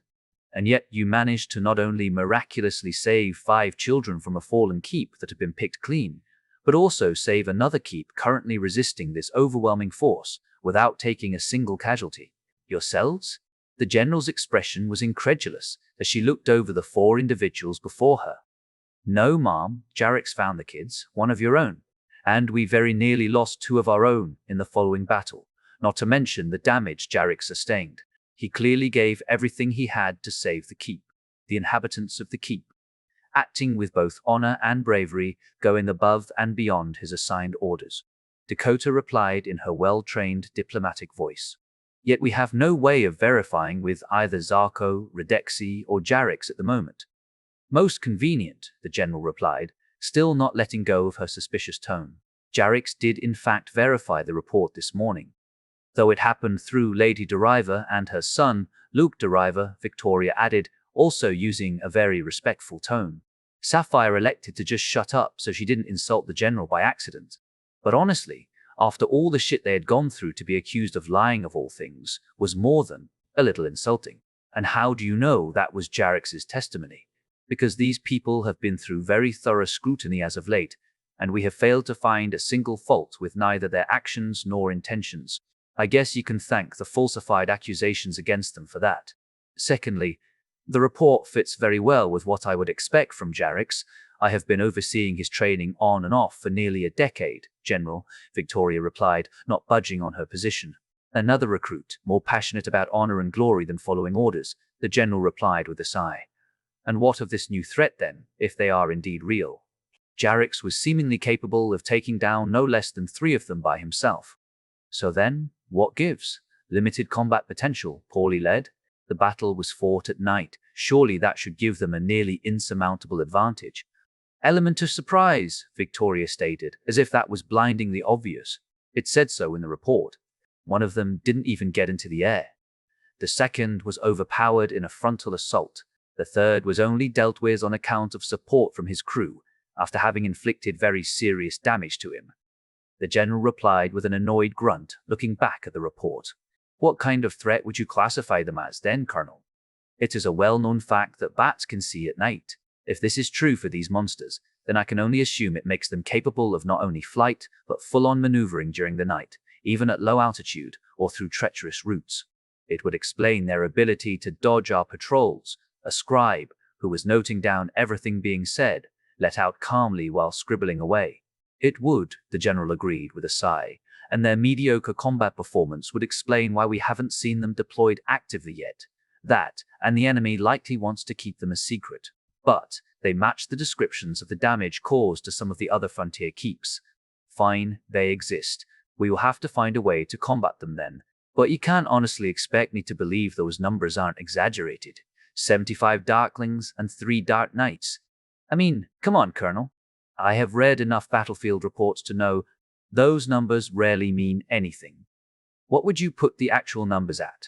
The numbers are accurate, General, Dakota interjected. They are not air kills or other such numbers. It's the number of bodies recovered from the field. You were saying you have 3 full sets of. Let's assume Lich Plate in Deriva keeps possession. That is correct, Dakota replied confidently. They knew so for a fact, so there was no reason to lie here. Oh, goddamn it, why can't you just be lying? The general let out in frustration. We don't know where they are coming from. They can apparently navigate as they please at night without us spotting them. And then there is this dagger. I have sent for the one recovered from your keep. We have tried to crack how it works, though nothing has come of it yet. That doesn't sound good, Balathon let out, sounding rather worried, Sapphire agreeing on that point. No, it isn't. We are holding an emergency war council in a few hours' time. You are going to be present too. Hopefully that particular mystery won't be evading us for too much longer. With that determined, we have to come up with a plan to fight this situation. If we cannot defend the frontier keeps, we will be forced to start withdrawing from them. We simply don't have the manpower to defend them all, like has been done with yours. Fingers crossed, we can think of something then, Sapphire tried with a strained expression. The frontier is already basically undefended. People won't be leaving because you tell them it's not safe. It's always been dangerous out there, but it's their homes, Dakota interjected. No, but right now I'm responsible for everyone lost, the general replied in a much more somber tone. Oh, please don't seek pity from us, Sapphire thought to herself. She guessed the general just wanted to avoid the fallout from her failures in the future. The War Council was indeed held in the royal palace itself. Sapphire had wondered what that might look like inside. She was not disappointed. The hallways were large enough for dragons to traverse, and they did. There was cobalt blue carpeting with silver and gold frame paintings on the walls. Not to mention the amount of gilding used. It seemed like almost everything that could be was gilded, and countless valuable items were out for display. The war room, though, was a different story. There was a massive table in the center surrounded by raised platforms of multiple tiers on 3 sides, and one large opening big enough for a dragon to occupy it on the 4th wall. They had arrived early, taking up seats at the highest tier looking down. The general peeled off to sit at the closest tier. The king didn't show, though one of the princesses did indeed grace them with her presence, arriving backed by a gnarled-looking veteran of a red dragon and her personal entourage of what looked like advisors, and a complement of royal lifeguards. Sapphire almost thought it was Baron for a second, though on closer inspection that clearly wasn't the case. Firstly, the dragon was a she. Secondly, Baron still had both of his eyes. Thirdly, she was even larger than Baron. Sapphire estimated her weight at as much as 45 tons, perhaps more, making her a true behemoth. As the massive dragon lay down on the platform, only the front part of her body was even inside the room. The princess was introduced as Major Aquilani Leviticus of the Royal Guard and the royal family, third in line to the throne. Sapphire knew it was common for members of the royal family to serve in the guard, earning ranks as per tradition. Though, if it came down to it, there would be little doubt as to who was in charge in a discussion between Victoria and the princess. Unlike her father earlier, she was kitted out for war, to the point where Sapphire honestly wondered whether she planned to storm out the room to charge at the enemy herself. She was an odd combination of unrestrained fury at what had happened and profound gratitude towards Sapphire and the others, Victoria included. The other representatives of both the Royal Guard and the Merchant Guild, specifically the head of their escort services, weren't so lucky though.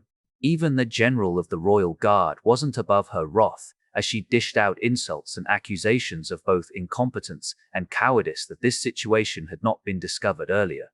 Following the reprimanding of everyone the princess had deemed in need of one, the actual meeting had commenced. The report was discussed. Many questioned the truthfulness of it, though they were eventually either persuaded or overruled on the subject. The dagger had been brought in at one point, Sapphire leaning over to Dakota to whisper, "What are they planning on doing with that thing here?" "Damn if I know," Dakota replied with a shrug of her shoulders. The Lady Ishani stood up, walking down to the floor. Sapphire had not noticed her before. "The dagger before you has been examined thoroughly. Aside from its potent magical potential and the dark nature of said magic, we have been unable to unravel its secrets nor break its enchantment. Hence, we will proceed to a more direct approach. The first willing test subject, please." The doors opened again as a very miserable-looking dragonette was marched through the doors in chains. "Oh no, they aren't," Sapphire thought to herself at the sight of the familiar-looking prisoner. "For the records, would you please state your name and that you consent to his experiment?" the lady continued, gesturing to Thalrex.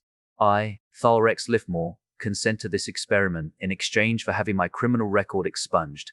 "Oh, you fucking idiot," Sapphire let out quietly, actually feeling sorry for the mercenary.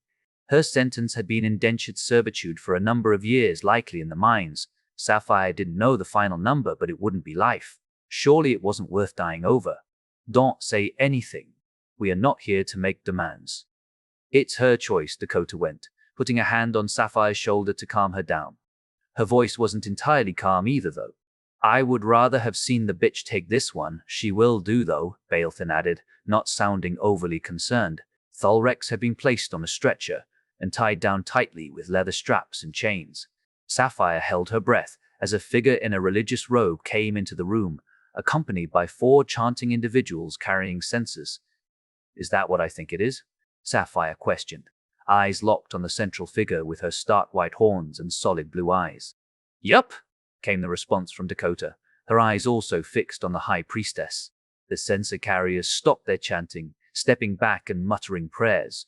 Sapphire couldn't help but join them, saying a prayer for the mercenary. She might have taken a really shitty job, but no one deserved what Sapphire guessed was about to happen. The high priestess took the dagger from its tray, removing the sheath. It looked just like any other fine dagger Sapphire had ever seen. The priestess gave Thulrex a light cut on the forearm and stepped back to see if anything happened, though nothing did. Sapphire had to look away for what came next, as they proceeded to get more and more violent with the blade. When the mercenary stabbed Thulrex in the gut, he let out a blood-curdling scream, yet received no reaction. Eventually, the high priestess said her final prayer. She stabbed her through the heart, driving the slender blade in deep while Thulrex writhed and struggled. The effect was immediate. The priestess got flung back hard enough to smash the thick wooden railing of the first level, her 4 censer bearers dropping to the floor, the censers clattering to the ground. With them, Thulrex writhed and fought against her restraints as a black stain spread from the wound, quickly engulfing her in darkness. Sapphire covered her ears as Thulrex's scream turned twisted, her back arching as she roared out with all her might. Then silence fell as the dragon slapped a paw down on top of her, crushing the stretcher and the small table under Thulrex with a sickening crunch. It left only a sizable, blue, gory stain on the floor, stretching away from her broken body. "There, you know what it does. Can we deal with them now?" the dragon questioned impatiently as she held up her paw, waiting for her crew to clean it off. Sapphire just sat there staring in shock. The room erupted into activity. Some people tending to the priestess and the censer bearers, the lifeguards moving aside from having leapt in front of the princess, sheathing their weapons. Lady Ishani stood there for a second before taking out a small booklet and beginning to write, walking over to inspect the ruined corpse. "Well, that explains that," Victoria had let out, sounding rather apprehensive. "And if there are 2 chances are good, there are more. And Jarix has one of those, right?" Balathon questioned, clearly in shock too. "I'm gonna let them know immediately," Dakota declared, leaning back. "Then, Hado, and any crazy off the side.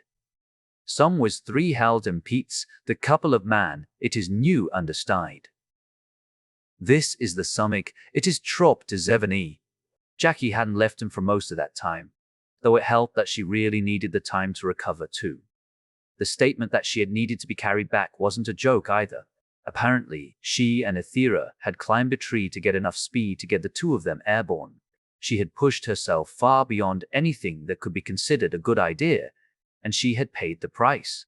Nunuk had her running her wings through a series of exercises to try and get her back in the air as soon as possible, but other than that, she was not allowed to use them at all. Zarko had returned along with Requai, the silvered huntress from Deriva. She had come by to say hi during one of Tom's more awake moments. She apparently expected Jarix to be flight-worthy within a few days. He wouldn't be fit for a fight, but he'd at least be at the point where he could take to the wing for some testing to make sure everything was fine. He wouldn't be pulling any hard maneuvers or daring dashes across the sky, but he should be able to make the journey just fine. Damn dragons and their healing hacks, Tom mused to himself, honestly feeling relieved he might be heading for home soon.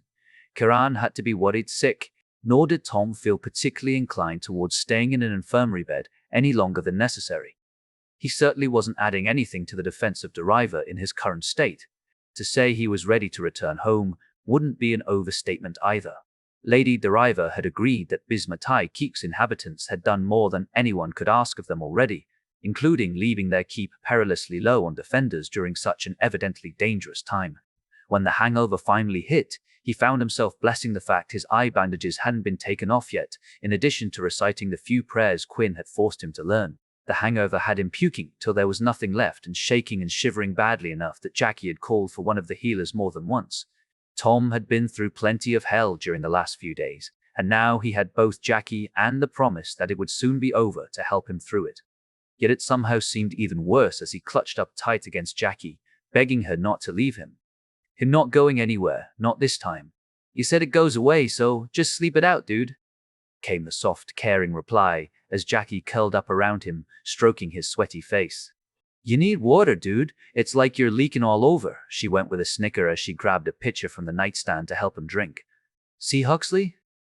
That's what you were supposed to be doing," one of the other wounded let out, teasing. "Oh, shut it. They broke my damn back, and you know that. Or you and your excuses, we both know it was hardly a fracture." "Shh, shh, shh, shh." Jackie cut them off as Tom winced at the noise, before she went back to nuzzling him. "Thanks, Jackie." The mother of all hangovers had lasted a full day and well into the night, but mercifully the next morning brought with the clearest mind Tom had possessed in damn near a week. Jackie had brought breakfast up, as he cautiously tried to eat something to see if it would stay down. Much to his relief, the bucket hadn't been needed, and Quinn had even cleared him to have a walk around for a bit. In fact, she insisted he should get up and move as much as he could. He had needed a hand to get to his feet. Luckily, he had Jackie on hand, ready and willing to help out. Even if she found it a tad too funny that he was the one struggling this time as he stood there on shaky feet. Shiva's not going to stab me in the back while we walk the corridors, is she? Nah. I think she got time to calm down a bit. I think it helped that I promised to keep the gun loaded for myself if she did, Jackie replied, not missing a beat. Please promise you won't ever do that. Well, then she has to promise she won't hurt you. It's very simple, really, Jackie joked as they made it down the stairs to the hall. Tom still hadn't been allowed to take the bandage off, though Nunuk had promised she would take a look at it tomorrow to see if it was time. Jackie had led Tom to a table somewhere towards the big doors to the outside, which, judging by the air, was currently closed. You just sit here for a moment, he'll be right back. Watch him, Jackie went as she let go of him, running off. In guessing him the designated guardian then, Jarek spoke out from above, Tom looking up towards the sound. I guess so. How are you holding up? Better than you, it would seem, the dragon replied with a concerned chuckle. Not much of an achievement, no, but really, you doing okay? Yeah, I guess. It's been a different week, that's for sure. No rest for the weary. I mean, it can't get any worse now, so, oh, don't you say that, Jarek's, you'll incite Murphy's wrath. Tom let out with a chuckle. Who? Jarek's questioned, clearly not following, as Tom chuckled at his own joke. It's just an old saying. It can always get worse. Hopefully, it won't, though. I don't think I would survive that. Speaking of which, Jarek's let out, tone growing a hint more concerned. Time to earn my keep. I think, what do you? Thomas Hansen. I need a talk with you. Shiva let out from a ways off, accompanied by approaching footsteps. You can start with saying sorry for breaking their door, Tom replied confidently. He knew she couldn't touch him here even if she wanted to. I need to know. Is she telling the truth? You didn't. Oh, you know, she replied in a tone of strained indignation. Yes, she is. If you aren't going to start screaming and swinging axes around, you might even get the whole story, but yes. I held my promise to the letter, Tom replied, putting heavy emphasis on the last part. See, I told you so. This is the part where you say sorry, Fengi added in, apparently having been sitting at the table all along. There was a bit of a pause before Shiva responded. Jackie fucking loves him. For the record, Tom did try to stop her from leaving, Jarek's added from above. I think that's rather important. I'm sorry. I just didn't believe her, Shiva finally replied, sounding completely defeated. For both breaking down the door and smashing me in the head with a chair? Tom tried rather pointedly. Hell no, you deserve that one. You would not believe the amount of trouble you caused. But if she's truly happy with you, then I guess that's how it's gonna be, she replied, falling back into the sad tone. Oh, come on, I can't see you, but you sound like you lost her. I can't be that bad. Come on, Shiva, he's perfect for her. Would you rather have her run off with an escort or a mercenary? Fengi added, Tom pulling a slight smile. Backup was always appreciated. As long as you don't kill her. That I couldn't forgive, who says I could? Tom protested as sincerely as he could. It wasn't hard to manage. He honestly didn't know what he would do in that situation. Nor did he feel like thinking about it. I did try to stop her from going. Kinda hard to order someone who is deaf, though. She wouldn't have listened even if she could. Nor could that little whelp Luca have made it, Shiva let out as she sat down with a sigh. You might not have claws, but you have dug them in deep. Oh, come now, I might have made a promise not to bribe Jackie, but don't tell me I have to bribe you. No, I will not take a bribe. You will continue to prove yourself worthy of the last furlong. Unfortunately, she's more than worthy of that name, so I can't stop her. You make it sound like it would only be her in your way, Fengi added, sounding very cocky at the moment. Tom had a feeling the 8-ton dragon currently looming overhead might have something to do with that, though. I don't know what metric you use to measure worthiness, but I'm fairly sure I'm not poor, and I have killed a lot of bad guys so far. Fuck, that's true, Fengi let out as if something just clicked. Oh, gods damn it. What? Tom questioned, looking towards where he guessed she was. I helped make Jackie the richest woman I have ever known. I'm an idiot, Fengi replied. slamming something into the table that sounded like her head. In what now? Jackie questioned from a ways off. Hey, you better not be threatening him. No, I am not. You made it very clear not to touch him, Shiva replied, still sounding displeased at that.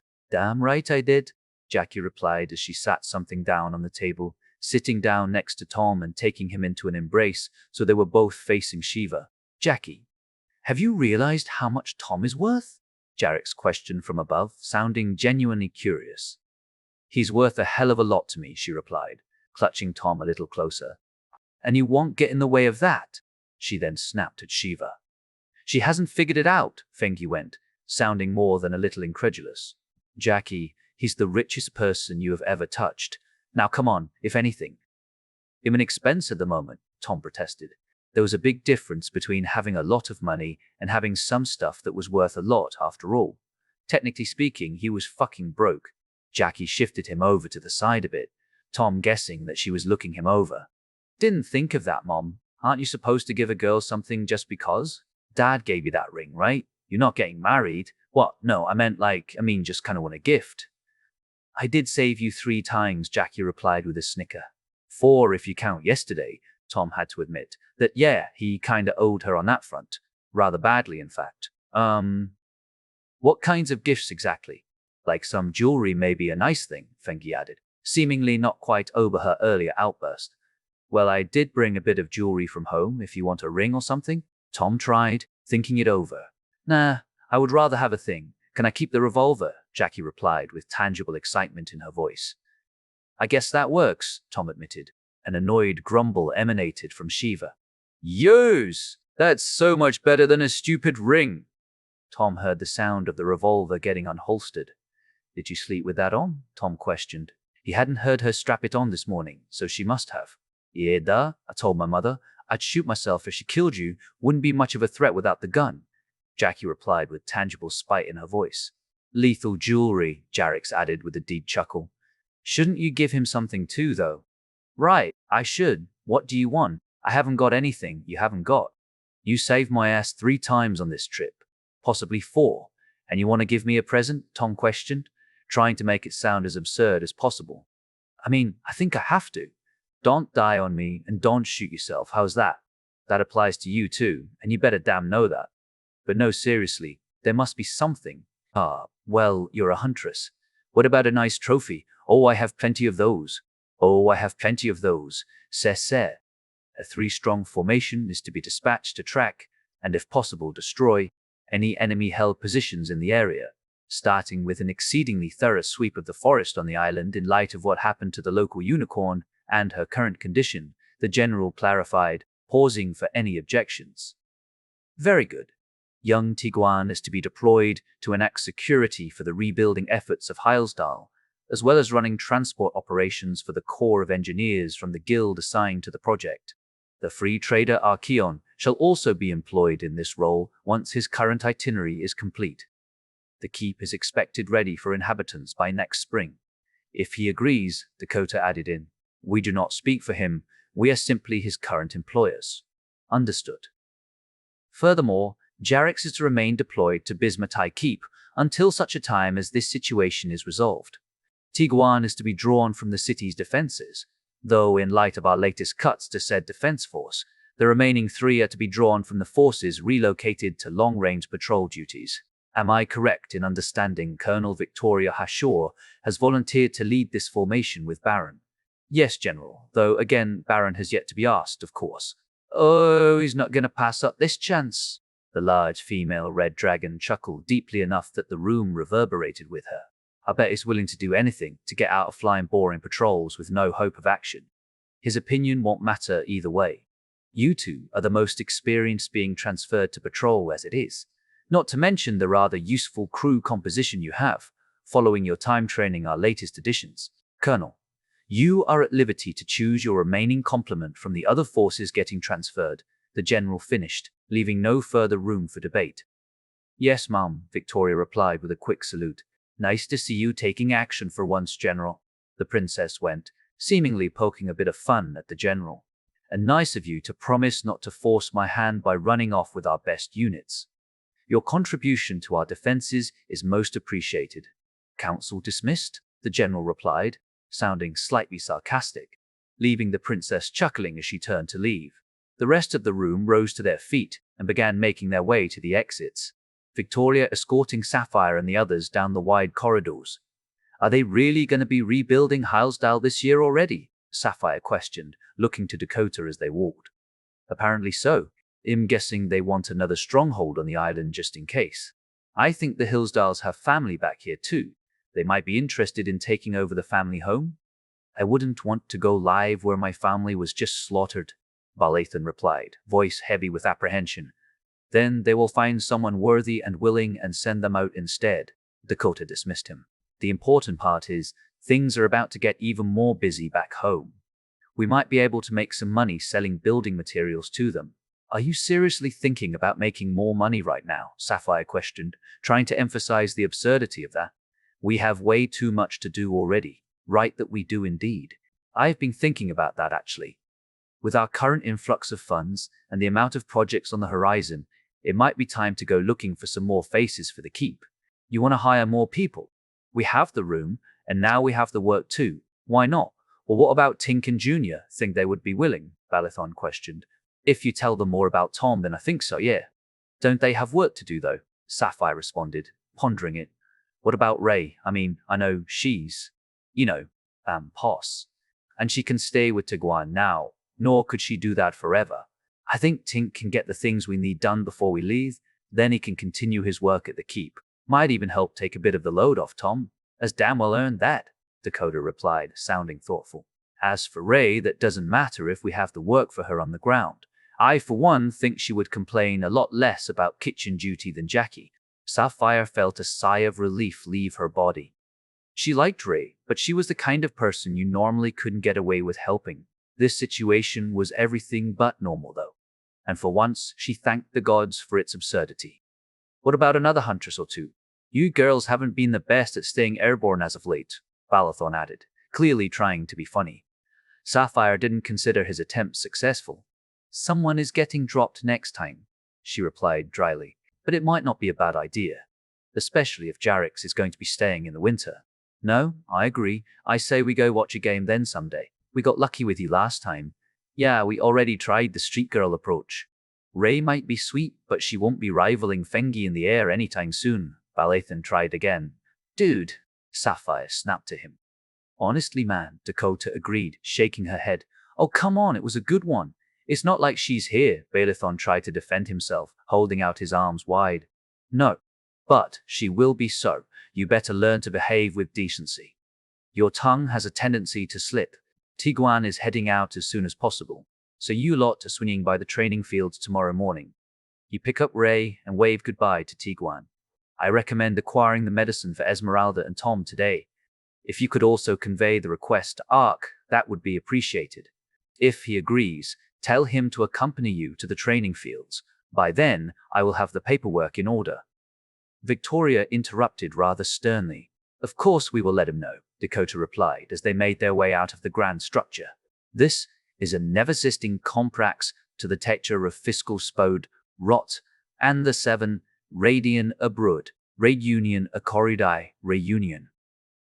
According to Archeon, contracts to move large amounts of materials like that weren't worth the effort.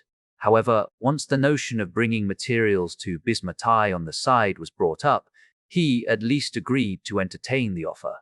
Hence, they found themselves heading for the training field on Dragonback once again. They had managed to get Ignis to put together a set of supplies for both Tom and Esmeralda, to be billed to the Flaxons, of course. This allowed the items to be shipped out with Tiguan, saving precious weeks of treatment. As expected, they found both Baron and Tiguan there, along with Victoria and the rest of Baron's crew. Maiko was still assigned to Sapphire and the others. A brief, if fierce, negotiation of rates had followed shortly after setting down, as Sapphire left them to it, going looking for Ray instead. She did not have to look long, the cripple being in the middle of assisting some of Tiguan's crew in cleaning and polishing the dragon prior to departure. Good morning. Going for a full shine today? Saf called out happily, looking at Ray. Yeah, I don't want to get intercepted en route, Tiguan replied before Ray could answer, his voice heavy with concern. The flags are all packed, right? Spares too, one of the ground crew replied, sounding like that wasn't the first time he'd been asked that. And spare lines for the spare flags. Thanks, the dragon replied, not sounded like the assurances had helped much.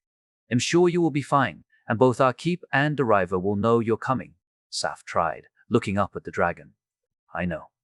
I've just never gone that far out before, and never alone. Well, if anyone is dumb enough to intercept a dragon of the royal guard, you laugh at them and carry on flying, one of Tiguan's proper crew shouted out, clearly trying to sound as optimistic as he could. Or have a nice sampling of their pantries to repay for the offense, another one joined in. Tiguan replied with nervous laughter. Yeah, he'll just do that, it will be fine, I'm sure. Ray, I have a question for you. What are you planning on doing once Tiguan departs? They have let me stay here for a bit with my things until the court case is done. Then the evidence needs to go, so to speak. Ray replied in false optimism as she continued to work away at Tiguan's side. I have something for you then, Sapphire went, walking up to her, getting out the scroll Dakota had penned last night. What's that? Ray questioned, drying off her hands on a rag and getting to her feet. An employment contract for our keep, Sapphire replied, as if it was no big deal.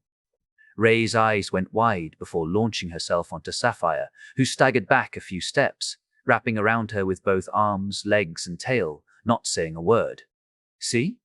I told you things would work out, one of the ground crew let out, clearly directed at Tiguan.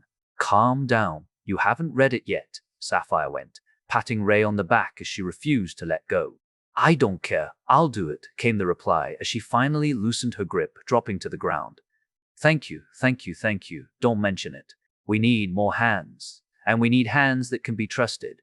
You can be trusted, right? Sapphire asked rhetorically, looking at Ray with a sly smile. Yes, I can keep secrets, I can stay out of sight, I can mop the floors and do the dishes. You're not coming here to be a slave. Besides, I very much doubt Tom would allow that, Sapphire replied with a laugh. Ray stood there fidgeting, radiating happiness like a kid who had just gotten a gift they had been begging for years. Read it through. You are to join the craftspeople as a greenhorn, working your way up through the ranks, as is tradition. Though I have no idea what lies ahead. Times are a little strange back home, but I'm no crafter. I'm a guard, technically, Ray replied, sounding a tad confused. It's just paperwork. In guessing you'll be spending most of your time helping everyone out as best you can, and everyone stands in the defense of the keep if it comes to it.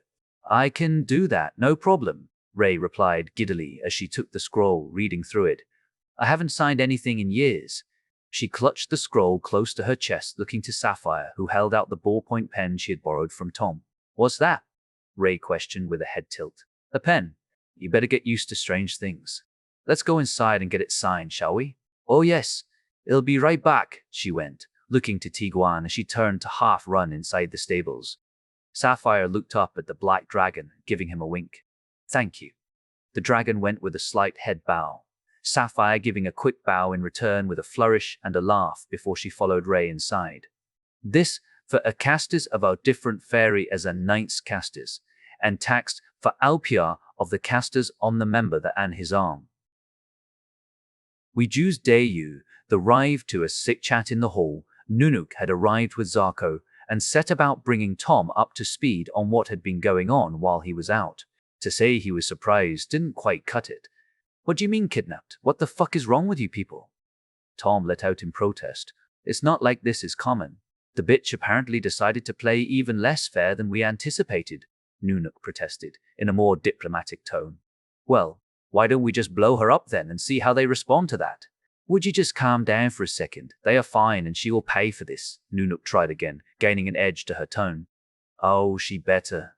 Our problems right now are what to do with the 5 kids. And this blasted dagger. Well, the knife goes into the armory, along with Calistein's horn, until we can figure out what to do with them. I would have the knife sent to the capital, that's for sure. No idea what you're even supposed to do with a unicorn horn, Zarko replied, sounding conflicted on the last subject. We can't take care of any more kids here. I'm afraid we aren't doing so hot as is, Lady Deriva added, sounding very apologetic. No, that's perfectly understandable. We will have to take them for the time being.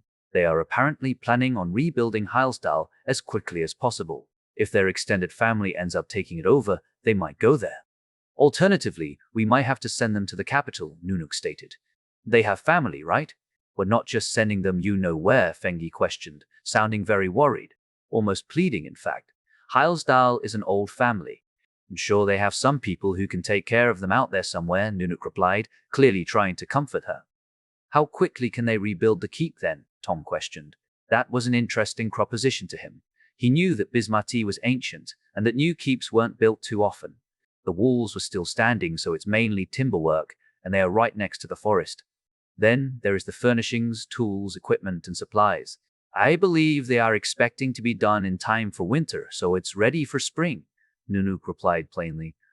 That's not bad, Tom had to admit, even if he could imagine a certain unicorn being a little pissed about it. Well, they are getting a dragon to help out with the construction, as well as help keep this place safe. Again, I have to thank you for this, Nunuk. I have no idea how your daughter pulled that off, Lady Deriva let out, sounding genuinely thankful. It wasn't her idea. She was simply questioning your ability to continue defending your keep. No offense, but you are not ready for further battle. No, we are not. I thought it was rare to see dragons this far out. And now there's two stationed here? Tom questioned, looking up to where he guessed Jarix was. Oh, that's not the craziest part, Fengi added, sounding excited. They are deploying a 3-dragon wing led by Baron. They also want Archeon to run resupply for all the keeps on the island, in addition to delivering the things needed at Hylesdal. Holy shit! Jackie broke out, apparently not having heard that part before. 3 of them. And Ark. We're not going to be feeding them, that's for sure. The wing will have to hunt for themselves, Jarix added from above, sounding a tad worried. My mother is apparently among them. I'm not looking forward to her reaction to what happened to my armor, he continued jokingly, though still sounding more than a tad worried. I would be more worried about your father on that point. Well, no, actually, Tom, you should probably be the one worrying about him. On a scale from, say, sorry to run for the hills, how worried? Tom questioned, hoping for a bit more good news. Running won't save you. Don't worry, I can outrun him, and my deployment has been extended to pretty much as long as it takes. Jarix let out with a chuckle, apparently not finding the situation too concerning. Glad to have you. I take it we are not going to be lacking in security for much longer then, not with your mother and all? Tom replied, genuinely relieved. He, assuming Jarix was a mix of Ark and her personalities, he didn't want to end up on her bad side. Oh no, the Darklings need to run even further than you, that's for sure.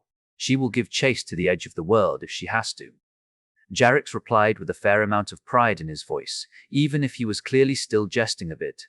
They need to get here first, and while Tiguan should be here in a few days, it will take at least another week for the others to follow. Likely more, Nunuk replied. Hez carrying some things for both you and Esmeralda as well. Hopefully, it will help get you back on your feet, courtesy of the Flaxen family apparently. So, poison then? Tom let out with a chuckle. No, but I'm not gonna lie, I don't feel brilliant. You don't look brilliant either, Jackie went, clutching him in a bit tighter, nuzzling him. They aren't gonna be striking again anytime soon after that thrashing, and with a combat wing going around, they won't be able to touch us. So you just eat, drink, or whatever your medicine, and it will all be fine, Jackie added in, confident as ever. Don't say things like that, you'll upset Murphy. Jarix shushed her, leaving a slightly awkward silence. It's Tom's god of bad luck, the dragon went, causing Tom to break out laughing. No, he really isn't a god, very far from it. It's just a set of laws. Did I just become a criminal? Jackie questioned, sounding rather concerned. Had that Tom just fucking lost it for a few seconds? No, Jackie. The only thing you're guilty of is stealing my heart, Tom tried, pushing up against her a bit. Smooth dude, Zarko let out, sounding rather unimpressed after a short silence. But in all seriousness, Tiguan is one of Jarix's classmates, so to speak. He's a really nice guy. I still don't get how he got in, Jarix interrupted, sounding rather perplexed, receiving a slightly annoyed grunt from Zarko. Now he is a black dragon, just so everyone is aware. Don't worry, he's one of the sweetest I have ever met. Tom felt Jackie tense a little at that, as no one said anything for a second. Just behave yourself and be nice. Honestly, he's more likely to sit and watch you than even touch you. He can be a little sensitive, Jarix added, trying to whisper for some reason, even if everyone could still hear him just fine. Sweet, another big softy, And no need to dig this one out of his shell either, Tom joked, imagining the face Jarix was currently wearing. Oh, you two are gonna get along just fine, I think, Zarko added, seemingly finding that a tad funny too. Wind is, it didn't Dad funny too? Sapphire questioned, looking up from her place helping strap down Tiguan's armor and harness. The others had gathered around Tiguan, so he and Yildiz could weigh in on the discussions. Sapphire and Balathon lent a hand with the preparations on Tiguan.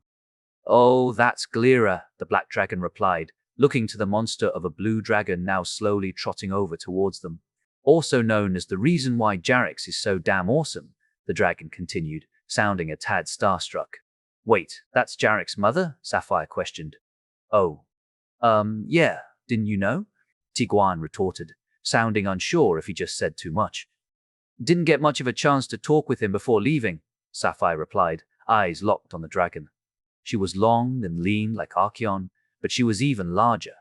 Despite her more slender frame, she might be closer to Baron than her mate in weight. She was a rival for the legendary Red in the Scars department too. Is that a spiked hammer on her tail? That looks so badass, Balathon added, also having looked up from his work. It is, thank you very much, Glira replied, half shouting, easily picking up the conversation from afar. And yes, I'm Jarix's mother, and if he has decided to be ashamed of me, then he has another thing coming, she continued in a cocky tone, her head held high. So Ark, old boy, you finally decided to swing by and say hi, you scheming old scoundrel? Yes, I've been very busy, court cases and all that, you know, Ark replied with a slight cough. Oh, drop the charade, I'm not that stupid. Anyway, it sounds like I owe you an apology. Sending Jarix to that middle of nowhere keep really did pay off. Not that I expect that was your intention, but still well done, she replied, clearly mocking him. Yes, your son truly went above and beyond. We are very much so in his debt, as is both Heilstall and Deriva. Dakota went with a bow, the dragon looking down at her curiously, keeping her head cocked back. And you are?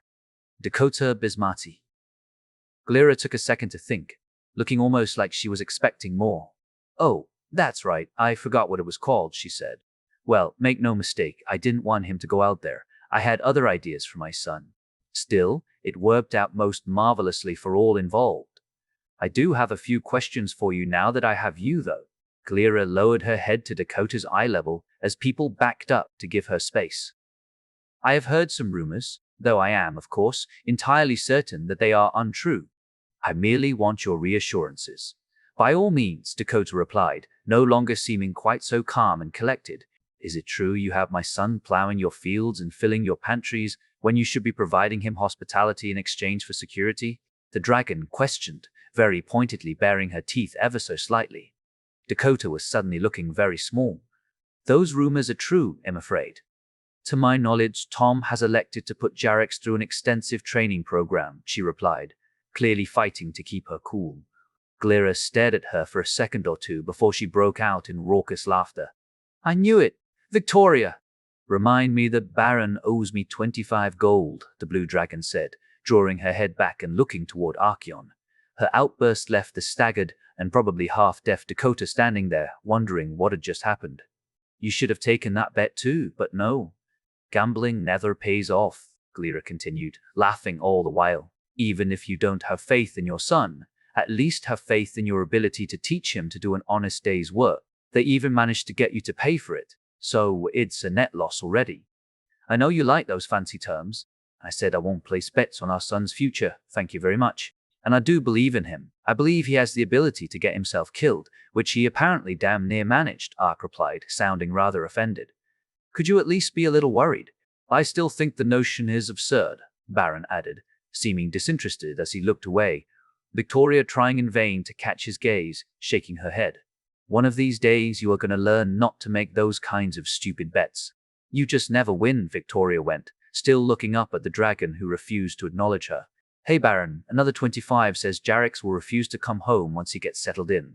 Not like we can make one for whether or not he would follow orders now. Glira went, still laughing uproariously. Deal, he will miss having a proper bath, Baron replied in a very displeased tone. Oh, come on, Victoria protested, holding her arms out wide. It's a matter of principle, Baron replied, still refusing to look down at her. I wouldn't put it past Tom to make one, if that is what it takes, Balathon added in, jabbing an elbow into Sapphire's side. Anyway, enough idle chit-chat. I heard you're heading out to some actual action, not to mention near enough to say hi to my little whelp. His Majesty's Dragon Glira at your service, Colonel. The dragon went, backing up and giving a very slight bow, smiling wide all the while, seemingly not able to take it seriously. You just want another week or two of lying around doing nothing, don't you? Victoria questioned sarcastically as she wrote something down on her clipboard. Doesn't matter, because you're on the docket now. Maybe having to keep up with you for the immediate future will temper Baron's willingness to make these stupid bets, Victoria continued, making a point of avoiding Baron's gaze as he looked down at her, seeming rather displeased with that comment. Good to hear. I'll be enjoying my well-earned time off until then. If you need me, it'll be wherever the sun is the warmest, Glira replied, turning around, letting her tail swing overhead, massive steel spike included, brushing it up against Archeon's neck before slowly walking off. As she turned around, Sapphire got a good look at her. She was not wearing armor, but the amount of battle damage was substantial, especially in the shape of some rather large round areas of messed up scales running down her flanks, which looked rather odd. She's quite the character, Balathon added, sounding rather shocked. You have no idea, Ark replied, not taking his eyes off her. Now don't go making any bad decisions. She's not good for you, Volzan pleaded, in a tone that made it sound like this wasn't the first time. Shut it, Volzan. You're not his nanny, Glira shouted back at them with another laugh. Archeon had stayed put, though, as they went through what Tigra21 would be carrying before loading him up with all the necessary supplies. So, with a few words of encouragement and a goodbye hug from Ray, they sent him on his way, watching him climb away into the morning sky. Onto the sea, onto the sea.